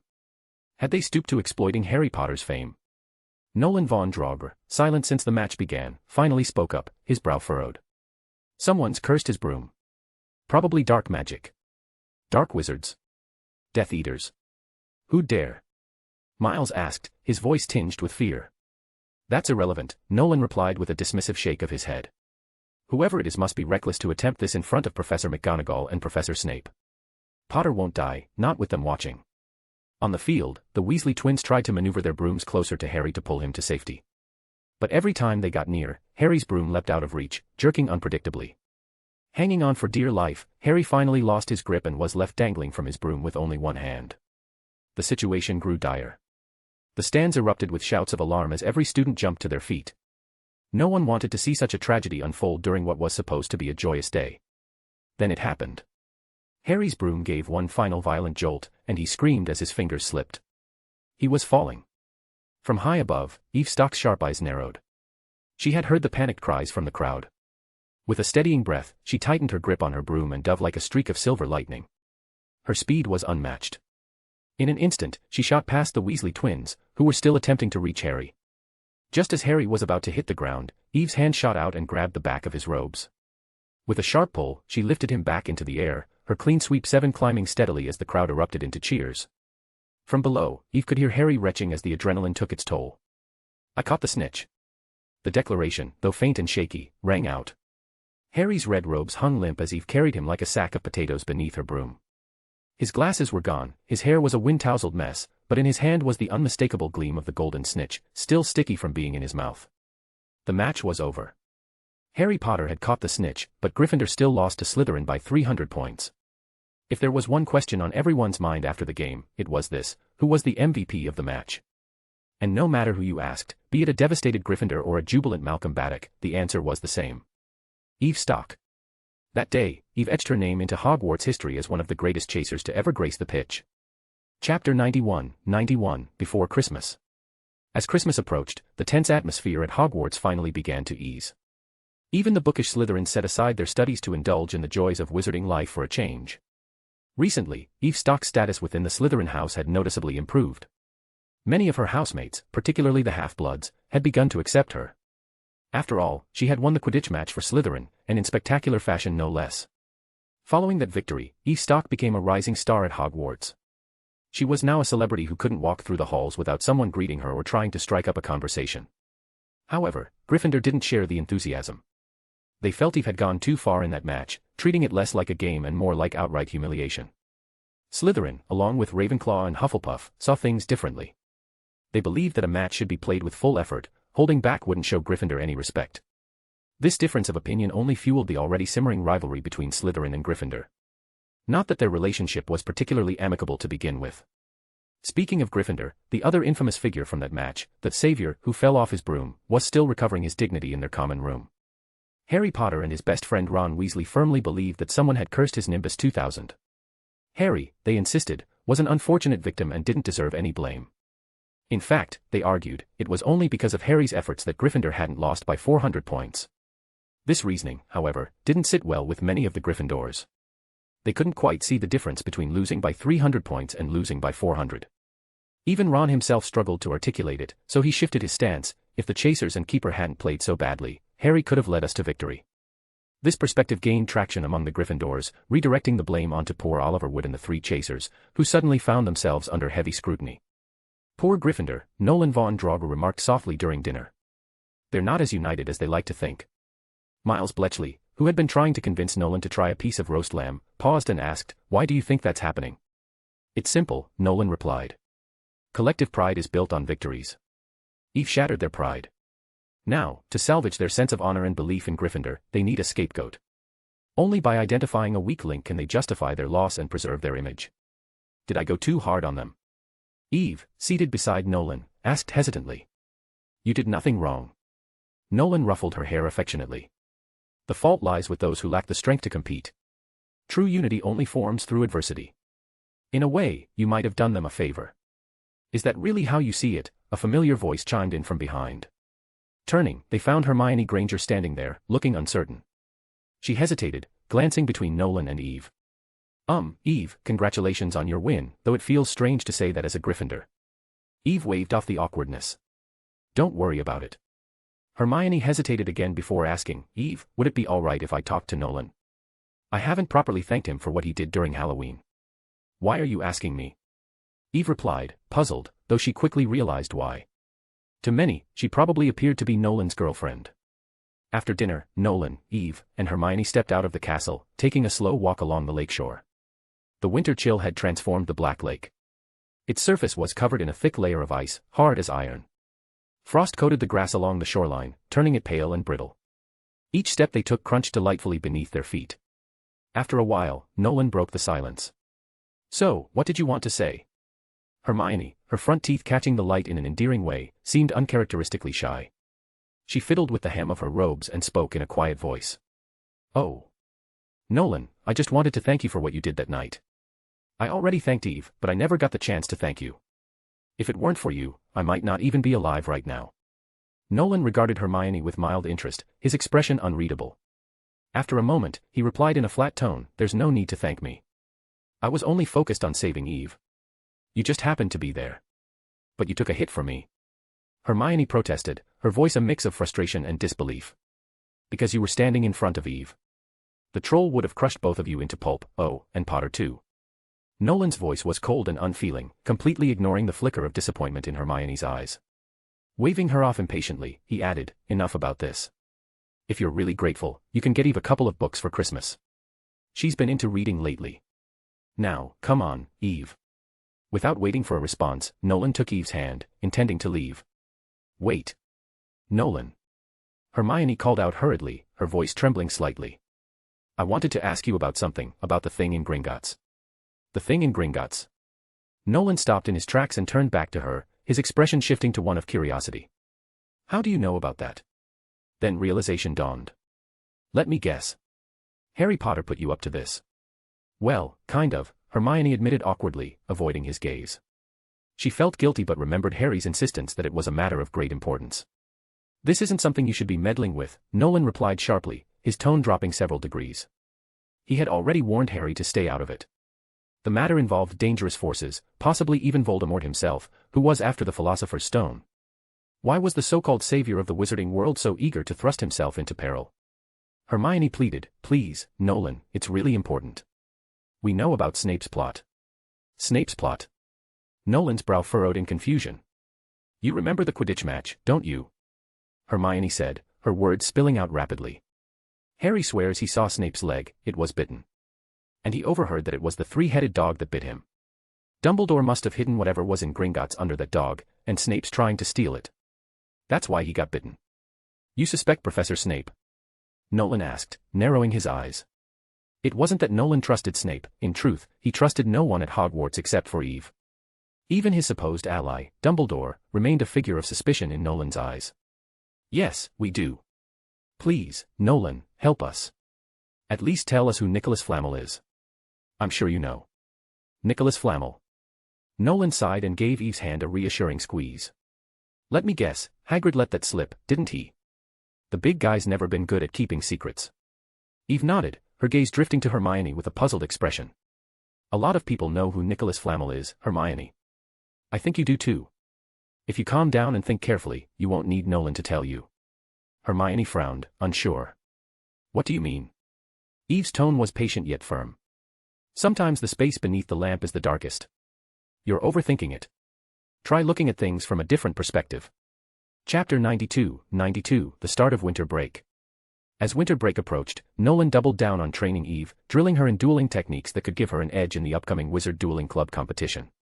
Nolan didn't think much of wizard dueling. But if Eve wanted to compete, he didn't mind helping her secure a win.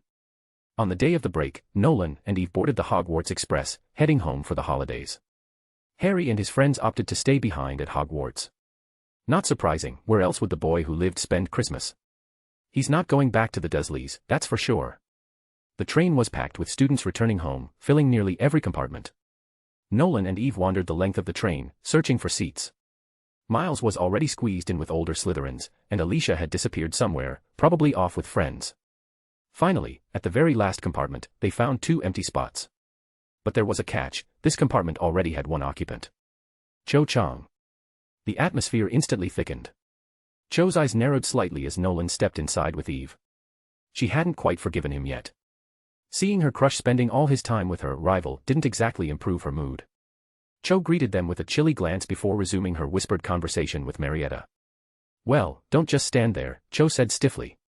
Sit down. The entire journey passed in awkward silence. Eve curled up by the window, reading a book, while Nolan fiddled with a Rubik's Cube, trying to shave his solving time down to under 10 seconds. It was only when Eve tapped his arm gently that he looked up.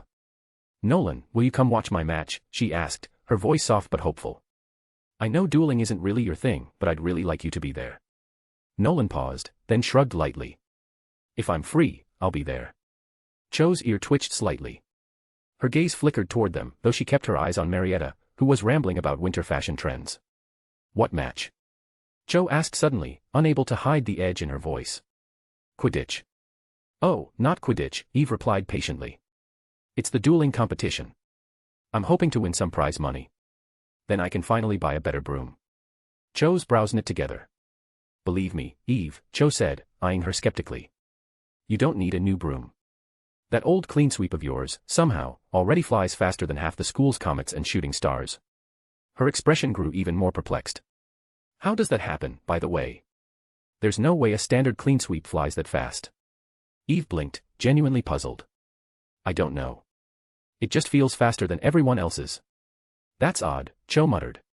All clean sweeps should perform the same. Unless.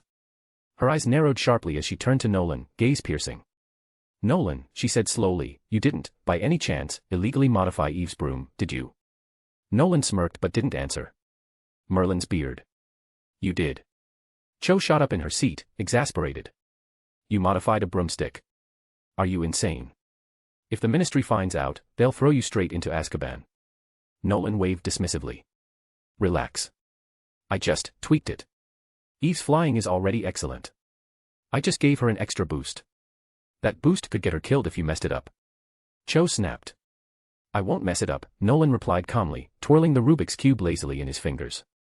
No one at Hogwarts knows more about broom construction than I do. Not even Madame Hooch.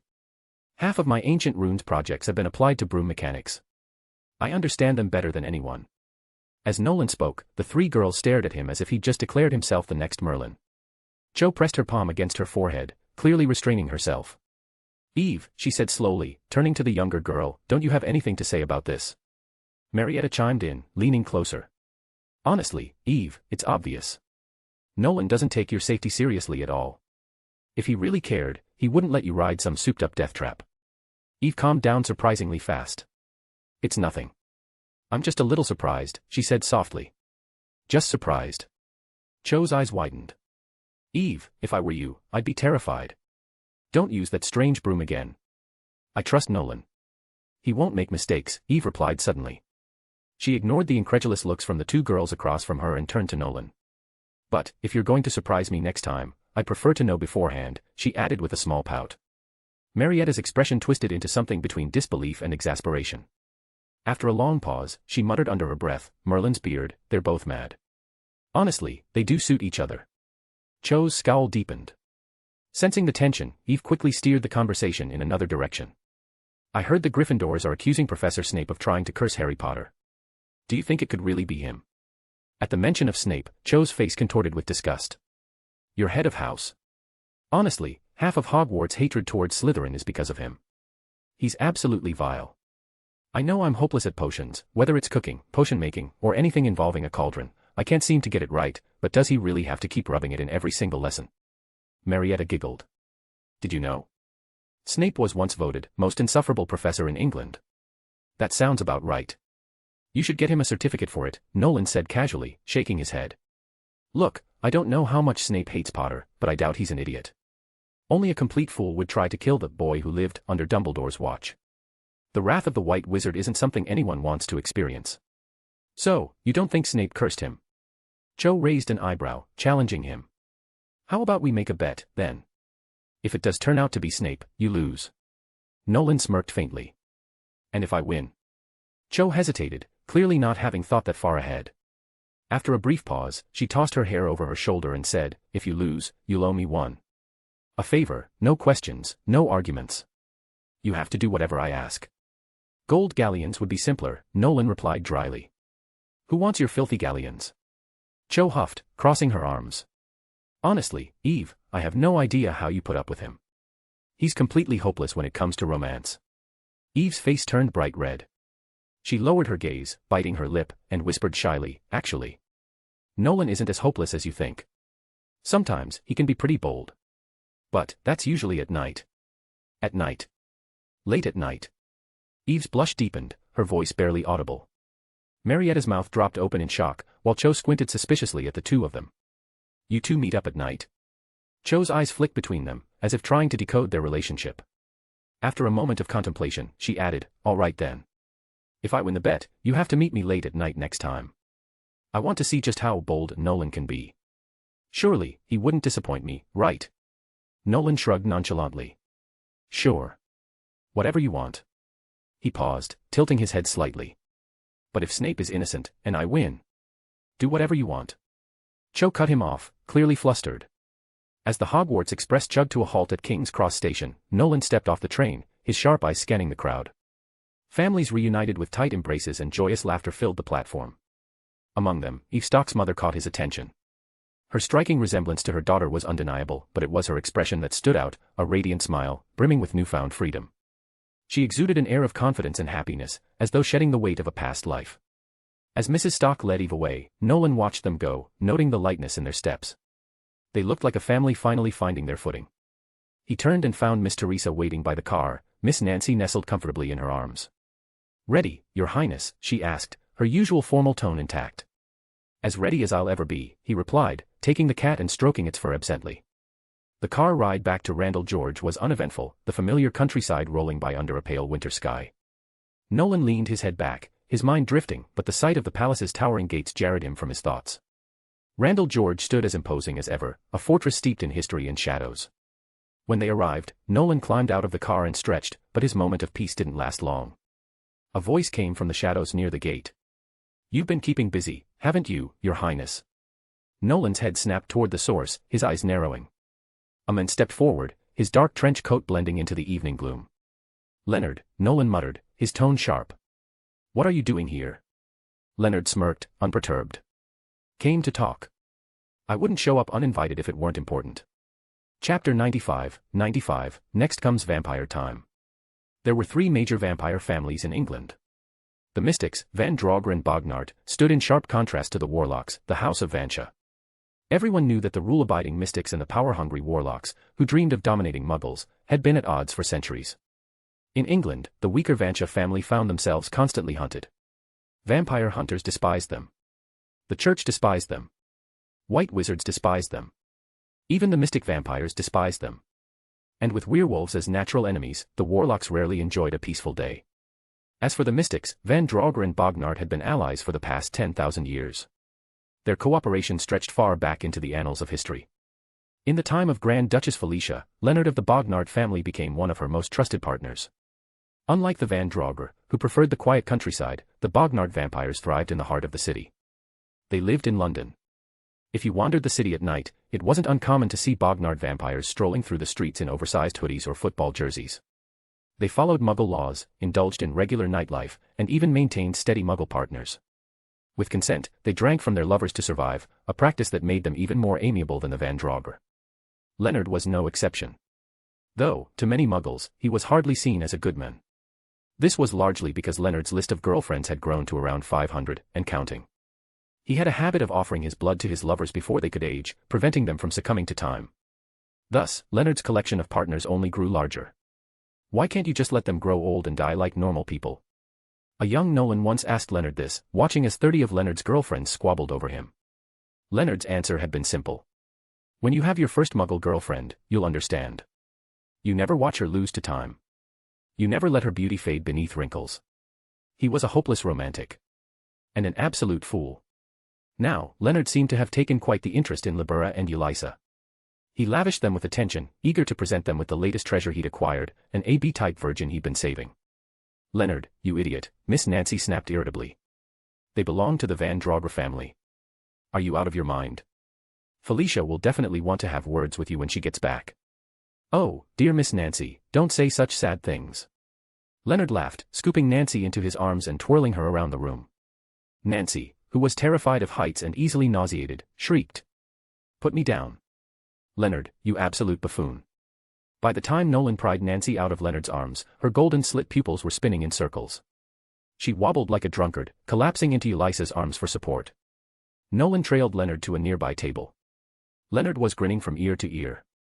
He summoned 2 of his girlfriends to his side, one nestled on each arm. He kissed one and hugged the other before leaning conspiratorially toward Nolan. "Want me to find you some company? We've brought in some villa from France recently.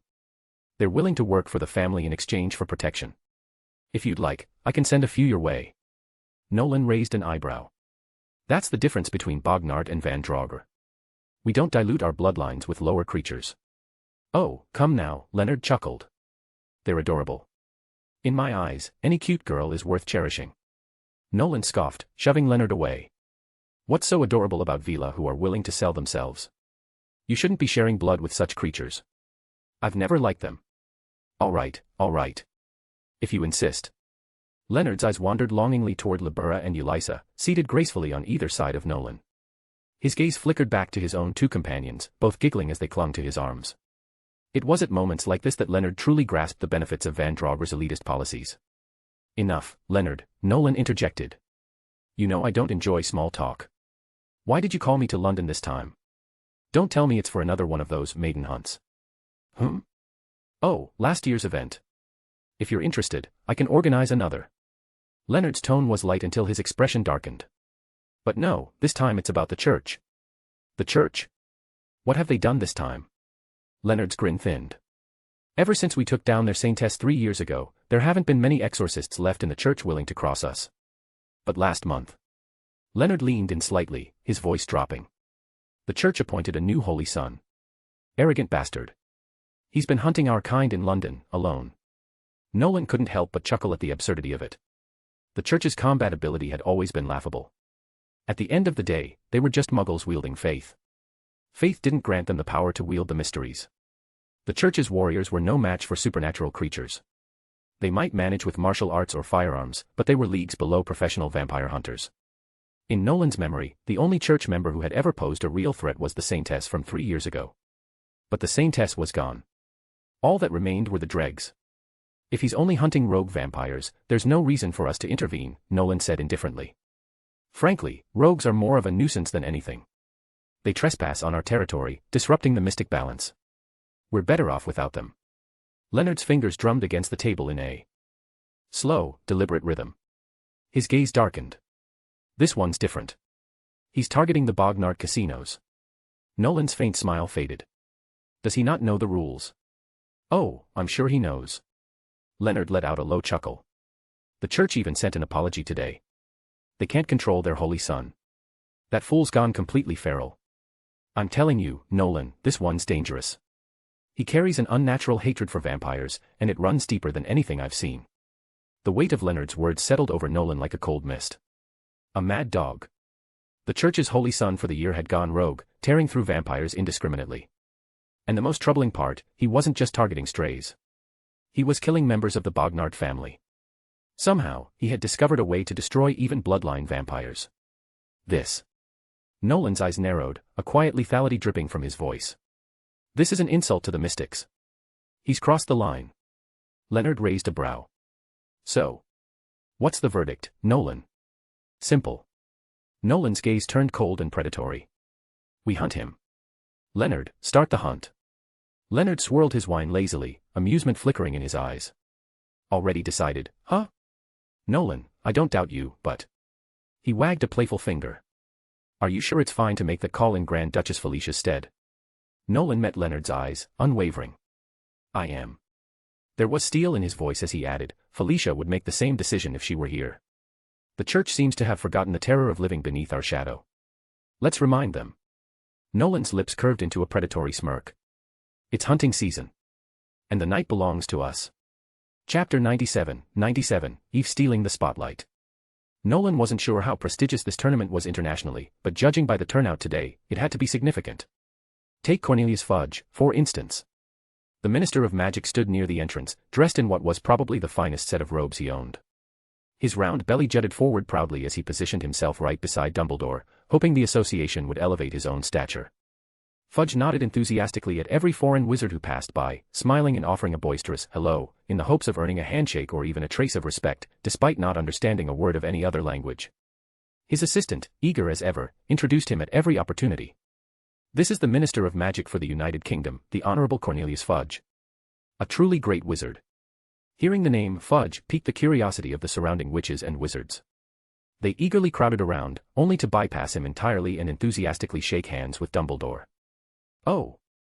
You must be the great Albus Dumbledore, Europe's most esteemed wizard. I've read all your works. If only Hogwarts accepted international students, I would have loved to study under you, Professor Dumbledore. Please, Professor Dumbledore, say a few words. A man of your stature should open the ceremony. I must be dreaming, did I really just shake hands with Dumbledore? Fudge, thoroughly ignored, stood off to the side, his face turning a deep shade of green. Furious, he stormed out of the arena, ripping the ridiculous bow tie from his neck and flinging it to the ground, like someone discarding a dead fish. Poor Fudge, Professor McGonagall whispered to Nolan with a touch of amusement. He lives in a world of his own making, where he's greater than Dumbledore. It's the only place where that's true. You ought to tell him to abandon that delusion, Nolan remarked coldly, watching Fudge disappear. Every wizard in Britain knows the only reason he became minister is because Dumbledore refused to run. McGonagall shrugged. Believe me, we've all said as much. But Fudge won't listen. The International Wizard Dueling Tournament was divided into two categories, adult and youth. For the underage wizards, the competition was more of a demonstration than anything else. With over 100 participants from more than 20 countries, the youth division's winner had to be decided in a single day. There were no second chances, no best-of-3 matches. If you lost, you were out. It was a brutal elimination process. Luckily, each duel was brief, capped at 5 minutes. Eve's first opponent was a boy from Greece, tall, sharp-featured, and confident.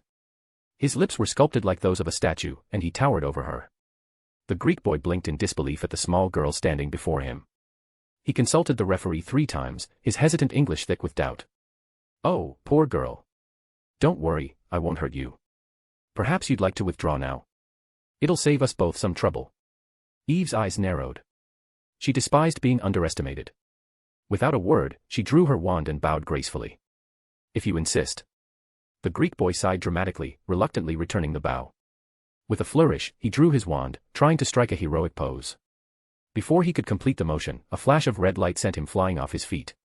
This doesn't count. She ambushed me." "That's not in the spirit of dueling," the boy howled from the ground, pale and shaken. From the stands, McGonagall, cheering loudly for Eve, clapped her hands in delight. "She handled that easily. Looks like you taught her well." Nolan's gaze remained steady. "Eve's naturally gifted, Professor. How long does it take you to cast a disarming charm?" "I'm not sure." "Shall we find out?"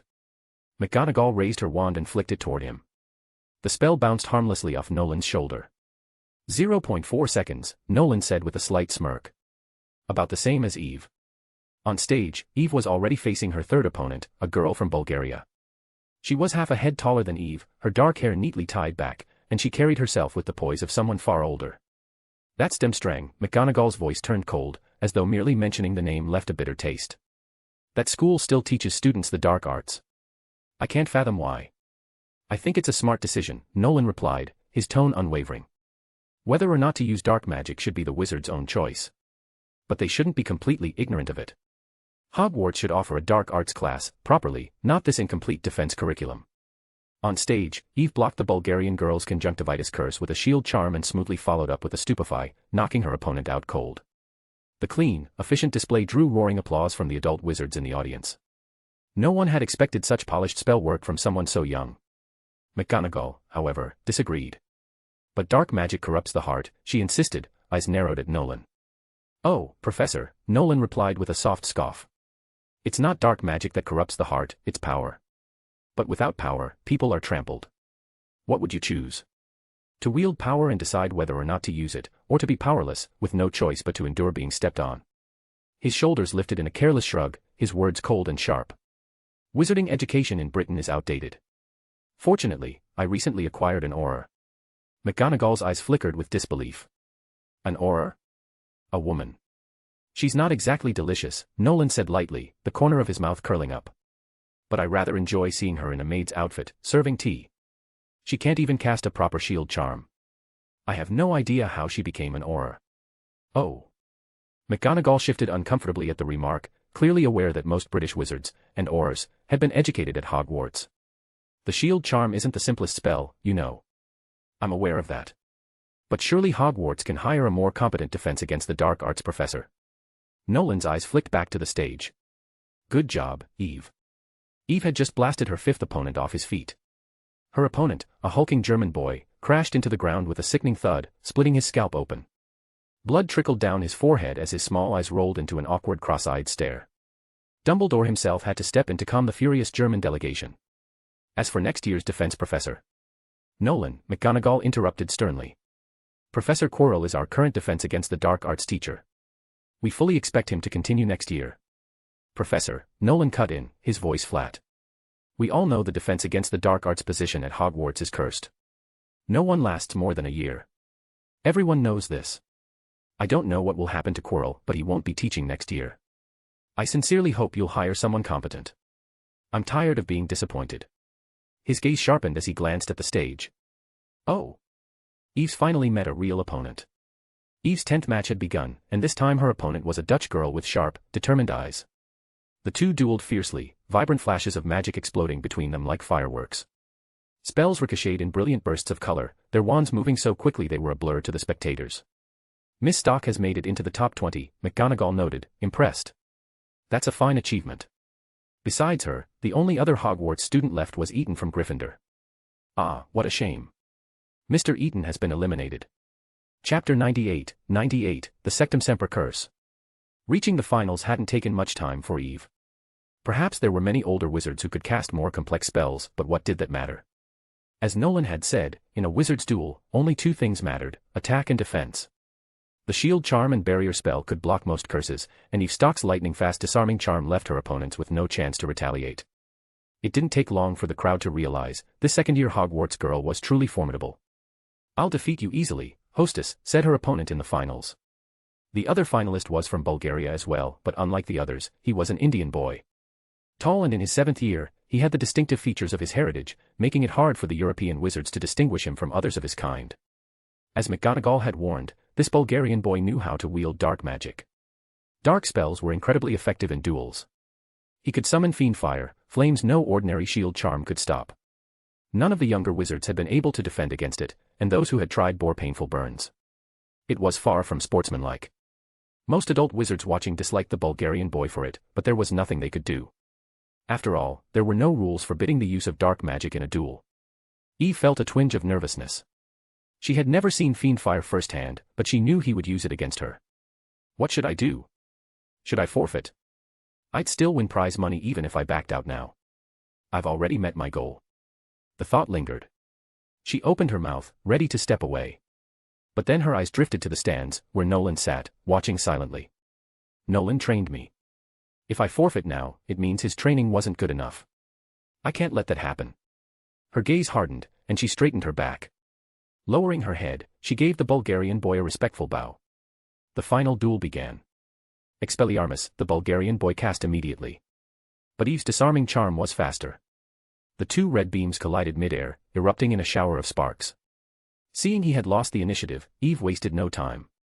She cast a shield charm over herself and quickly followed with a barrier spell, preparing for his next assault. At first, the Bulgarian seemed reluctant to unleash fiend fire on a 13-year-old girl. His initial spells were tame, Petrificus Totalis and Stupefy, but they dissolved harmlessly against Eve's barriers.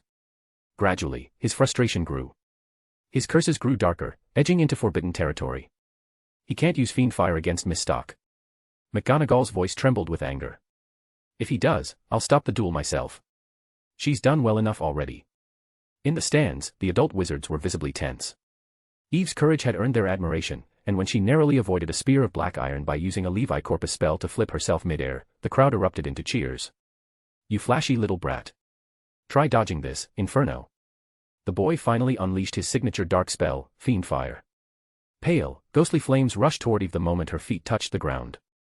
Her heart pounded as fear flashed across her face. For a moment, she remembered that Halloween night, Nolan's words echoing in her head.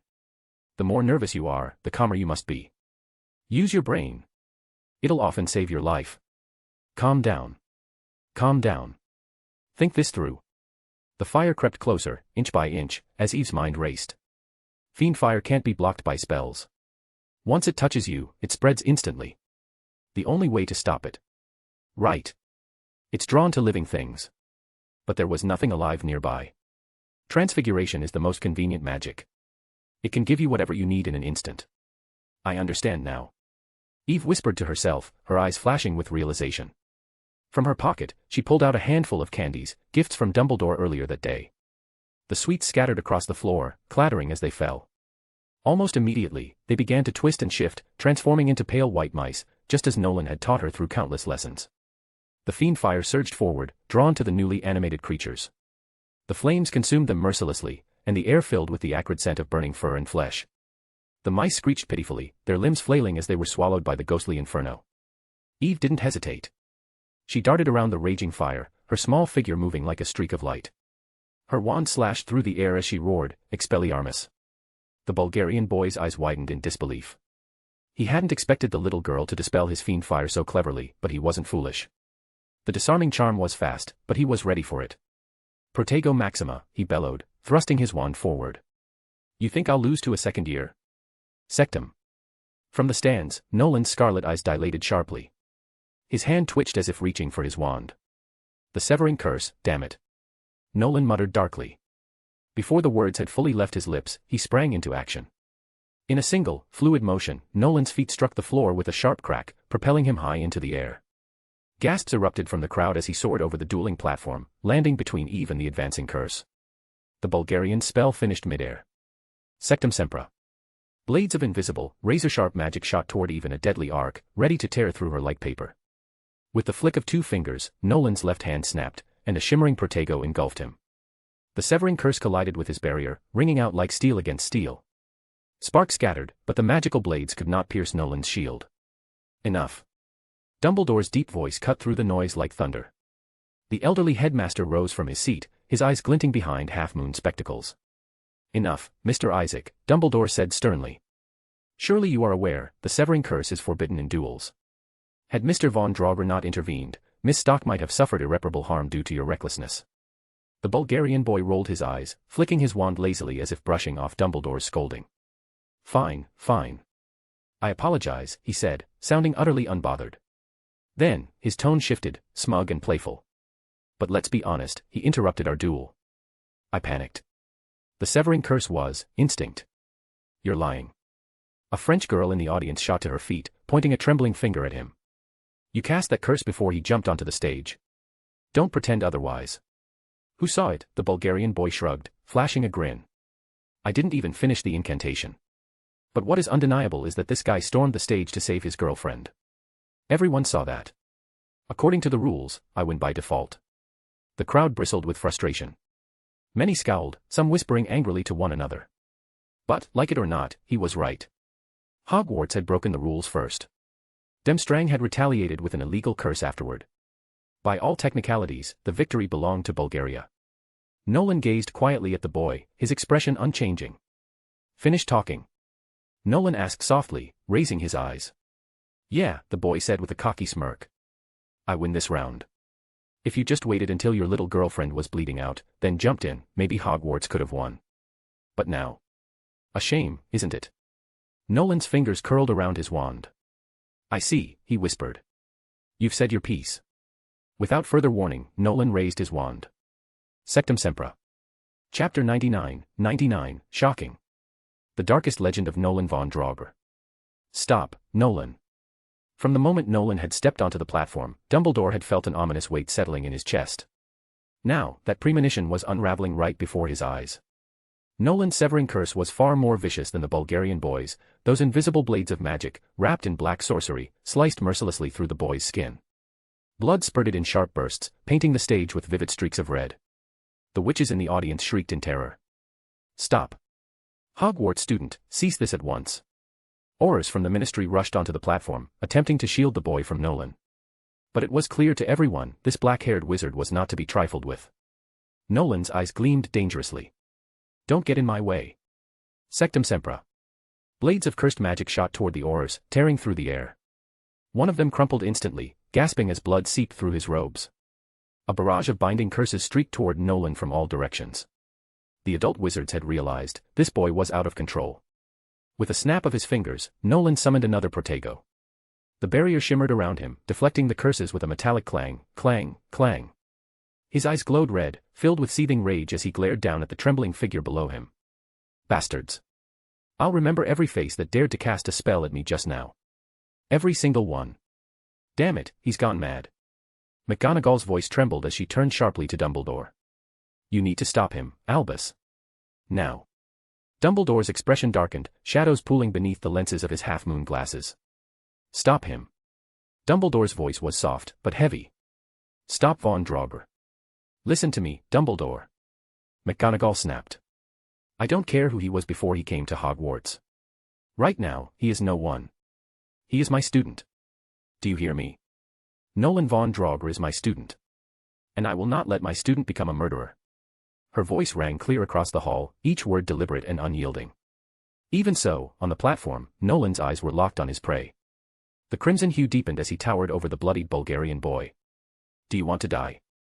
Nolan's voice was soft, but deadly. He pressed his wand to the boy's chest. You idiot. Do you realize what you did to Eve? You didn't even apologize. Who do you think you are? What were you planning to do to her, huh? I was wrong. The Bulgarian boy stammered, crawling backward in desperation. His terrified eyes darted around the stage, silently begging for someone to stop this living nightmare. This wand. Nolan's left hand clenched the boy's wand, his grip cold as iron. This is what cast those curses, isn't it? With a sharp crack, he snapped the wand cleanly in two. The Bulgarian boy's breath hitched. Before he could react, Nolan's boot came down hard on his right hand. And this arm. Nolan's voice dropped to a chilling whisper. This is the hand that cast the severing curse, isn't it? Nolan's heel twisted mercilessly. The sickening crunch of bone echoed through the hall. A scream erupted from the boy's throat, raw and piercing. Conf Ringo. Conf Ringo. Conf Ringo. Conf Ringo. Nolan repeated, his voice vibrating with fury. The blasting curse exploded over and over, pulverizing the boy's arm. Flesh shredded. Bone fragments splintered into the air. By the time Nolan stopped, the boy's right arm was nothing but a mangled, bloody stump. And still. Sectumsempra. Once more, invisible blades tore through the boy's chest, carving deeper into the raw wounds. Isaac. A woman's anguished cry shattered the silence. A middle-aged witch had thrown herself toward the platform, sobbing hysterically. Stop it. You monster, stop. Nolan's gaze slowly drifted toward her. You're his mother, aren't you? His voice was devoid of warmth, his scarlet eyes flickering with dark amusement. McGonagall felt her stomach lurch. Without hesitation, she stepped between Nolan and the witch, raising her wand protectively. Mr. Von Draugr, that is enough. You're out of control. I know it's not your fault, but you must fight the darkness in your blood. Don't interfere, Professor McGonagall. Nolan's voice was icy, sharp enough to cut glass. That boy is scum, a disgrace of a wizard. The woman who raised him must be no different. He paused, his lips curling faintly. Let me erase her, too. Nolan Von Draugr. McGonagall's voice thundered across the platform, as fierce as the crack of a whip. She pointed her wand directly at him. Look at me. Look closely at who I am. I am your professor. I taught you transfiguration. I taught you animagus transformation. And you dare speak to me like this? Professor McGonagall. The red glow in Nolan's eyes dimmed slightly. His grip loosened, and the unicorn wand in his hand slowly lowered. But just then. Nolan, look over here. It was Dumbledore's voice. The white-bearded wizard stood beside Eve, his hand gently resting on her trembling shoulder. The crimson light in Nolan's eyes flared violently once more as he glared at Dumbledore with unmistakable hostility. Old man, are you threatening me? You want to fight? Dumbledore's expression remained calm. You know there are far more important things for you to protect, don't you? He gave Eve's shoulder a gentle squeeze, lowering his voice. Go to him. Hug him. Perhaps that will help him calm down. A moment later, Eve stalked threw herself into Nolan's arms. Nolan, please, stop. I'm begging you, she whispered, trembling uncontrollably. The small witch was terrified by the unrestrained fury she had just witnessed from Nolan. As Eve pressed against him, Nolan's breath slowed. The red faded from his eyes, leaving behind the cold, detached expression that was all too familiar. He looked down at the witch who had screamed earlier and spoke softly, You're lucky. McGonagall wasted no time, seizing Nolan by the wrist. Come with me. Now. The stern professor dragged Nolan and Eve toward the exit, urgency etched into every step. Before they could leave, more aurors flooded into the hall. Wands drawn, they immediately pointed them at Nolan. Professor McGonagall. You must leave him here. He attacked one of our own. Gentlemen. Dumbledore stepped between the aurors and McGonagall's group, blocking their path with a single raised hand. His sharp gaze swept across the room. I believe we have far more pressing matters to attend to at this moment. He killed my son. Dumbledore, he killed my child. The Romanian boy's mother wailed, tears streaming down her face. He's a monster, a dark wizard. You have to lock him away. Dumbledore turned to her with a serene smile, his voice calm and composed. No wizard in England is simply locked away, dear lady. Here, we call that place Azkaban. His light tone did little to soothe her anguish. But, your son isn't dead. Believe me, he's merely injured. We'll take him to St. Mungo's, and I'm certain everything will be fine. I don't care. The woman's eyes blazed with fury. I want him to pay for what he did. That boy, Von Draugr. If I recall correctly, it was your son who first used the severing curse on my student. Dumbledore's words, while gentle, carried an icy weight that made the witch shudder involuntarily. Miss Stock is Mr. Von Draugr's dear companion. Believe me, young wizards tend to lose themselves in moments like this. Of course, Dumbledore continued with a thoughtful nod, I will ensure that Mr. Von Draugr faces a severe punishment. Let me think, how about detention when we return to Hogwarts? Detention. The woman's voice cracked with disbelief. He nearly killed my son, and you're suggesting detention? Dumbledore gave her a sympathetic glance. Oh, dear lady, if you prefer to escalate this further, I'm certain the Minister of Magic would be delighted to have a discussion with you. He offered her a playful wink, as if the entire matter were nothing more than a misunderstanding at a schoolyard brawl. Chapter 100, The Damned Holy Sun. I must say, Mr. Von Draugr, you've greatly disappointed both Dumbledore and myself. Professor McGonagall's grip on Nolan's wrist was firm as she dragged him to an abandoned parking lot. Snow blanketed the ground, covering cracked asphalt and rusted fences. The brick walls were riddled with crude graffiti, harsh slashes of paint scarring the surface. This was not McGonagall's kind of place. Despite her stern demeanor, she was a lady of elegance and class. For her to bring Nolan to such a desolate, grimy spot could mean only one thing: she was furious, and possibly beyond reason. I apologize, Professor, Nolan said quietly, his head lowered slightly. But I must say, if I had to do it again, I would. There was no trace of guilt in his voice. Nolan Von Draugr never felt guilt for causing trouble. The Von Draugr family thrived on it. But this time, Dumbledore had borne the brunt of the backlash. Nolan held Eve's hand as they walked, her fingers cold but soft against his own. His skin was even colder, yet somehow their joined hands radiated a strange warmth. Oh, Professor McGonagall, please don't blame Nolan anymore, Eve pleaded softly, glancing up at McGonagall with wide, innocent eyes. It was that Bulgarian's fault. If he hadn't done what he did, Nolan wouldn't have gotten so angry. McGonagall let out a sharp laugh, one without humor. Angry, Miss Stock? Your dear Mr. Von Draugr wasn't angry. He was out of his mind. She crossed her arms tightly. Believe me, if no one had intervened, Mr. Von Draugr would have killed that boy and his mother. Then we would have had no choice but to send him straight to St. Mungo's, where the healers would claim he was possessed by demons. She turned her fiery gaze on Nolan. Listen carefully, Mr. Von Draugr. I don't care how recklessly your family conducts their affairs, but as long as you are a student at Hogwarts, you will abide by the rules of this school. Do I make myself clear? I understand, Professor McGonagall. You understand nothing. McGonagall snapped, her voice rising as she glared at him. Eve had never seen her so furious. McGonagall was strict, everyone knew that, but she was rarely this angry. All right. I get it. Nolan raised his hands in mock surrender. You can expel me if you want. Felicia won't hold it against you. McGonagall's eyes narrowed. That's disheartening to hear, Mr. Von Draugr. Is that how you see us? Her tone softened, though only slightly. Professor Flitwick and Professor Babbling speak highly of you. They say you're one of the finest students they've ever taught. McGonagall's robes billowed as she turned on her heel, heading toward the street. As she reached the corner, she glanced back. No matter who you are, Mr. Von Draugr, you are a Hogwarts student. It's my responsibility to protect you. Now, take Miss Stock home. I believe you both need some time alone. For the first time, McGonagall allowed a faint smile to tug at the corners of her mouth. And Miss Stock, she added, you did wonderfully today. Second place is enough to earn Slytherin 50 points. I believe your housemates will see you in a new light. With that, McGonagall disapparated, leaving behind nothing but the faint swirl of snow where she once stood. Eve glanced up at Nolan nervously, her small hand tightening around his. She wasn't afraid of him, not even after the madness she had witnessed. If anything, she liked it. Nolan's rage meant he cared. He cared deeply enough to lose control, and that thought alone made her heart flutter. To a young girl in love, every flaw becomes a charm. That was the magic of romance, even the most powerful witches couldn't resist it. Where are we going now, Nolan?